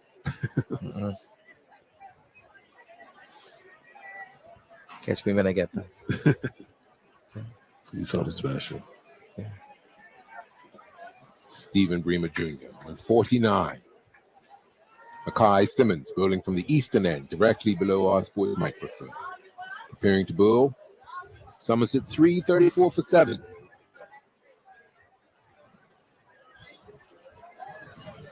Simmons, right arm over the wicket. Bowls to Bremer. Bremer plays this one back down the wicket.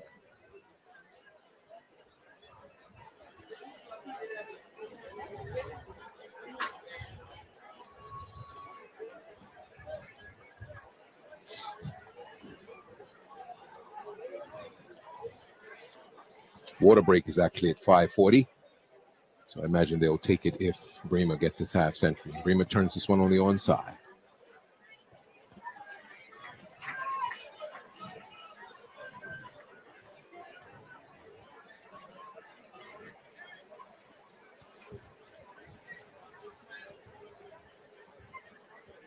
Kai Simmons, Stephen Bremer plays this one back down the wicket.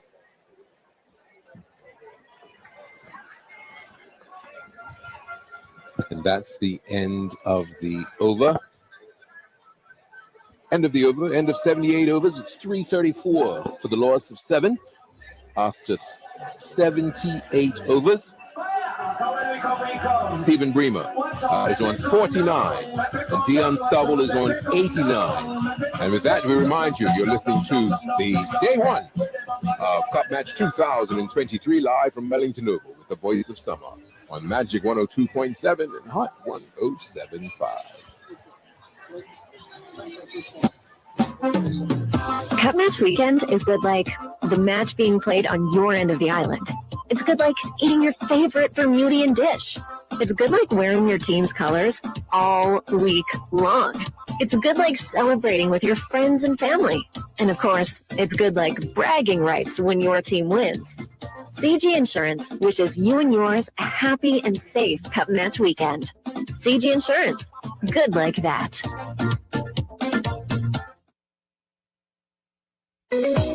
You do you needs more we. We do we since 1864. There's vodka. Then there's Smirnoff, Bermuda's #1 vodka.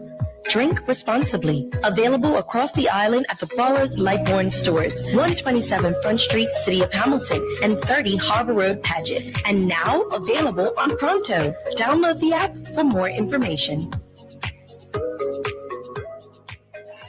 And welcome back to Wellington 3:34 now for 7. Rollins bowling to Dion Stubble. Stubble punching that on the onside. Thought about one. Stubble is on 91.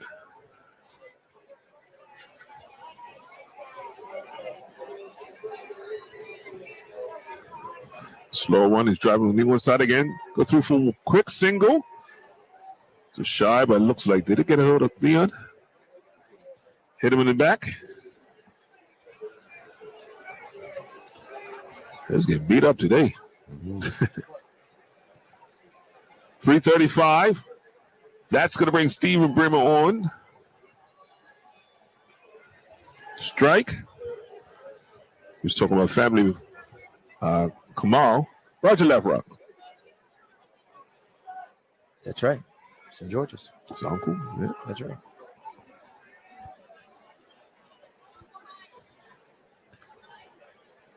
Rollins makes a bit of change and bringing a short extra cover in. Brimmer Devin, that is getting one, and that's his 50. A well-played 50 by Steven Brimmer. Yep. As is being recalled back into the Somerset fold as he was dropped last year. Well played. And recalled as the fans run on the field and congratulate this young man. A well-played 50 here. That's the way that you come back and show why you got selected. Look at the team. Yeah. They know how bad he wanted it. They know how bad. They know how bad he wanted it. That's I take my hat off to him. And having played at the national level with him some years back, of course, but he's always been a fighter. And to see him, I mean, it was kind of disappointing to see him drop, but for him to say, listen, I've got to go back and I've got to get back in, and for him to be selected, and some of the words that came out of the mouths of the captain as well as the coach saying that, you know, on that trial match, you could see his application behind his thumbs. You could see how bad he wanted it to come back. Well, so this is a testament. I would say I remember this young man up at Warwick Workers many years ago, and that's right. Trying to, you know, go into the training sessions and just feel it out, or just try to be a part of any team. You at a very young age, and it's always been around cricket. It's been a love of cricket. He's played other sports, but cricket's been his love. And you know, you've seen the development through the years. Brothers played club cricket and now cup match. And even his debut up at Somerset, he had a beautiful cover drive and a great catch dismissed him. And he even looked like he was in that day. But once again, sometimes it shows the true character of a batsman or anybody. It's what they do when they go down. You know, what happened when he got dropped? Could he say, you know what, I've had enough of cup match, I've played, I'll go about my business. But no, came back, fighting extra harder, and made the team, and here it is now. A well-played innings today. Well, he came in at a critical time, as well as, you know, he's established himself with a partnership, you know, and as well as taking the game right into the hands of Somerset. Yeah. You know, in the driver's seat, putting Somerset into the driver's seat. And I think that's always been important, what we've mentioned today, because those type of partnerships just when Georges were get a wicket, feel they've got a bit of momentum, something turns around and gives you another 60-run partnership. You know, the pendulum swings back again. So as the players are starting to turn back to the side of the field, the atmosphere in St. George's is buzzing after Stephen Bremer getting his first 50 in Cup match. It's the most memorable one as well. Yep. Man, I got to have a talk with his dad because I saw him. He's smart. Had to be smart. Last week? Yeah. So, Yeah. you setting up this. You see it set up like before anybody. Yeah. They were ready. I said, these guys are selling food while the trial. That's right. We came early, mate. Well, St. George is going to have to regroup again. You know?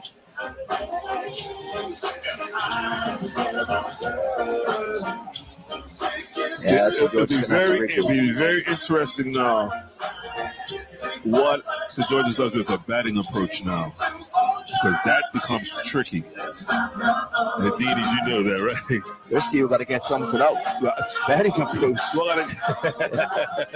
Batting approach. They're stuck here. They can't even see the changing room. Yeah, this ain't over. Yeah, if they're waiting on Somerset to do them a favor and declare, I mean, I can't see it. I thought it'd be before 350. Yeah. You know, you got work to do. This isn't done. Yeah. You know, because as I said, Somerset could bet the whole entire day and then come tomorrow and say, you know what? We're going to go at you for the whole entire day. We batted for an entire day. Yeah. There's so much runs we put on. So you're telling me you've almost got to score 200 runs. Yeah. Okay. To avoid. You're following. So this thing can get its other way.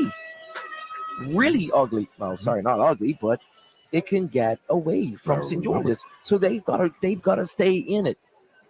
They really have to stay in it right now, because now you're looking at, what is it, 150? You're looking at 160? Yeah. Now, if this creeps up even more, you're looking at 200. Yeah. And you'll probably have the new ball in the morning. Exactly. Bit of moist in the air. Yeah. So this is it. St. George's still have work to do. Yeah. They still have a lot of work to do. Makai Simmons going from the eastern end now to Bremer. But he's pulling that. Does make contact. Yeah, it does make contact. We'll slow it up.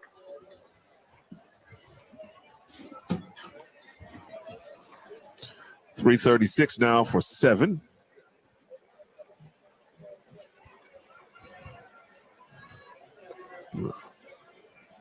On the back foot, punches out into extra cover. Trot fields.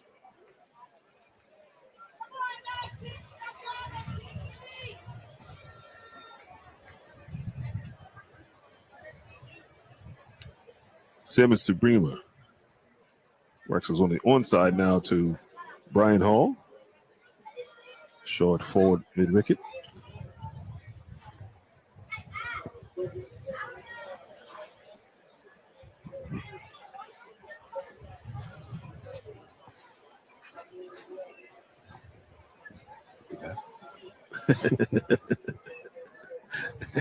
Simmons to Bremer.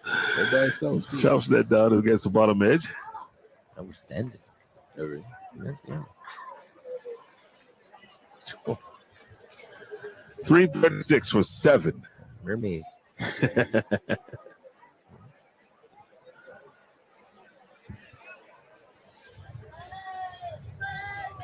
Simmons runs in past umpire Mr. Carrington. Scored over so far from Simmons. Yeah. Hasn't been many maidens.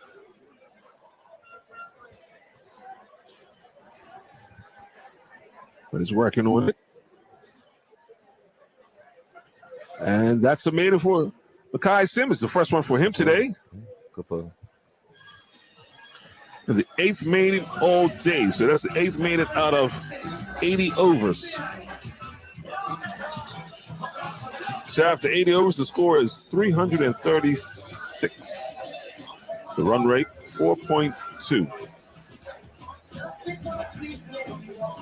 Yeah, as I looked on in the pavilion of the Somerset players, it doesn't give any indication that they're looking to declare because we still have Bringman and Walker padded up. Why would they, I guess?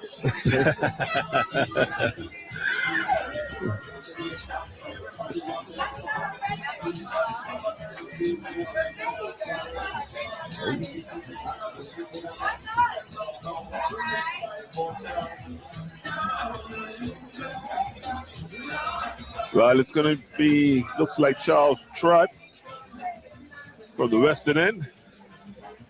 So far, he's bowled 7 overs, 1 meaning, none for 27.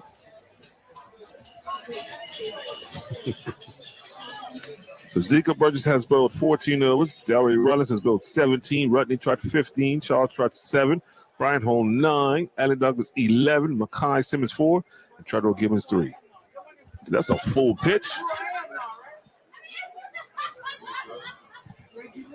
once again, I believe that ball slipped out of his hands. Yeah. Smashed up to the covers. Blocked off by Onias Bascom.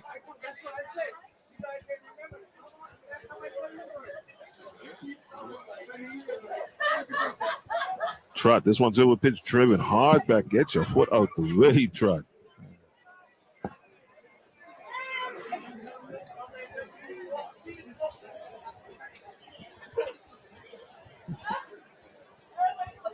That spray worked wonders on that ankle. Magical. Trot to Stubble. Oh, beautiful shot once again. Late cut. Stubbs just before the boundary, but they go through for 2. So 2 more for Stubble.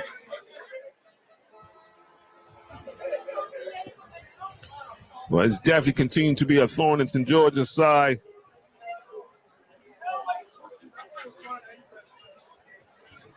As he was 111 at Somerset. Shot. That's That is 4 a shot. more. That's 4 is more. a shot. Short, wide outside off stump. He rocked back and gave it what it needed, what it deserved. 4 runs for Dion Stubble. 98 now. With Dion Stubble, Wow. 342 for 7.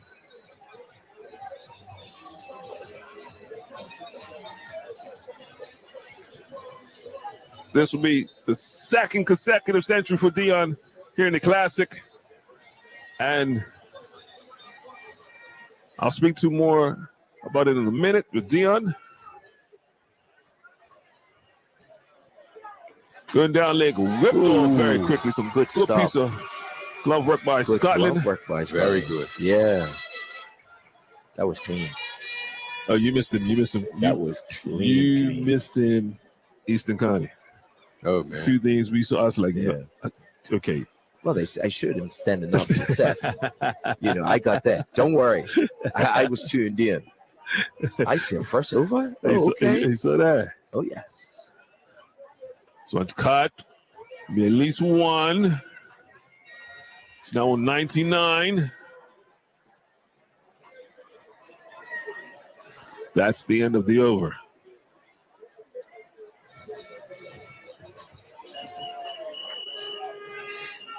I wouldn't be surprised that Dion Stubble chasing Gennaro.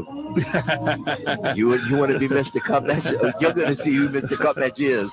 Well, yeah, I'm gonna. Well, rackets are there to be broken, right? So let's go back a bit with Dion, right? Yep. So for years he was probably rated top 2 or 3 cricketers in the island, and he was not playing cup match. All rounder. And he was not playing cup match, and there was a lot of talks for Dion to get into cup match, play cup match, because we are being starved by your talent.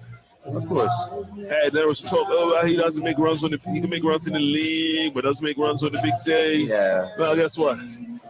Yeah, you're always going to have those opinions that are going to go around, but the true cricketers or the true people that know cricket will see that his talent. Oh yeah, he's a talent. He understands the game.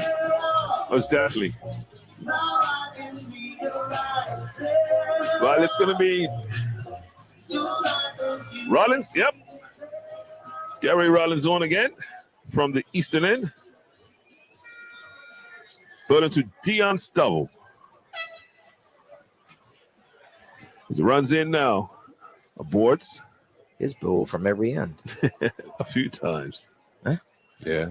When we started here. With the new ball. 99 for Stubble. Oh, that's right. This will be his second consecutive century, you Yep. said, right? That's right. Rollins to Stubble. Wide and spinning away. Very lenient with that, not giving a why. So it was on the other crease.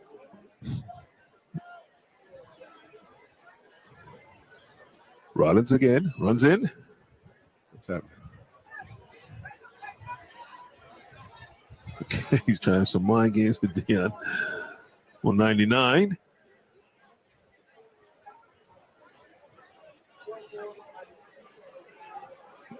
Looks like it's ready now. Rollins to Stubble. Back for leg cut. This go for one. And that's his 100. That's Dion Stubble's 100. And I think we should just take time and let the atmosphere take over this moment as the fans run on the field for Dion Stubble. Once again in the Classic. His second consecutive century.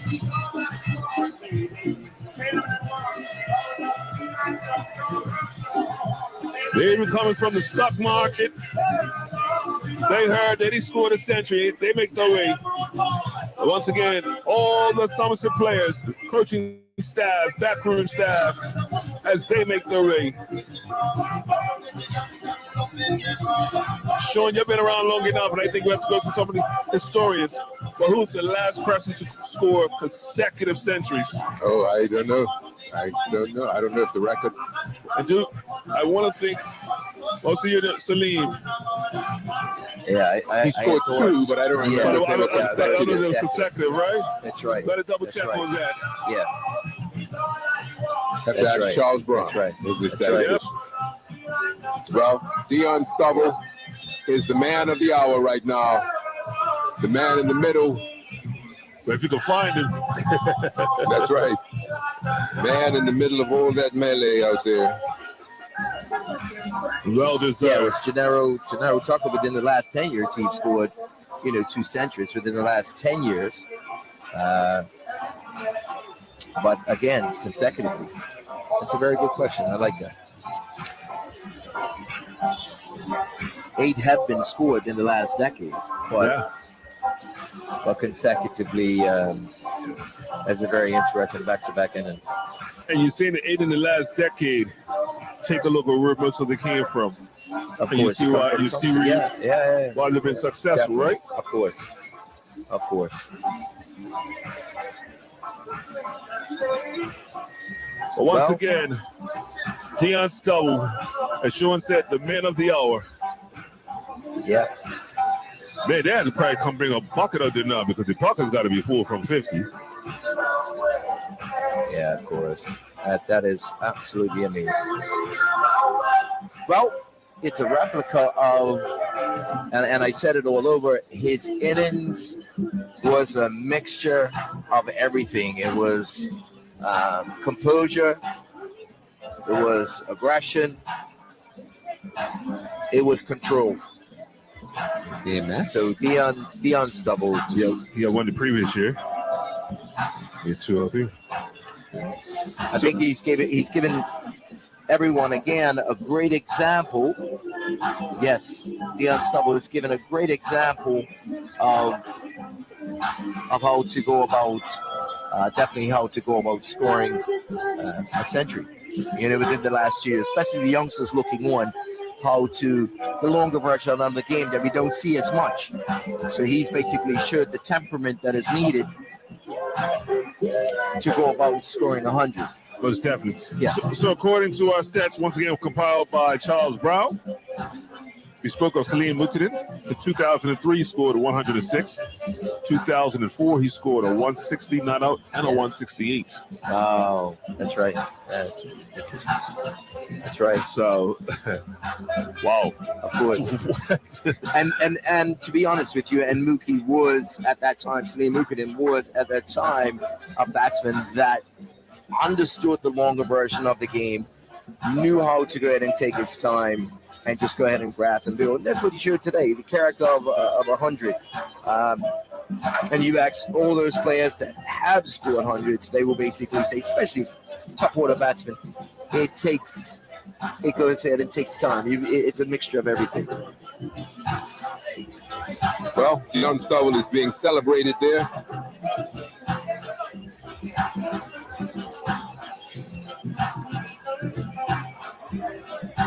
I think when we sit back and look at some of the partnerships, because he's been a part of some big partnerships today. So we see what about 69 right now for the 9th wicket.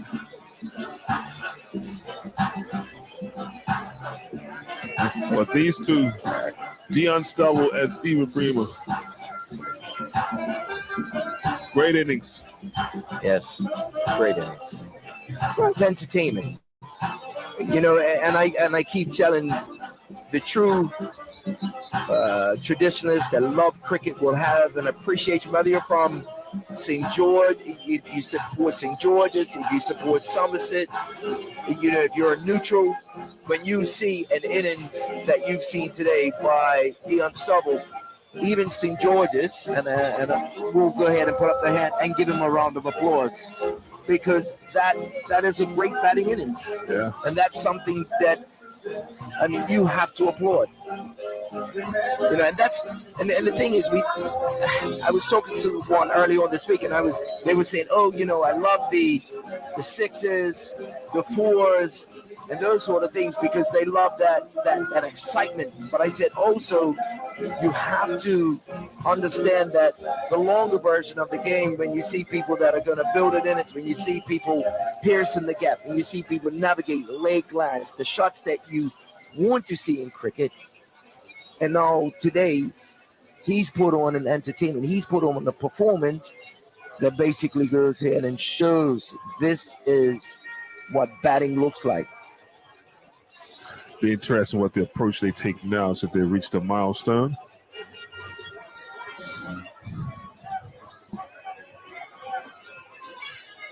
Rollins will continue.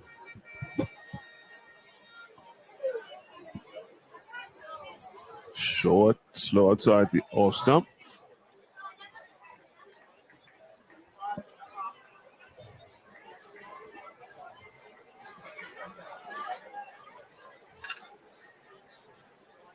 Short cut again out to the point boundary.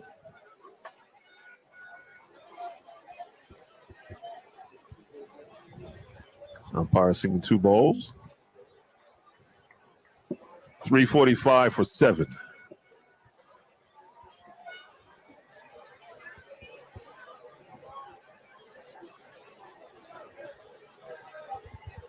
Rollins to Stubble. He's driving straight back at Rollins. Partially stops it.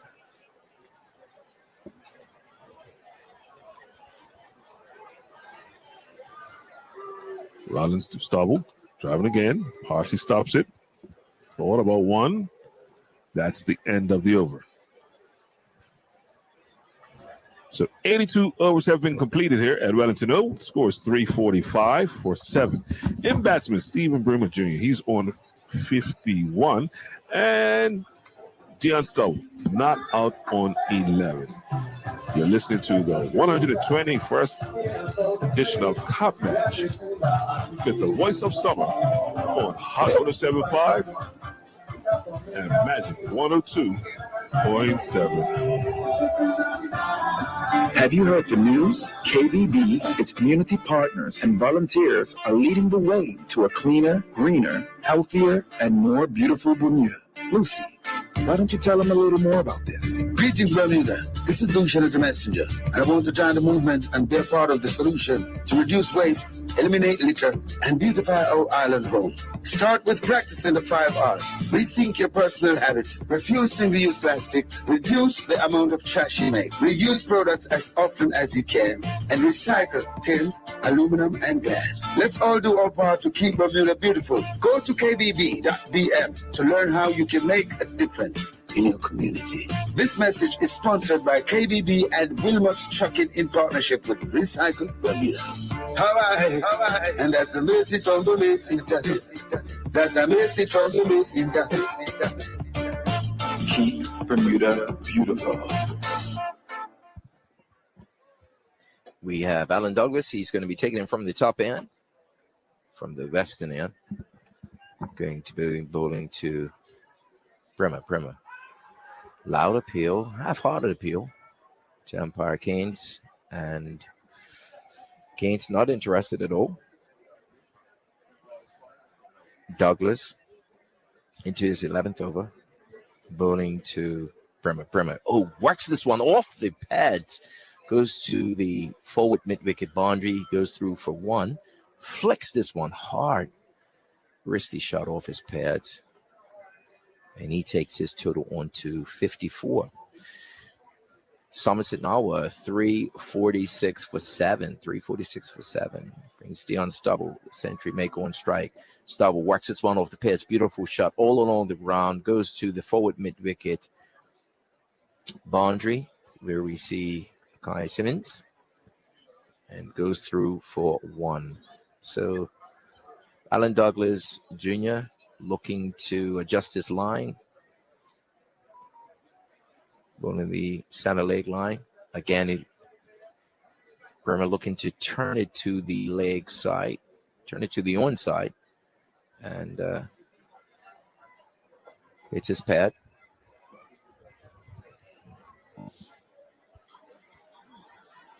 Douglas to Bremer. Bremer goes on the back foot. This one is pitched just outside the off stump, coming back in towards the center. And Bremer gets back defense well behind it and plays the ball back to the bowler. Here comes Douglas to Bremer. This one, good turn off the wicket. Douglas ripping this one into the midsection of Bremer. Bremer looking to go back and play it, but he got ball rushed onto him. Didn't get a chance to score. So it's 247 for 7. Somerset. Dion Stubble, the Centurion. Dion Stubble, he has 101. And Stephen Bremer has 54. He's got his 50. Stephen Bremer. He was recalled. He missed last year. He was recalled back into the team. And he's returned the favor that Somerset have given him with a half century today. Sir Dowery Rollins, bowling from the eastern end, is going to be bowling to Stubble. Left arm orthodox. Stubble whips this one off his pads. Leg lands going backward of square. Goes through to a single. Picked up by Treadwell Gibbons. Goes through for 1. Dion Stubble now on 102. Which brings Bremer on strike. St. George's still having an attacking field. Only 2 players out on the boundary. And this one is a full toss. It's the outside edge of Bremer's bat. Goes rushing down to the third man boundary. It's going to be chased there by Zende Furbit. They go through for 2. Bremer now takes his personal total on to 56. So Bremer was looking to drive, but it catches the outside edge and just goes to the third man. St. George's field in tight. Saving 1. Bremer looking to late cut this, but it goes through to the wicket keep.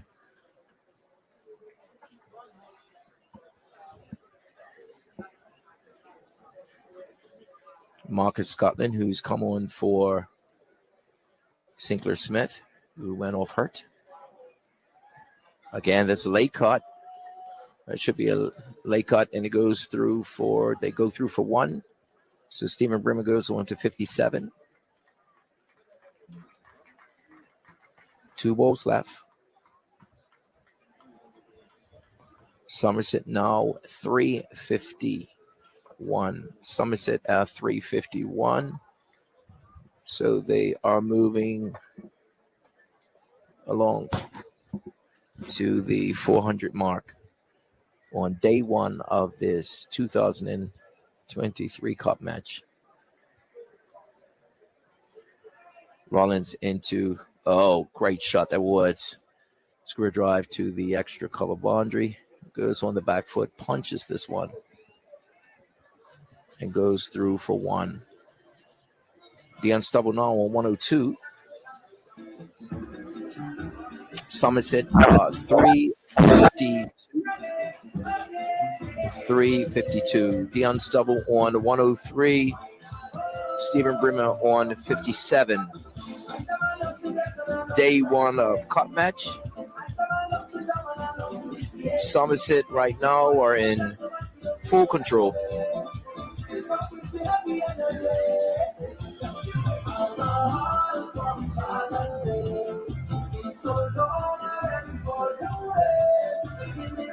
Somerset are in full control.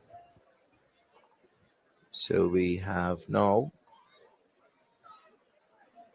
Alan Douglas just double goes on the back foot and hits this one hard.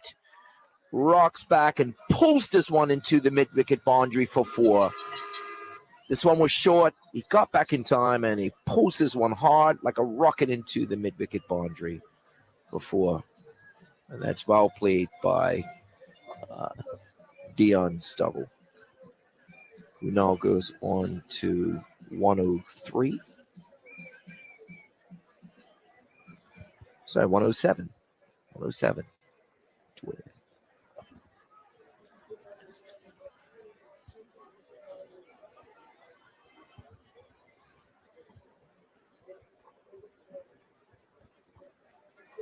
And he pulls this one again, going to backward square, and goes through for 1.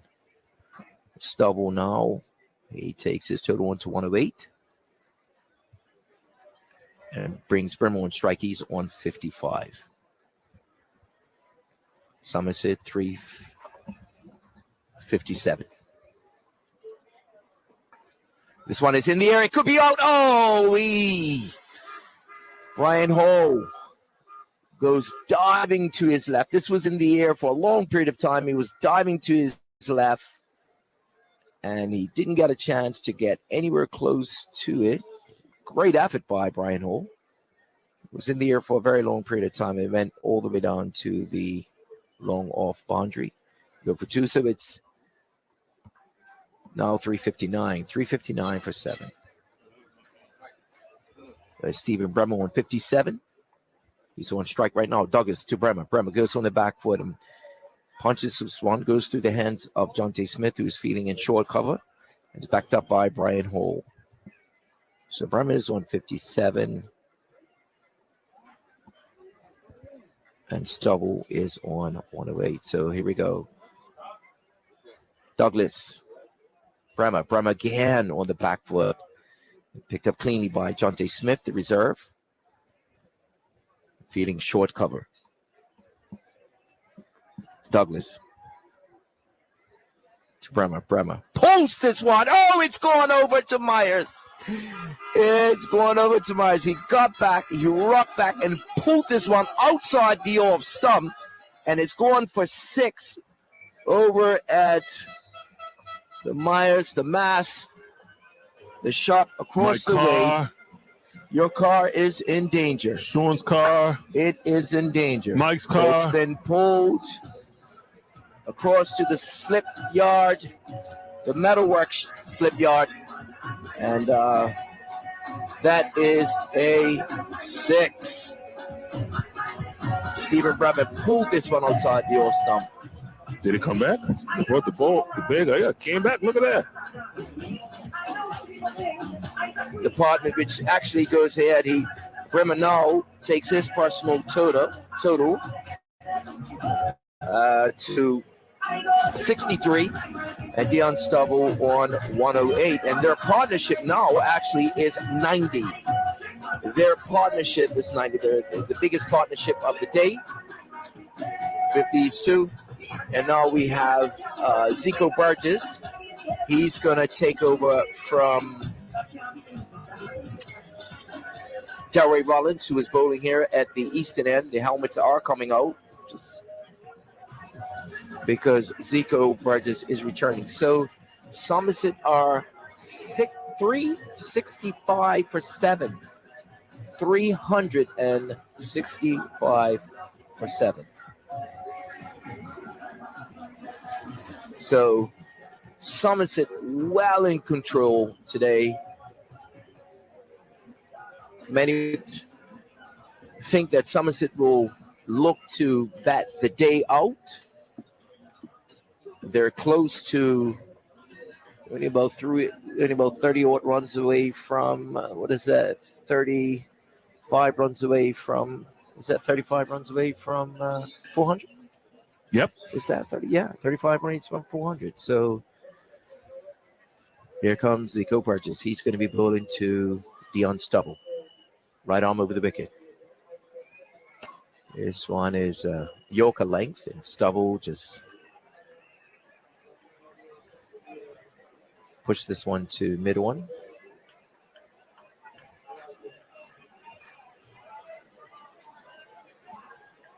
Pushes one straight down to mid one, but it's fielded there by Delray Rollins.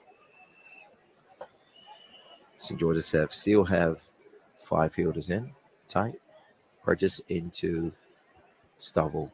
Bow kept there by Marcus Scotland, who is standing up to the stumps. He has been the reserve keeping. He hasn't even missed a beat. He's so comfortable behind the stumps. He's come in to replace Sinclair Smith. The umpires did have a word together, and within the rule books, the umpires have to consult because the keeper is a specialist position. Here comes Burgess into Stubble. Stubble gets bowed forward defense, and goes to a nice batsman who's feeling short cover. So the two umpires consulted, and they agreed. And Marcus Scotland, the reserve, is standing behind the stumps with the helmet on, standing up to Zico Burgess. Those will be interesting. The reason. Yes. Smith. I think it was his groin. Burgess into Stubble. Stubble goes, cuts this one over the top of both cover fielders, picked up very cleanly by Alan Douglas. And he throws this one in, is backed up by Brian Hall.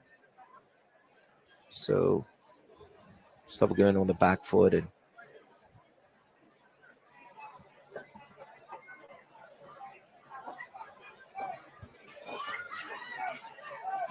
getting this one over the top of the cover fielders. Looks like we're back up. Yeah. Burgess into Bremer. Bremer gets well forward, well behind it. Good defense. Good solid defense. Getting right behind. His footwork has been immaculate. Just getting right behind. Here we have Burgess going back to his mark. This last delivery of the over. Score now was 366. Right arm over the wicket to Bremer. Bremer again. Cover drives this one. Navigates this ball in between the cover field and the point field. It goes out to extra cover, where it's going to be picked up by Alan Douglas. They go through for 1. Bremer now on 63. And Dion Stubble on 109. Somerset 366. They have batted 86 overs. Somerset have batted 86 overs. St. George's also has, they've taken the new ball, but unfortunately, they have not been able to go ahead and make any inroads with this new ball. That's coming off. Rodney Trott is coming off now. And that's the reserve there. Yeah, Zico. youngster. The reserves came on for Rodney. Yeah, Zico Thompson. Sorry. That's right. Yeah. Good little bat. Yeah. So we see another reserve that's actually going ahead and come on. Here we have now Alan Douglas on the western end going to go to Bremer.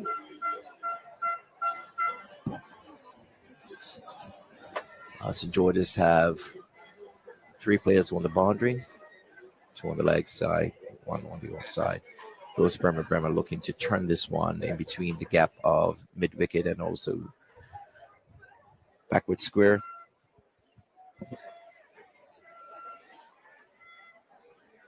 But no chance of a run.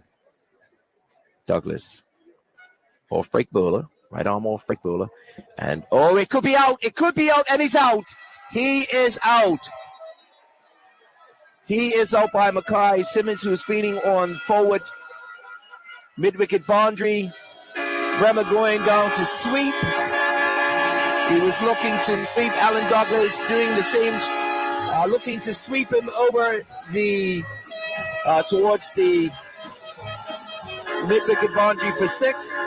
But it was a great catch there by Mackay Simmons. He took 2 steps in. I believe that would have been mistimed. 2 steps in, and he actually took a great dive. Yeah. Great diving catch by Mackay Simmons. So Somerset have now lost their 8th wicket. The score now is 367 for 8. 367 for 8. Well played all around. Good ball. Good ball to hit. Inside of him, going with a straighter bat. He went across the line. But also good catch out there in the deep. Very good catch. Very good catch. I don't think he got it. I think he just sort of mistimed it a bit. But I believe if he would have got, a good piece of it, I think he would have went ahead and went all the way for 6. But I think he just got it mistimed. It came onto him just a little bit quicker. But a great catch. And St. George's now have closer towards the tail end. You know what? It's the longest tail end I've ever seen in my life. Yeah, here we go. So Alan Douglas, he's picked up his 3rd wicket. He's into his 13th over. He's picked up his 3rd wicket this cup match. He's given up 70 runs, but he's actually he's bowling good lines. And he's 4th change today. And he has been 4th change today. So Alan Douglas has picked up. He's picked up some wickets today. So now we see Derek Brinkman. Derek Brinkman has come to the wicket, the right-handed batsman in the red hat. He's no slouch. No, he's not. Douglas to Brinkman. Brinkman looking to turn this one towards the mid-wicket area. Just turn it off his pads.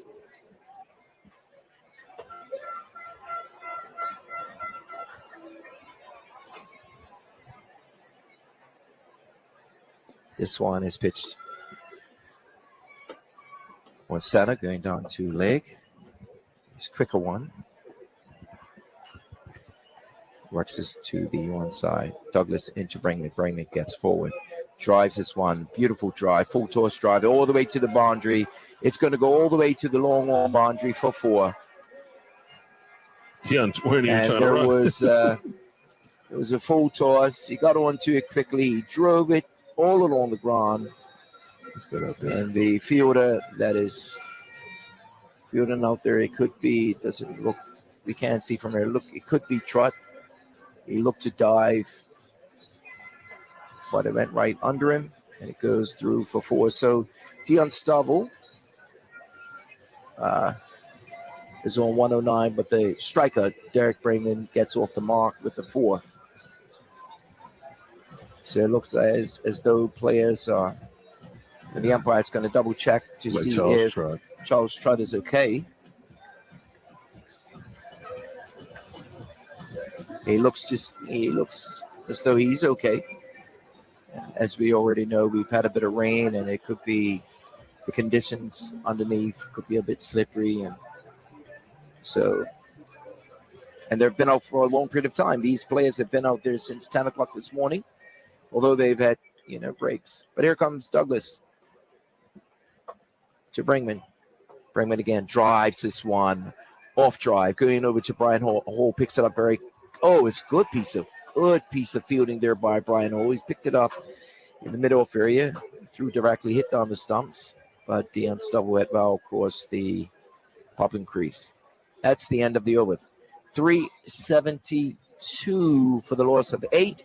Dion Stubble on 109. Derek Brinkman on 5. You are listening to Cup Match 2023 with the voice of summer, Hot 107.5 and Magic 102.7. Strikes, Hennessy, and Ciroc presents a Leo birthday bash. It's all taking place Saturday, August 12th at the Strikes Lounge in St. David's. Early drink specials on Hennessy and Ciroc from 8 to 10 p.m. DJ Selector Frey.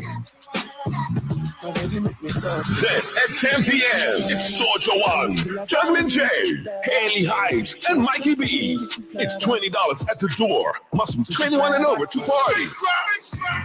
Early drink specials on Hennessy and Ciroc. Also, VIP section, bottle service only. Don't forget to follow us on IG, Strikes Bowling Lounge. It's the year-to-year Leo Birthday Bash, Saturday, August 12th at the Strikes Lounge in St. David's. Sponsored by Hennessy and Ciroc.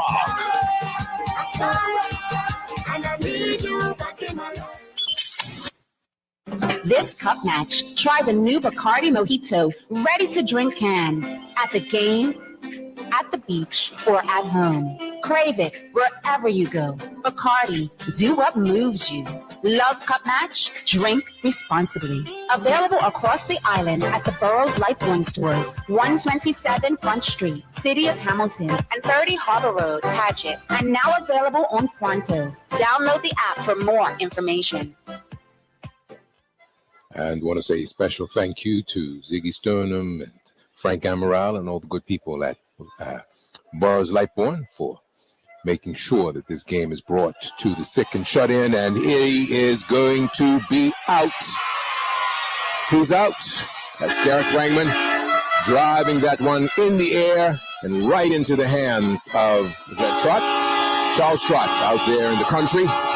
Derek Brangman takes a big swing, and Trott had to move to his left.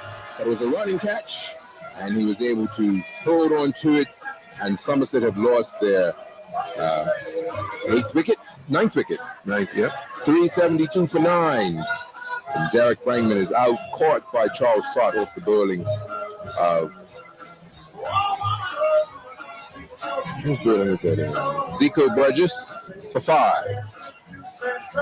372 for 9. Zico's fourth wicket. Fourth wicket for Zico Burgess. And then comes number 11. McKeel Walker, the coach.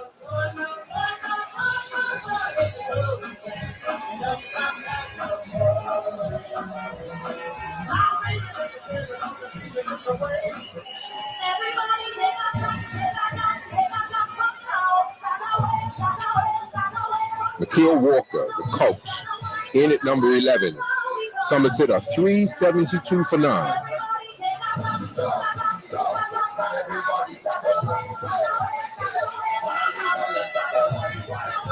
Do you work out what would be the follow-on for this? If the innings was to end now.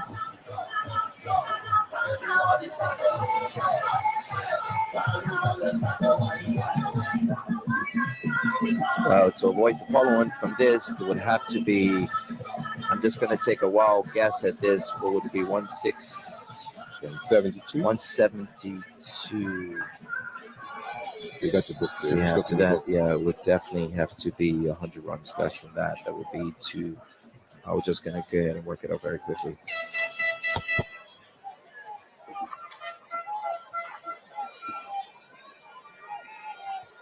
So it's Walker now, taking a strike from Zico Burgess.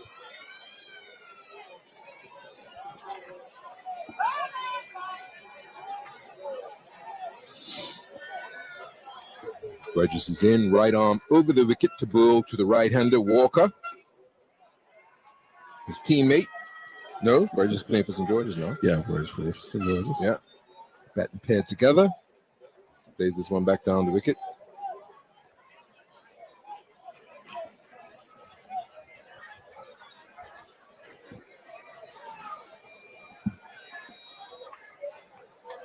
.372 for 9 is the score.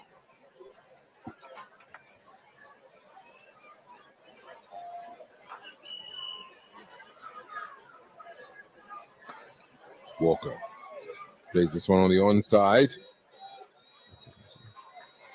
Yeah, 172. 172. Yeah. That's what I thought. Yeah. So that's why I said they would have to get to. They want to push to get to four to make them get to 2. Yeah. Yeah. Well, 172 is a lot of runs. Especially after being out in the sun all day. Exactly. Zico Burgess. This one goes down the leg side. Walker flashes at it, drives at it, but it doesn't make contact. It wraps him on the pad. Bear in mind, St. Clair Smith is going over with an injury. So that could be one less batsman. Yeah. That's right. That's right.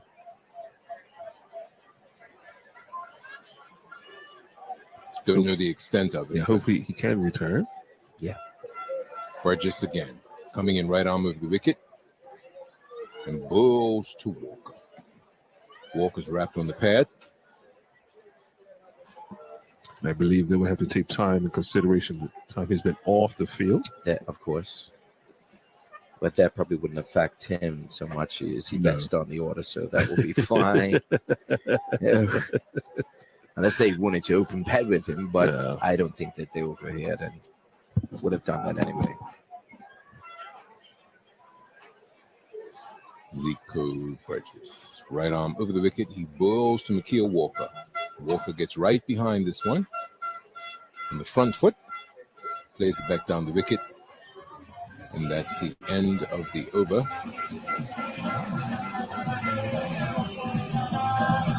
That's the end of the over. 88 overs have been bowled.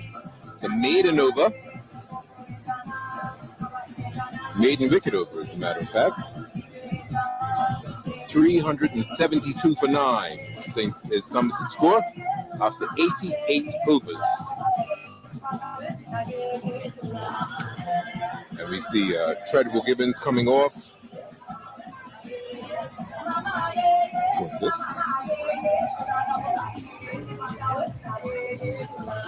.372 for 9. Treadwell Gibbons coming off, and the reserve, Luke Horan. It's being reintroduced.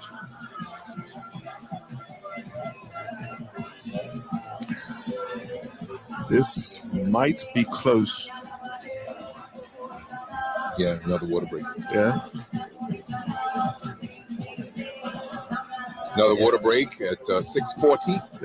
6:35 now, so that'll be the final water break of the day.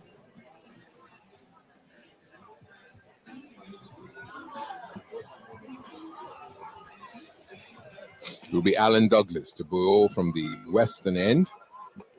Running towards us. We're located on the eastern side of the field, above and behind the sight screen. Comes in, he bowls, and Stovall turns this one around the corner to backward square leg, just in front of the boundary. It's fielded down there by Zico Burgess, but they decide not to run. Stovall wants to maintain the strike. Remains at 372 for 9. Stovall on the back foot, flashes at that one, doesn't make contact. No addition to the score.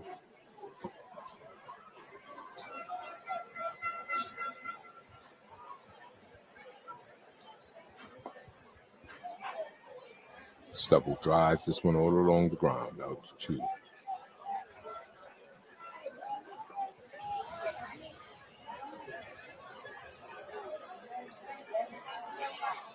And that's the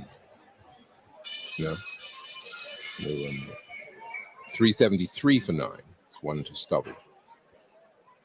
Stubble is on 110. 373 for 9 for Somerset.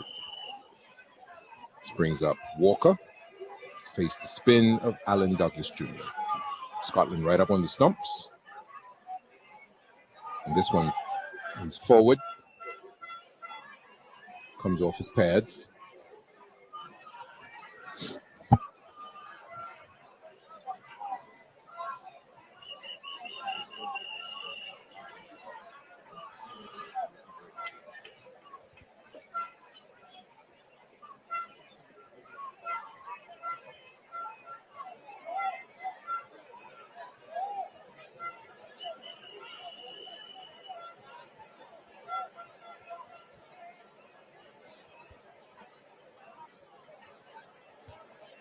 Douglas turns at his mark again, and he's in. Right arm over the wicket. Alan Douglas comes in and bowls to McKeel Walker, and Walker punches this one out into the covers. It's fielded by St. George captain Onias Bascom. They decide not to run. That's the end of the over. 373 for 9 is the score, 89 overs. $89 overs, 373 for 9 is the score.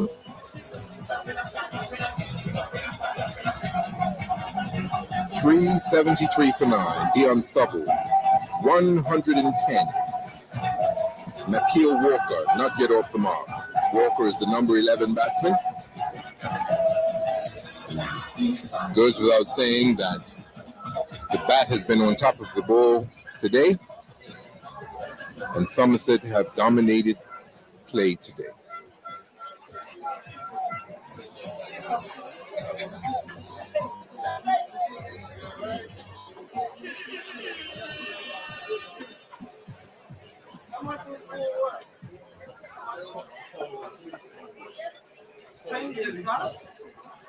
In comes Zico Burgess. Right arm of the wicket. He bowls and Stubble hits this one high and hard and right over the mid-wicket boundary for 6. That's a biggie. Wow. That's demoralizing to a fast bowler. You get belted for a big 6 like that. In front of the clubhouse. Yeah. Right up against the scaffolding there. What's it saying? Come wrong? Yeah.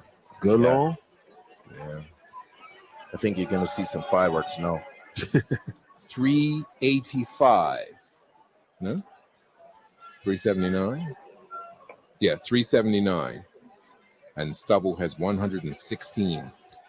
379 for 9, and Dion Stubble has 116. Not out. It takes last year's score at 111. Mm-hmm.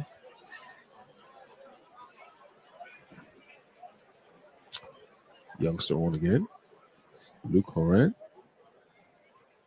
Getting out there at mid-wicket on the boundary in the shadows.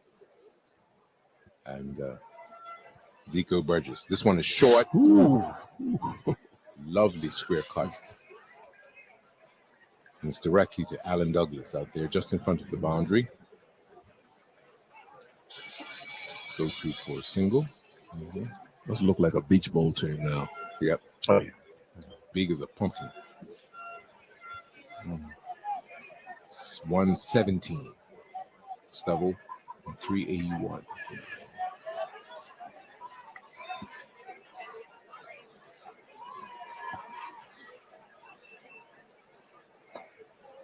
This one, Walker turns on the onside. They think of one, but decide against it.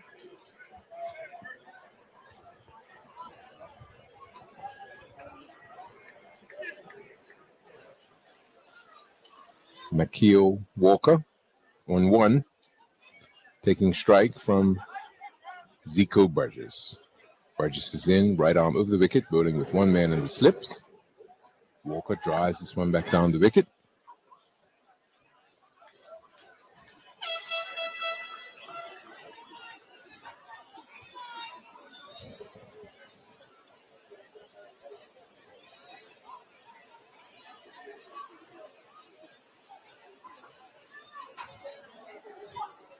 380 for 9. 380 for 9. As Walker plays this one back down the wicket. Walker has 1. Stubble has 117. No, Walker's not yet off the mark, I'm sorry. And that's the end of the over. 380 for 9. Stubble, 117. 117. Walker, not yet off the mark. And the order of the day is that Somerset, with the bat, have been well on top of the ball. Dion Stubble, the high scorer, with 117 not out, followed by Terran Frey with 70, Stephen Bremer with 64, L.J. Richardson 44, Kamau Lebrock with 38. But Somerset are 380 for 9 in 90 overs. And the players are going to take a water break now. This is the final water break of the day at 6:40. We'll be back in a few moments' time while the players are being refreshed. I remind you, you're listening to the closing stages of Day 1 of Cup Match 2023, live from the Wellington Oval, at the Voice of Summer on Hot 107.5 and Magic 102.7. Are you tired of juggling your finances? Need an extra hand keeping track of your cash flow? Introducing Guardsman, your ultimate cash management solution. With Guardsman, say goodbye to financial stress and hello to financial freedom. Imagine never having to stand in line to make deposits again. Guardsman provides you with a secure and convenient way to protect your hard-earned cash. You can rest easy knowing our highly trained security officers and specialists are always on duty, protecting your best interest. Guardsman, the Caribbean's largest cash management and security technology solutions provider since 1977. And servicing businesses island-wide in Bermuda for almost 4 years. So why wait? Sign up today and experience the ease and confidence that comes with smart cash management. For more information, contact us on 296-9111 and follow us on Facebook and Instagram at Guardsman Bermuda. Choose safety. Choose security. Choose Guardsman. Ocean Interiors Limited specialize in high-end interior fit-outs, skilled carpentry and construction in homes, offices, hotels, and other commercial properties. Along with our core services, we offer project management. Ocean Interiors is proud of their reputation with the industry, and it's a result of our unmatched customer service, creativity, expertise, and exceptional staff. Give us a call at 441-296-2326 or email us at oceaninteriors@northrock.bn. Ocean Interiors Limited. Is your smartphone struggling to keep up with you? It's time to trade in to trade up. Run's trade-in program allows new and existing customers to trade in your old device and apply your credit to the purchase of a new smartphone or receive a bill credit. Learn more about our trade-in program at onecom.bm or visit us in store today.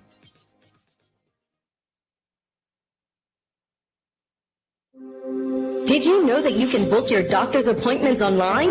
Moongate Medical, Bermuda's newest general practice, makes it simple and easy to schedule your physicians right from where you are, 24 hours a day, 7 days a week. For general checkups, TCD appointments, sick notes, and prescription advice, we are here for you. Do you need an exceptional, compassionate, and trustworthy physician? Dr. Karen Fedlin and Dr. Andrea Guilford can accept your appointment today. Call 295-4265 or save time and book online at moongatemedical.bm. Moongate Medical, better health for a better quality of life. This year, Cup Match, the most anticipated public event on Bermuda's calendars, will start with the much-loved namesake cricket match at St. George's Cricket Club commencing the morning of the 3rd of August. This two-day phenomenon is only one facet of the jewel that is Cup Match, known by history-savvy Bermudians as Emancipation Day, followed by Mary Prince Day. Nowadays, Cup Match presents a cornucopia of activities inspired by our beautiful summer surroundings. We'll pursue the new and exciting features, always allowing for a moment of reflection along the way. Lindo's, why go anyplace else? Ultimate Imaging is a boutique-style imaging center located in the heart of Hamilton, offering diagnostic imaging services such as general ultrasound, obstetrics, pediatric ultrasound, and mammography. We pride ourselves in delivering the global standard of healthcare and guarantee your physician a complete report within 24 hours of service. Ultimate Imaging is located at Suite 308 International Center, 26 Bermudiana Road. You can follow us on Facebook or our website at ultimateimaging.bm. Call for your appointment today on 297-6863 or 29-SOUND. And welcome back. Once again, I hope you guys enjoyed the coverage around the field with our social media team, Leanna Lambert and Voice of Summer BDA. I've had a glimpse of on Instagram. And man, I think I missed out a lot around this field. Alan Douglas will continue from the western end. He's bowled 14 overs, 1 made it, 3 for 76. Scores 380 now for 9. Dion Stubble, 117, not out. Douglas to Stubble. A quicker one, spinning down the leg side. Taken well by Scotland. The son of Cleon Scotland. The grandson of Rupert Scotland. That one's pulled around to forward mid wicket. Another good stop. There must be Mackay Simmons out there. Yeah, it is. Oh, man. He saved St. George's a few runs today. Talk about young Scotland. I've mentioned his dad, his grandpa, but I haven't mentioned his godpa. That's right. That's right. Yeah. Don't forget Gorpa. Godpa said he taught him everything he knew. Very much, but he taught him everything he knew. Everything. That's right. That's right. Young Marcus had his debut in the Eastern County last week. That's right. 2 weeks ago, sorry. Playing for the legendary St. Davis Country Cricket Club. Cricket ball from Douglas. Once again, he's really starting to perfect that late cut. Basically, the last moment that just touches it, runs down towards third, and gets one. Stubble on 120 now. Brings Walker. Walker's faced 12 deliveries. Just cap him out. Shadows are getting a bit longer now. As the scaffolding, like a good bit of the sun going down in the west. Douglas to Walker. That's when he's stretching, tall fella stretching forward. In defense, 383 for 9.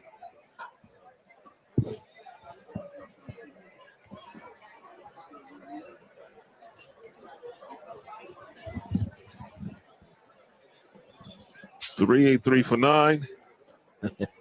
Walker looking to wreck this on the onside.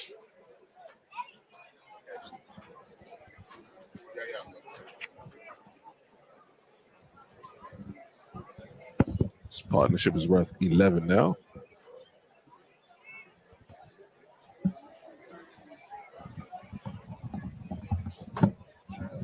I got that impression.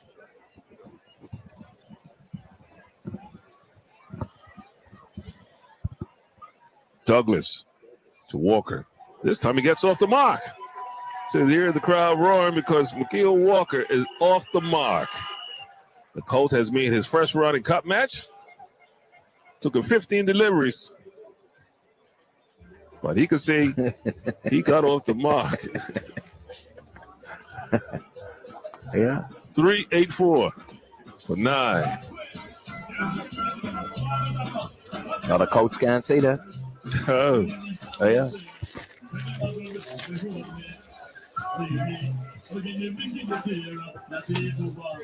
.91 overs have been completed. Approximately 40 more minutes left in today's play. Today's play will end at 7:30.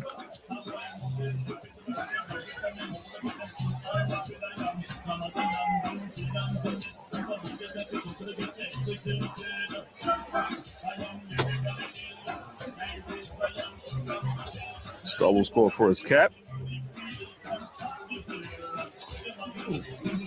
Sean.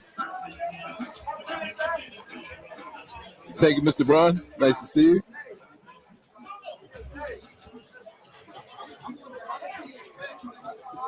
Let's see who's going to take the ball now.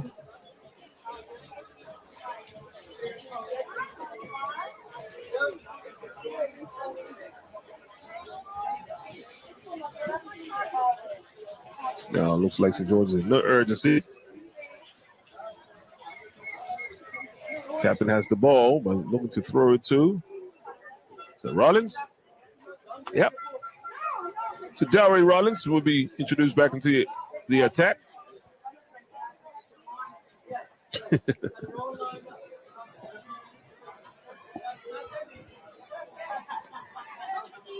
Fly the ball to Walker. Walker gets one.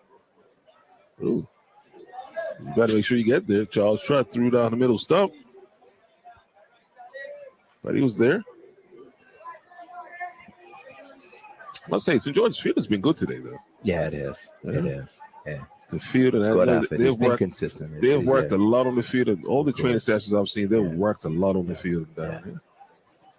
Yeah, just a few missed chances, half chances today. Yeah, that could have changed it a little bit, but yeah, for the most part, they've gone ahead. I think the Berlin's let them down more than anything. Exactly. I want to say the field. Yeah, the field has been pretty good. It's been supportive. They've good attacking field placing and everything like that. But like you said, I think the bowling, good catches. Yeah. But just the bowling. Bowling has been below par. That one, watch it. That one's going back. Yep. That's a 6. That's outside. Dion Stubble is taking a hold of Delray Rollins as this one is pitched up outside the off stump. But then, oh man, that's what we call in baseball his power reach. Oh yes. They have a little box now. That's right. That's right. In a strike zone. Oh yeah. 6 runs, 6 more for Dion. Push his total now to 126.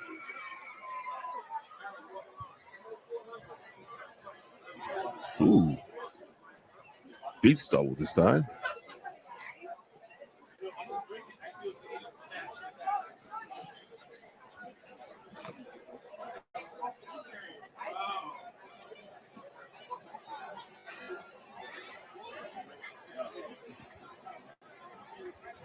Right now, he's sitting with Gennaro Tucker, 11th all time, 126, not out. You think he'll love to pass an arrow? Of course. Definitely. Well, that's his target. That's his boy, right? So that's his target. Well, his time is right now. Yeah. Just above them be Chris Douglas, 128. Yeah. 2 years ago. Wow. Short, playing on the onside, so he passes Gennaro. It's 127 now. That's right. And up next will be Randall Smith at 129. I mean, never always say I'm going to 186. Yeah, of course. You know, always going to be Betty when you need it, right? Hit Dingo the carrot. Yeah. Well, I tell you what, it's there. It's there for the taking. No, you're talking about another. No, they wouldn't do that.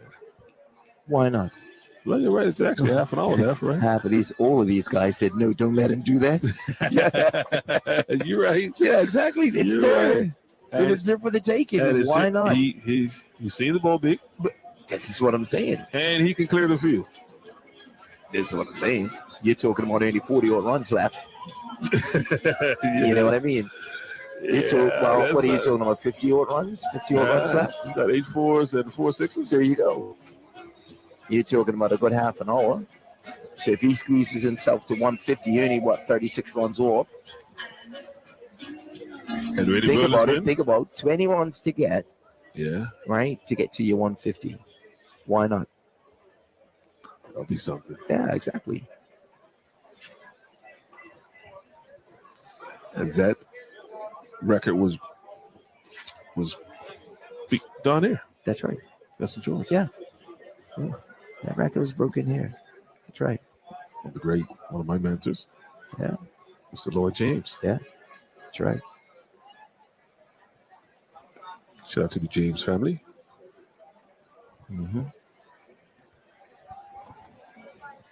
Some of those nuggets he gave me back in the day, I still rings it back in your head, you know? Chicken nuggets? Were the chicken nuggets back then in his day?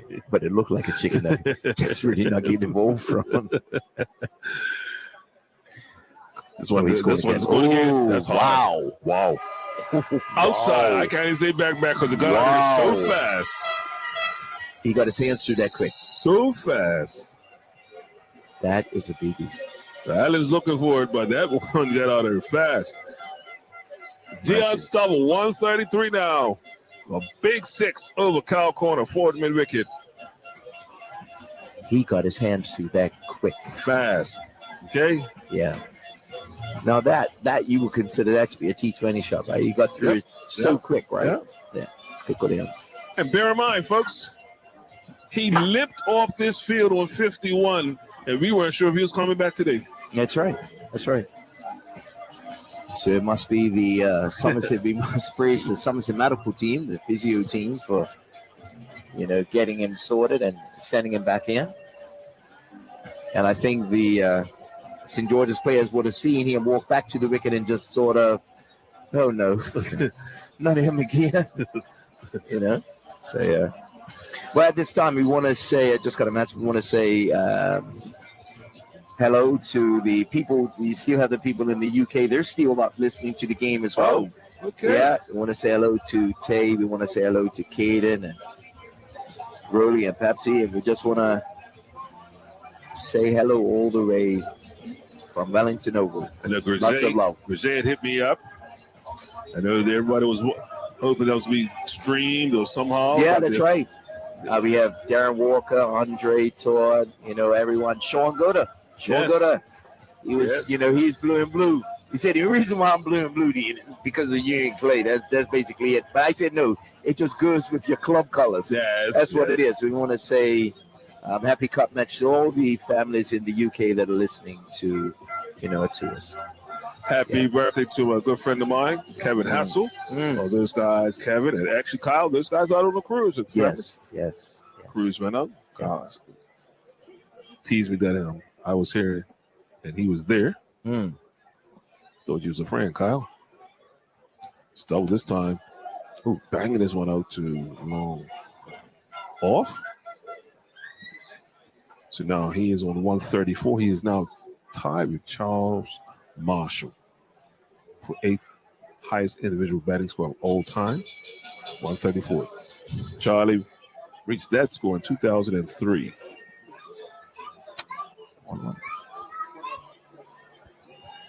Well, guess what? 1 away from 400. That's right. 399 for 9. Will this be the ball? Alan Douglas to Walker. Walker stretches forward in defense. 399 for 9. That's right. We said it. We were at 327, and I just said, hey, listen.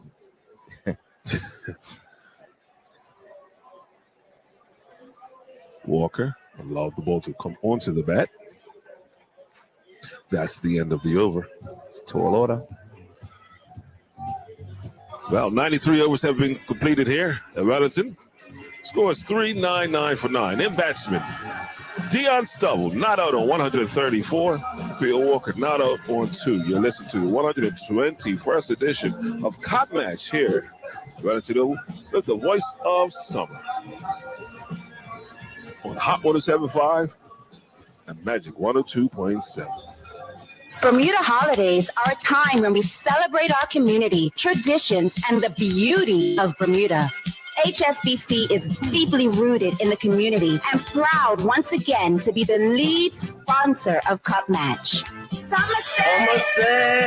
St. George's!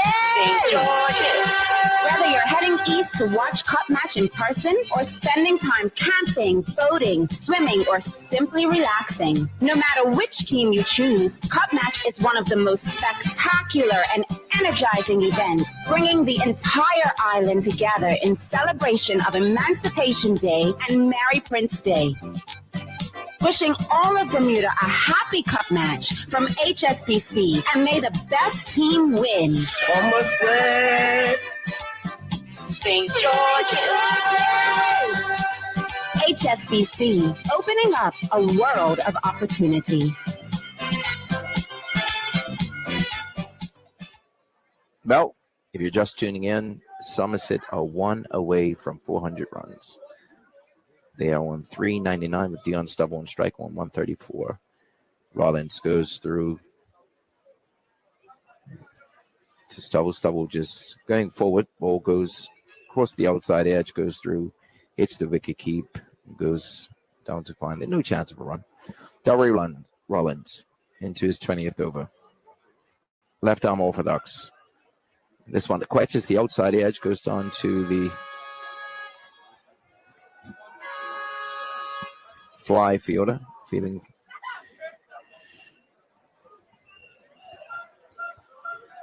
this goes, no runs. Rollins left arm orthodox to Stubble. Stubble gets foul forward. So defense moves out of the way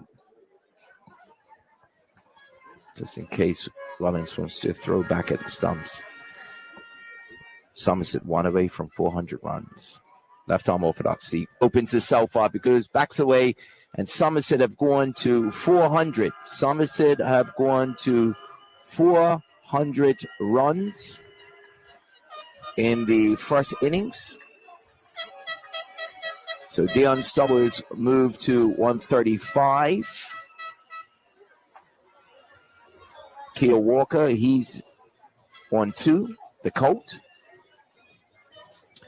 And Delray Rollins into his 20th over. Rollins to Walker. Walker forward defense. Places one down. And that is the end of the over.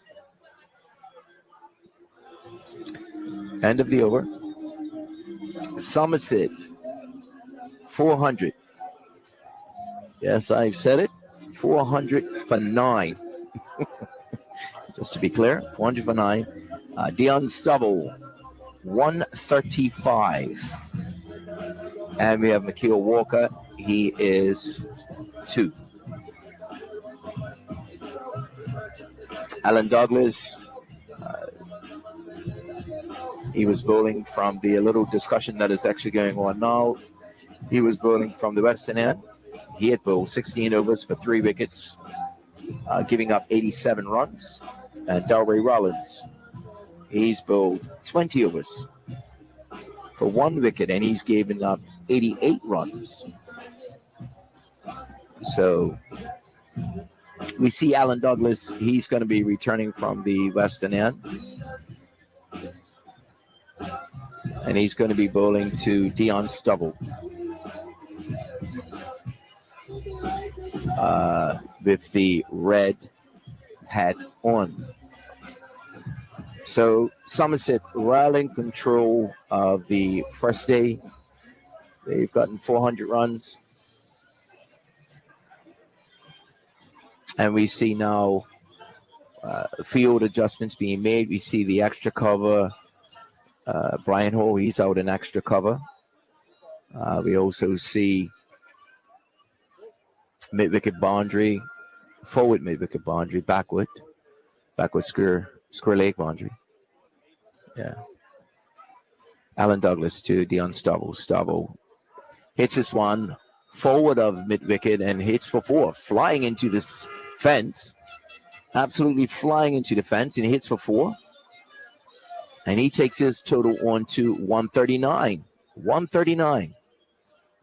Right now, Somerset are piling on the runs. Somerset absolutely piling on the runs.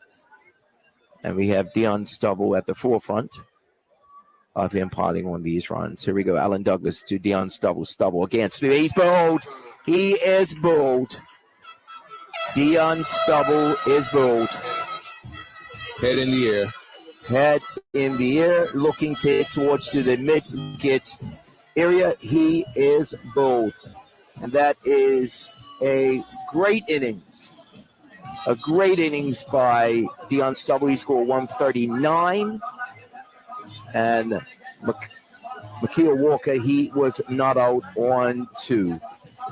So that is a great bit. I think that will be the end of the day's play, Sean.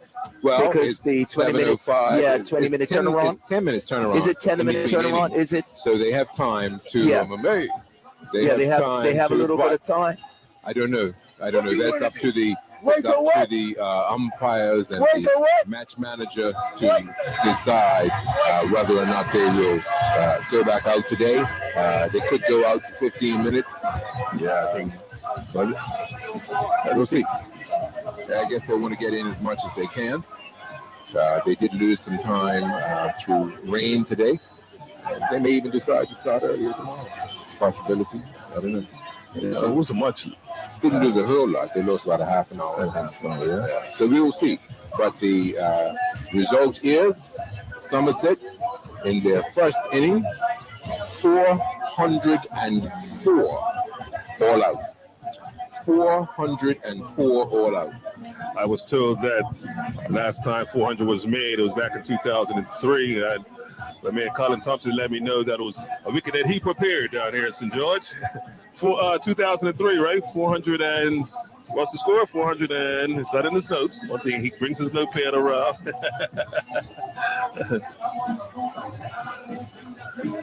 That's right, 483 for 70 clear back in 2003. And that was by Somerset? 2000. And St. George's scored that. Who scored that?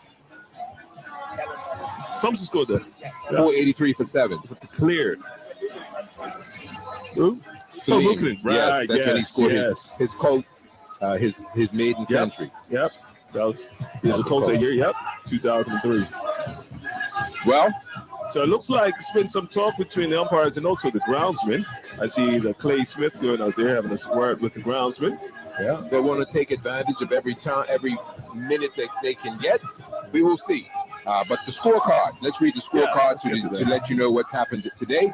St. George's won the toss this morning and decided to send Somerset in to bat. And Somerset have monopolized the play today. It's as simple as that. They've monopolized play all day today. And so at the end of, right now, we can't say as yet whether or not it is the end of play. I think that's something that they're still debating. But at 7:08, the scorecard reads, Somerset are 404 all out in 94.2 overs. The scorecard reads as follows. Chris Douglas, caught by Sinclair Smith, the wicketkeeper for bowling Eco Burgess for 3. Terran Frey was bowled by Alan Douglas for 70. Trey Manders was caught by Mackay Simmons off the bowling of Delray Rollins for 9. L.J. Richardson was LBW to Rodney Trott for 44. Dion Stubble was bowled by Alan Douglas for 139, the last man out.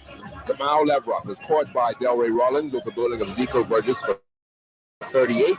Stephen Bremer Jr. was caught by Mackay Simmons off the bowling of Alan Douglas for 64. Jordan De Silva was caught by the wicketkeeper Smith off the bowling of Zico Burgess for 8. Malachi Jones was LBW to the bowling of Alan Douglas Jr. for 13. Derek Brangman was caught by Charles Trott off the bowling of Zico Burgess for 5. And Makeel Walker, the coach, was not out for 2. We had 2 byes, 1 leg bye, 1 wide, and 5 no balls. A total of 9 extras, and a grand total of 404 all out in 94.2 overs. The fall of wickets, Chris Douglas was the first to fall when the score was 12. Trey Manders was the second on 36. L.J. Richardson was the third wicket to fall on 94. Terran Frey was the fourth wicket to fall on 161. Kamal Leverock, fifth wicket to fall on 217. Jordan De Silva, number 6 wicket to fall on 241. Malachi Jones was the 7th wicket to fall on 275. Stephen Bremer, 8th wicket to fall on 367. Derek Brangman Simon, ninth with the fall on 372, and Dion Stubble, last man out, fourth with the score at 404. The bowling analysis, please, Jason. Zico Burgess, 17 overs, 3 meters, 4 for 59. Delry Rollins, 21 overs, no meters, 1 for 96. Rodney Trott, 15 overs, 3 meters, 1 for 44. Charles Trott, 8 overs, 1 meter, none for 34. Brian Hall, 9 overs, no meters, none for 42. Alan Douglas, 17.2 overs, 1 meter, 4 for 95. Akai Simmons, 4 overs, 1 meter, none for 17. Treadle Gibbons, 3 overs, no meters, none for 10. Well, we shall see. So the groundsman is rolling the wicket, which means that they're going to 7 minutes to go. So yeah, 7 minutes to roll. Right. So it means that they must be going to resume play. They must be going to roll it tonight. Yeah. So that you probably end up getting about 15 minutes. It could be about four overs. Yeah, 3 overs before the end of day's play. Yeah. Somerset will want that because they'll want to take a wicket, of course. And St. George will need to score some runs if they can. I mean, they got 4 overs. They'll want to. They put in a night watchman. Yes, they'll probably go in with a night watchman. They have to. They have to. Yeah. Just they don't to want protect that. Losing any vital wickets this early. Crazy part is the night watchman would have been Sinclair Smith. Yeah. Well, we'll see. I don't know. We don't know how badly he was hurt. So we'll have to see. I mean, if he wasn't hurt, but he would have been the prime candidate, of course, for me tonight watching in this side. That's right. Yes, of course. So we shall see. We shall see. Yep. So we'll be back in about 5 minutes' time. The wicket is being ruled. It looks as if play will resume in about 5 minutes' time. We see Somerset's fieldsmen out there in their whites, so it looks as if play will resume shortly. The wicket is being ruled. The Somerset fielders are out there preparing to go back out onto the field, and St. George batsmen will be out momentarily. So play will resume in 5 minutes' time with day 1 of an exciting and fantastic Cup Match 2023 live from the Wellington Oval, right here with the voice of summer on Magic 102.7 and Hot 1075. We'll be back. Imaging is a boutique-style imaging center located in the heart of Hamilton, offering diagnostic imaging services such as general ultrasound, obstetrics, pediatric ultrasound, and mammography. We pride ourselves in delivering the global standard of healthcare and guarantee your physician a complete report within 24 hours of service. Ultimate Imaging is located at Suite 308, International Center, 26 Bermudiana Road. You can follow us on Facebook or our website at ultimateimaging.bm. Call for your appointment today on 297-6863 or 29-SOUND.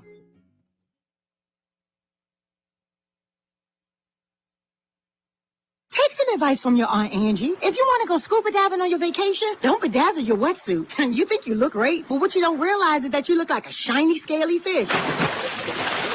And it won't take long for a shark to notice you. Next thing you know, you're busting out every karate move you got. But if you're smart, you'll have CG medical insurance and get airlifted out to the closest hospital. Get coverage for emergency evacuations. CG Insurance. Good like that. All benefits are subject to policy provisions, including eligibility at the time of service. Now introducing Heineken Silver, a new beer to the island that offers an amazingly smooth taste and refreshing finish. The new to island lager has a 4% ABV and is the perfect striker for a long day at the field. Available across the island at the Bars and Lightman stores, 127 Front Street in Hamilton and 30 Harbor Road in Paget. And now available on Pronto. Download the app for more information. Did you know that you can book your doctor's appointments online? Moongate Medical, Bermuda's newest general practice, makes it simple and easy to schedule your physicians right from where you are, 24 hours a day, 7 days a week. For general checkups, TCD appointments, sick notes, and prescription advice, we are here for you. Do you need an exceptional, compassionate, and trustworthy physician? Dr. Karen Fedlin and Dr. Andrea Guilford can accept your appointment today. Call 295-4265 or save time and book online at moongatemedical.bm. Moongate Medical, better health for a better quality of life. Are you tired of juggling your finances? Need an extra hand keeping track of your cash flow? Introducing Guardsman, your ultimate cash management solution. With Guardsman, say goodbye to financial stress and hello to financial freedom. Imagine never having to stand in line to make deposits again. Guardsman provides you with a secure and convenient way to protect your hard-earned cash. You can rest easy knowing our highly trained security officers and specialists are always on duty, protecting your best interest. Guardsman, the Caribbean's largest cash management and security technology solutions provider since 1977. And servicing businesses island-wide in Bermuda for almost 4 years. So why wait? Sign up today and experience the ease and confidence that comes with smart cash management. For more information, contact us on 296-9111 and follow us on Facebook and Instagram at Guardsman Bermuda. Choose safety. Choose security. Choose Guardsman. Strikes, Hennessy, and Ciroc presents a Leo birthday bash. It's all taking place Saturday, August 12th at the Strikes Lounge in St. David's. Early drink specials on Hennessy and Ciroc from 8 to 10 p.m. DJ Selector Frey. Then at 10 p.m., it's Soja One, Juggling Jay, Haley Hypes, and Mikey B. It's $20 at the door. Must be 21 and over to party. Early drink specials on Hennessy and Ciroc. Also, VIP section, bottle service only. Don't forget to follow us on IG, Strikes Bowling Lounge. It's the year-to-year Leo Birthday Bash, Saturday, August 12th at the Strikes Lounge in St. David's. Sponsored by Hennessy and Ciroc.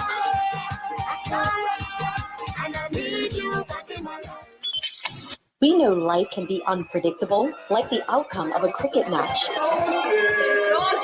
But at Bermuda Motors, our team is united by a shared passion for cars and an even greater passion for making your dreams come true. That's because your happiness and satisfaction are our ultimate rewards.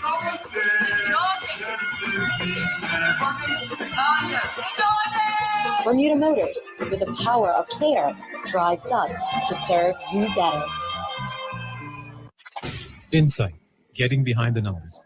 Hello, Bermuda. This is MP Anthony Richardson for constituency number 7, host of the Sunday evening program on Magic 102.7 at 8 p.m.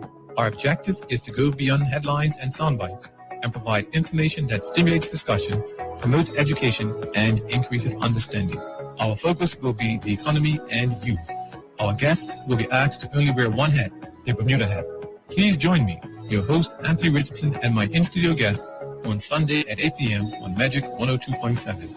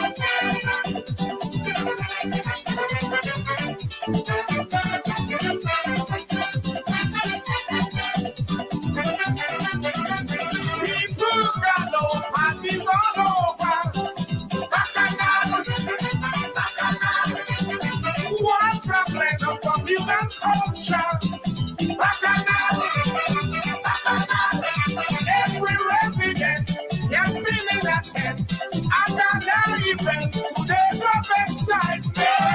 Go, go, go, I'm John Bermuda. John Bermuda. Sing a hot song, a sweet song, a bad song. John Bermuda. John Bermuda. Well, John Bermuda. John Bermuda. Well, John Bermuda. John Bermuda. Aye.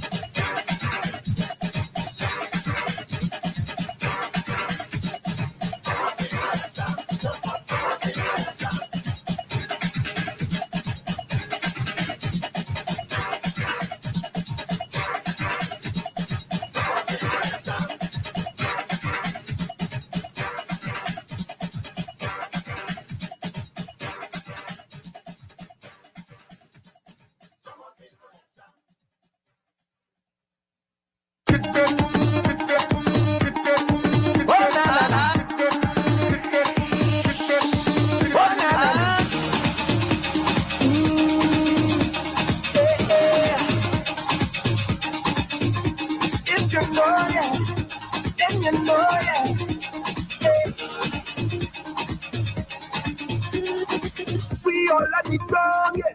We all let it down, yeah. We open the story. It's a man Juve morning, Juve morning. Everybody coming in. Yeah. We ready to go, yeah. We gon' make them jump. We gon' make them turn up. We gon' make them wine. We gon' make them free up. It's different than Bacchanal. It's this big botanical, this carnival. I want to go find your way. Everybody on stage, oh, if you're coming down from the mountain, oh God, when we read the beats in tongue, see me jumping on. It's a fire crash, it's a fire crash. You could see it already, but brave, oh God, when the people tell you the kind of brave, oh God, this is where we jumping in tongue. We coming home, it's a fire crash, it's a fire crash. We up with the sun, yeah. We take over town, yeah. We take it in months, yeah. Today's not enough, no. It's how we feeling. Look, everybody rebelling. They're ready to buy, yeah. We gon' make them jump. We gon' make them turn up. We gon' make them wine. We gon' make them free up. It's the place of Bacchanal. We have like so magical. This carnival, I want to go find your way. Everybody on stage, oh God. If you're coming down from the mountain, oh God. When you read the beats in tongue, see me jumping on. It's a fire crash, it's a fire crash. You could see it already, but brave, oh God. When the people tell you the kind of brave, oh God. This is spirit jumping in tongue. We coming home. It's a fire crash, it's a fire crash.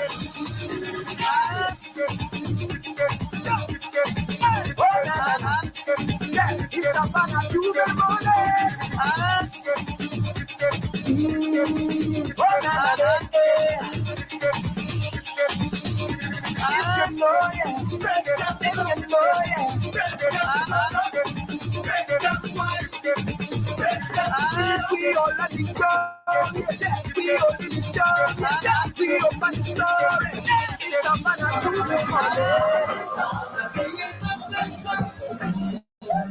Welcome back to Wellington Oval.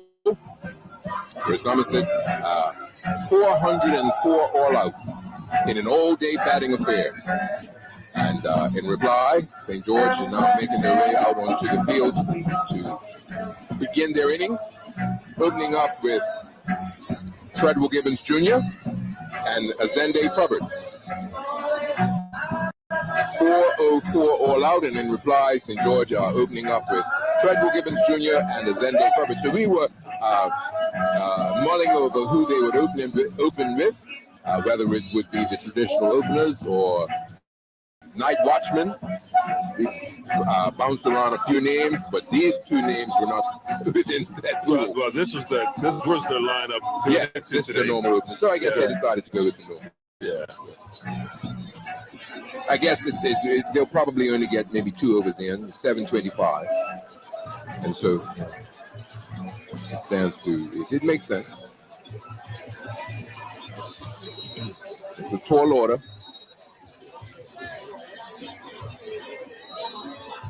$7.25, so they'll probably get a couple of overs in today and resume in the morning. St. George, of course, their goal will be to preserve these wickets overnight and start fresh in the morning. They'll start a very attacking field, 2 men under the helmet. 3 slips, so they will be opening up with Kamal Leverock.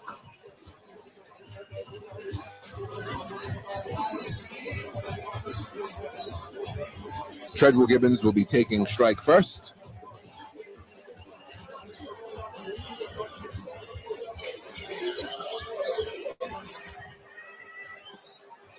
Somerset 404 all out.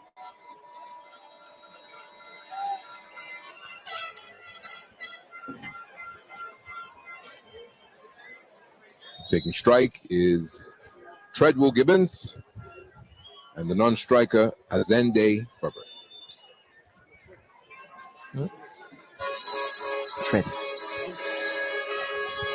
Azende Ferber is the non-striker.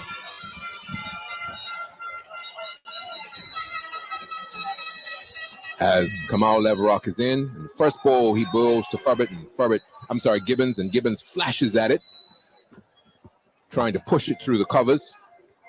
Doesn't make contact, and it goes through to the wicketkeeper. Standing back, that's Richardson. No. Bremer, Bremer, sorry. yeah, Bremer.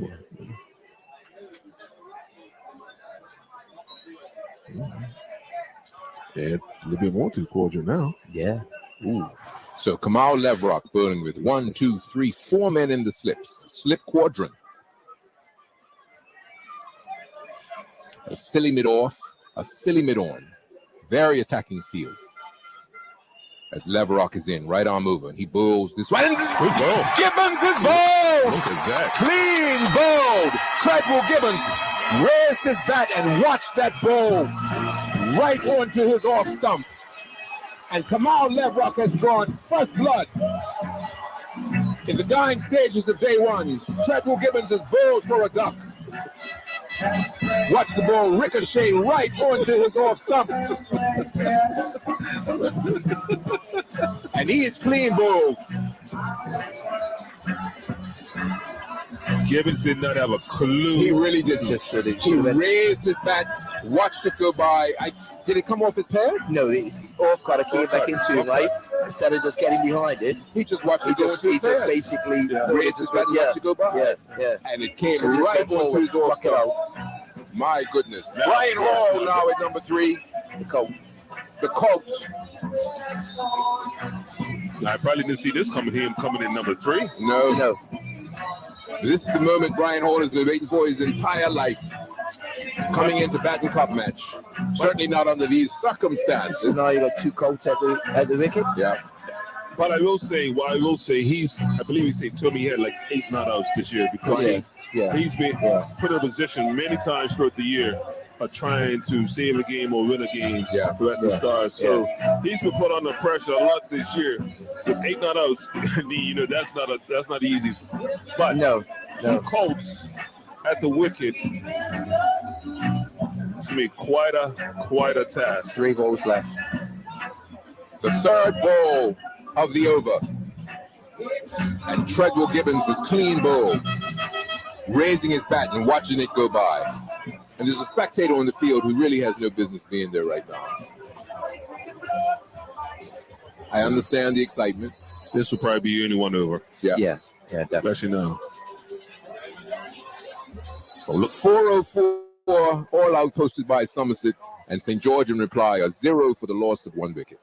They're carrying a leg slip on this one. Yep. 3 slips and a leg slip.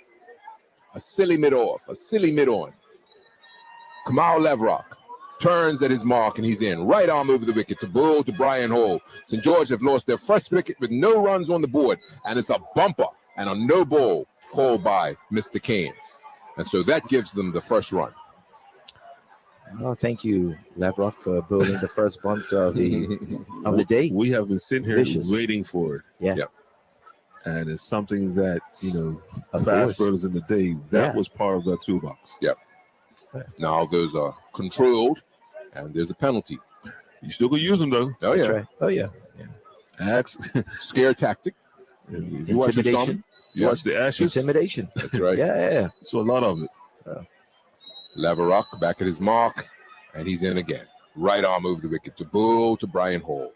He delivers, and Hall gets behind this one and drives it right back at the fieldsman at silly mid off.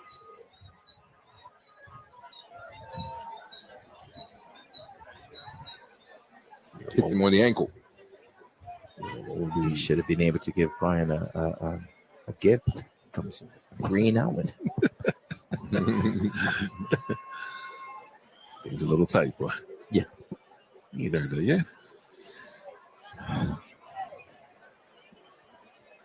Then he comes again. Right arm over the wicket. Kamal Laverock to Bull to Brian Hall. Ooh, that was a vicious delivery. It stayed low, and luckily Hall spotted it in time. Got right behind it.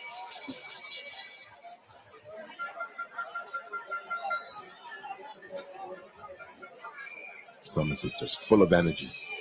I would say so. Yeah. I'm sitting all day. That's true. Is Stubble out there? Where's Stubble? No, Probably no, he's not. He's not. No. Observes him. Kamal Laverock, right arm over the wicket, coming in, and Bulls to Hall. And Hall is beaten by that one. Playing across the line of that. It was close. It drew his bat at the last minute. He's lucky. So who's the reserve? Let's see, I'm trying Look to like Gina identify. Mendes. He's at point. Yes, there we go. Yep. Another talented one. Amanda seemed like, man, Amanda's and Cup match seem to go together. Yes.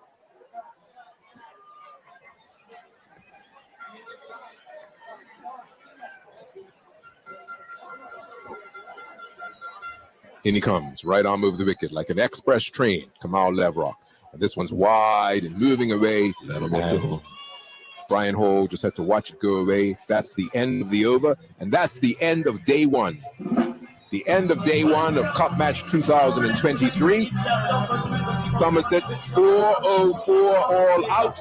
And in reply, St. George, after one over at the end of day one, are 1-for-1.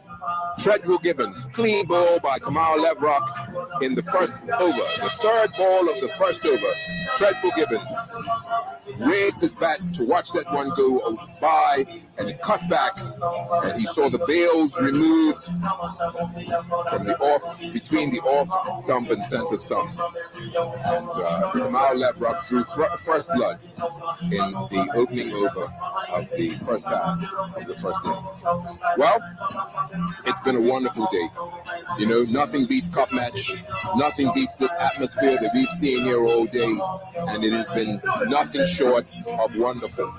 We've given you the rundown of the scorecard several times, and so it's just the scorecard for the second inning, for the first half. Sorry, it's the second half of the first innings is very brief.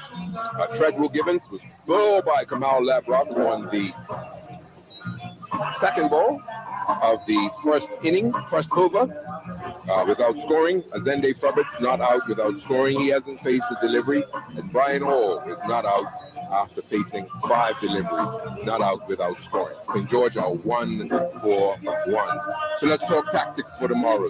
Dean, what would you suggest would be St. George's tactic tomorrow? The goal, obviously, I don't think they're going to try and win this match.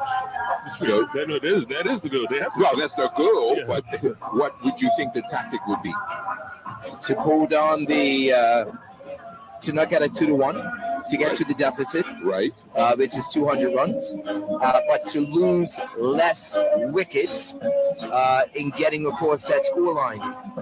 So you get to that scoreline of 200. Hopefully, you could get to 200 with maybe 4 wickets.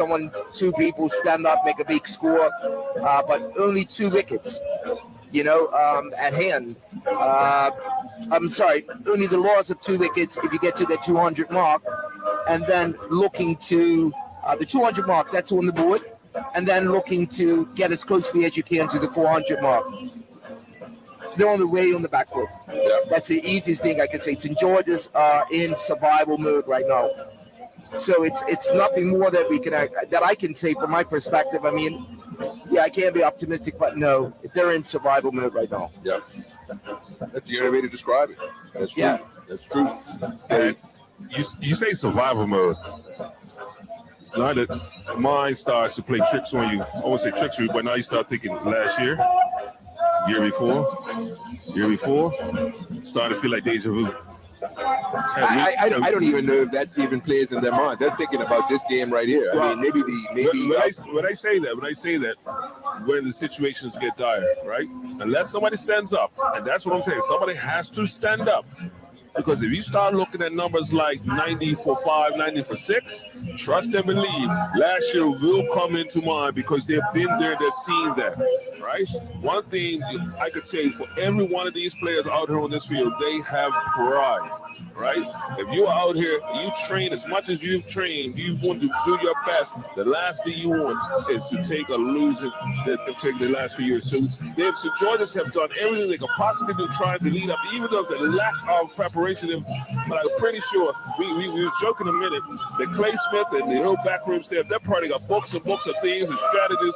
Even though a lot of these things did not work out today, and fairly we just look at the game itself down to bowling itself, right? Dean, you mentioned very early they hitting the spot.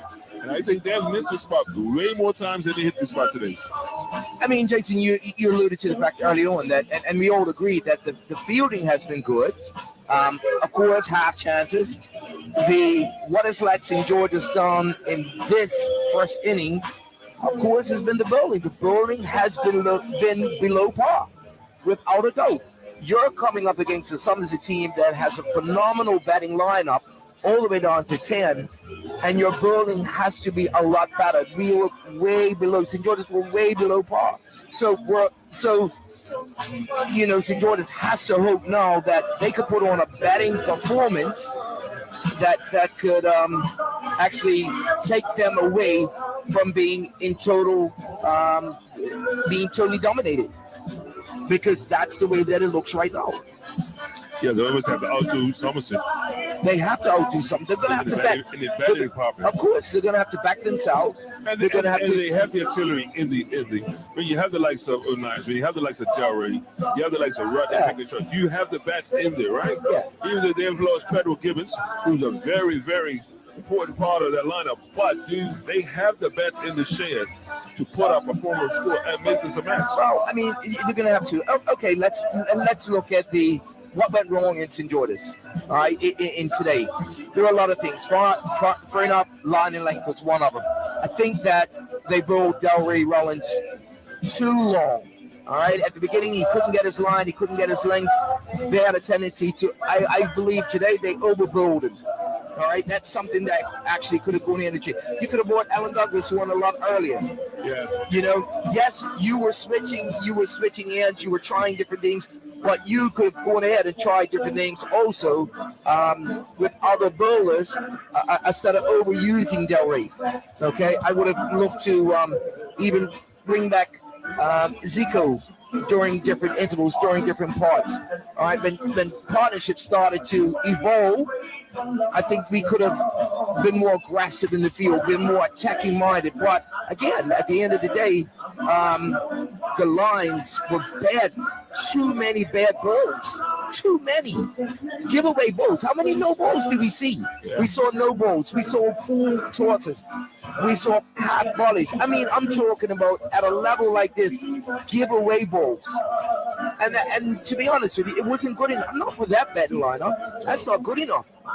That's really, really not good enough. So at the end of the day, I want to take my hat off to Somerset because all they did was basically they stayed in control and they took advantage of the bad ball. They didn't have to invent shots. They didn't have to reverse sweep. They didn't have to do anything at all.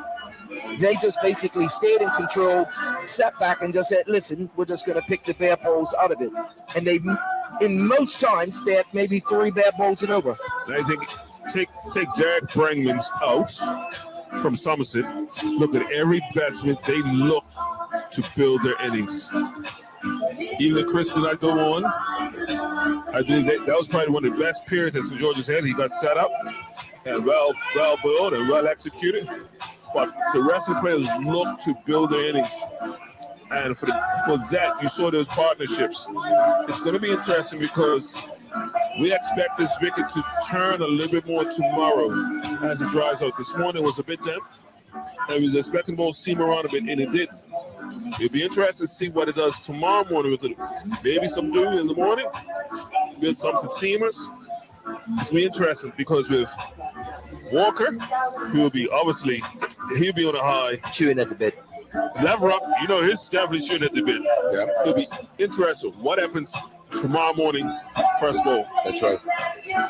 That's right. No, it's true. So they'll be starting fresh.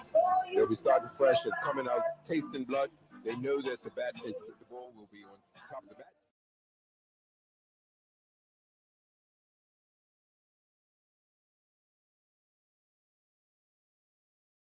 Cup Match in Bermuda brings the community together in celebration of Emancipation Day, the abolition of slavery in Bermuda, and Mary Prince Day. The Cup Match holiday represents the uniqueness of our island's people, clearly demonstrating that there's no place in the world quite like Bermuda. HSBC in Bermuda has been the lead sponsor for Cup Match since 2006, sponsoring live TV, radio, and online coverage for the event. HSBC is proud to be part of this important cultural celebration. It's Cup Match! That's right, little Utes. We're gonna experience Cup Match camping the Burmy way. Daddy, did you bring the iPad? What, man? Uncle Teo, can I play with your Nintendo Switch? Uncle Teo, you have games on your phone? No. No iPads, no games, no Nintendo. This is camping. We're all gonna be one with nature this weekend. Right, Nana? Who are you, Vi? You know I went straight to One Communication and got everything we needed for the holiday. Check my new TV. She's HD. Nana! Yay, Nana! I bet my setup is way fancier than your Aunt Valerie's.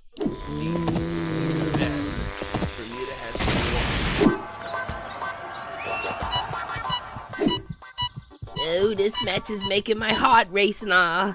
A generator? Nana, really? Shoo, we're watching the game. Go St. George's. Somerset. St. George's. Somerset. Come back!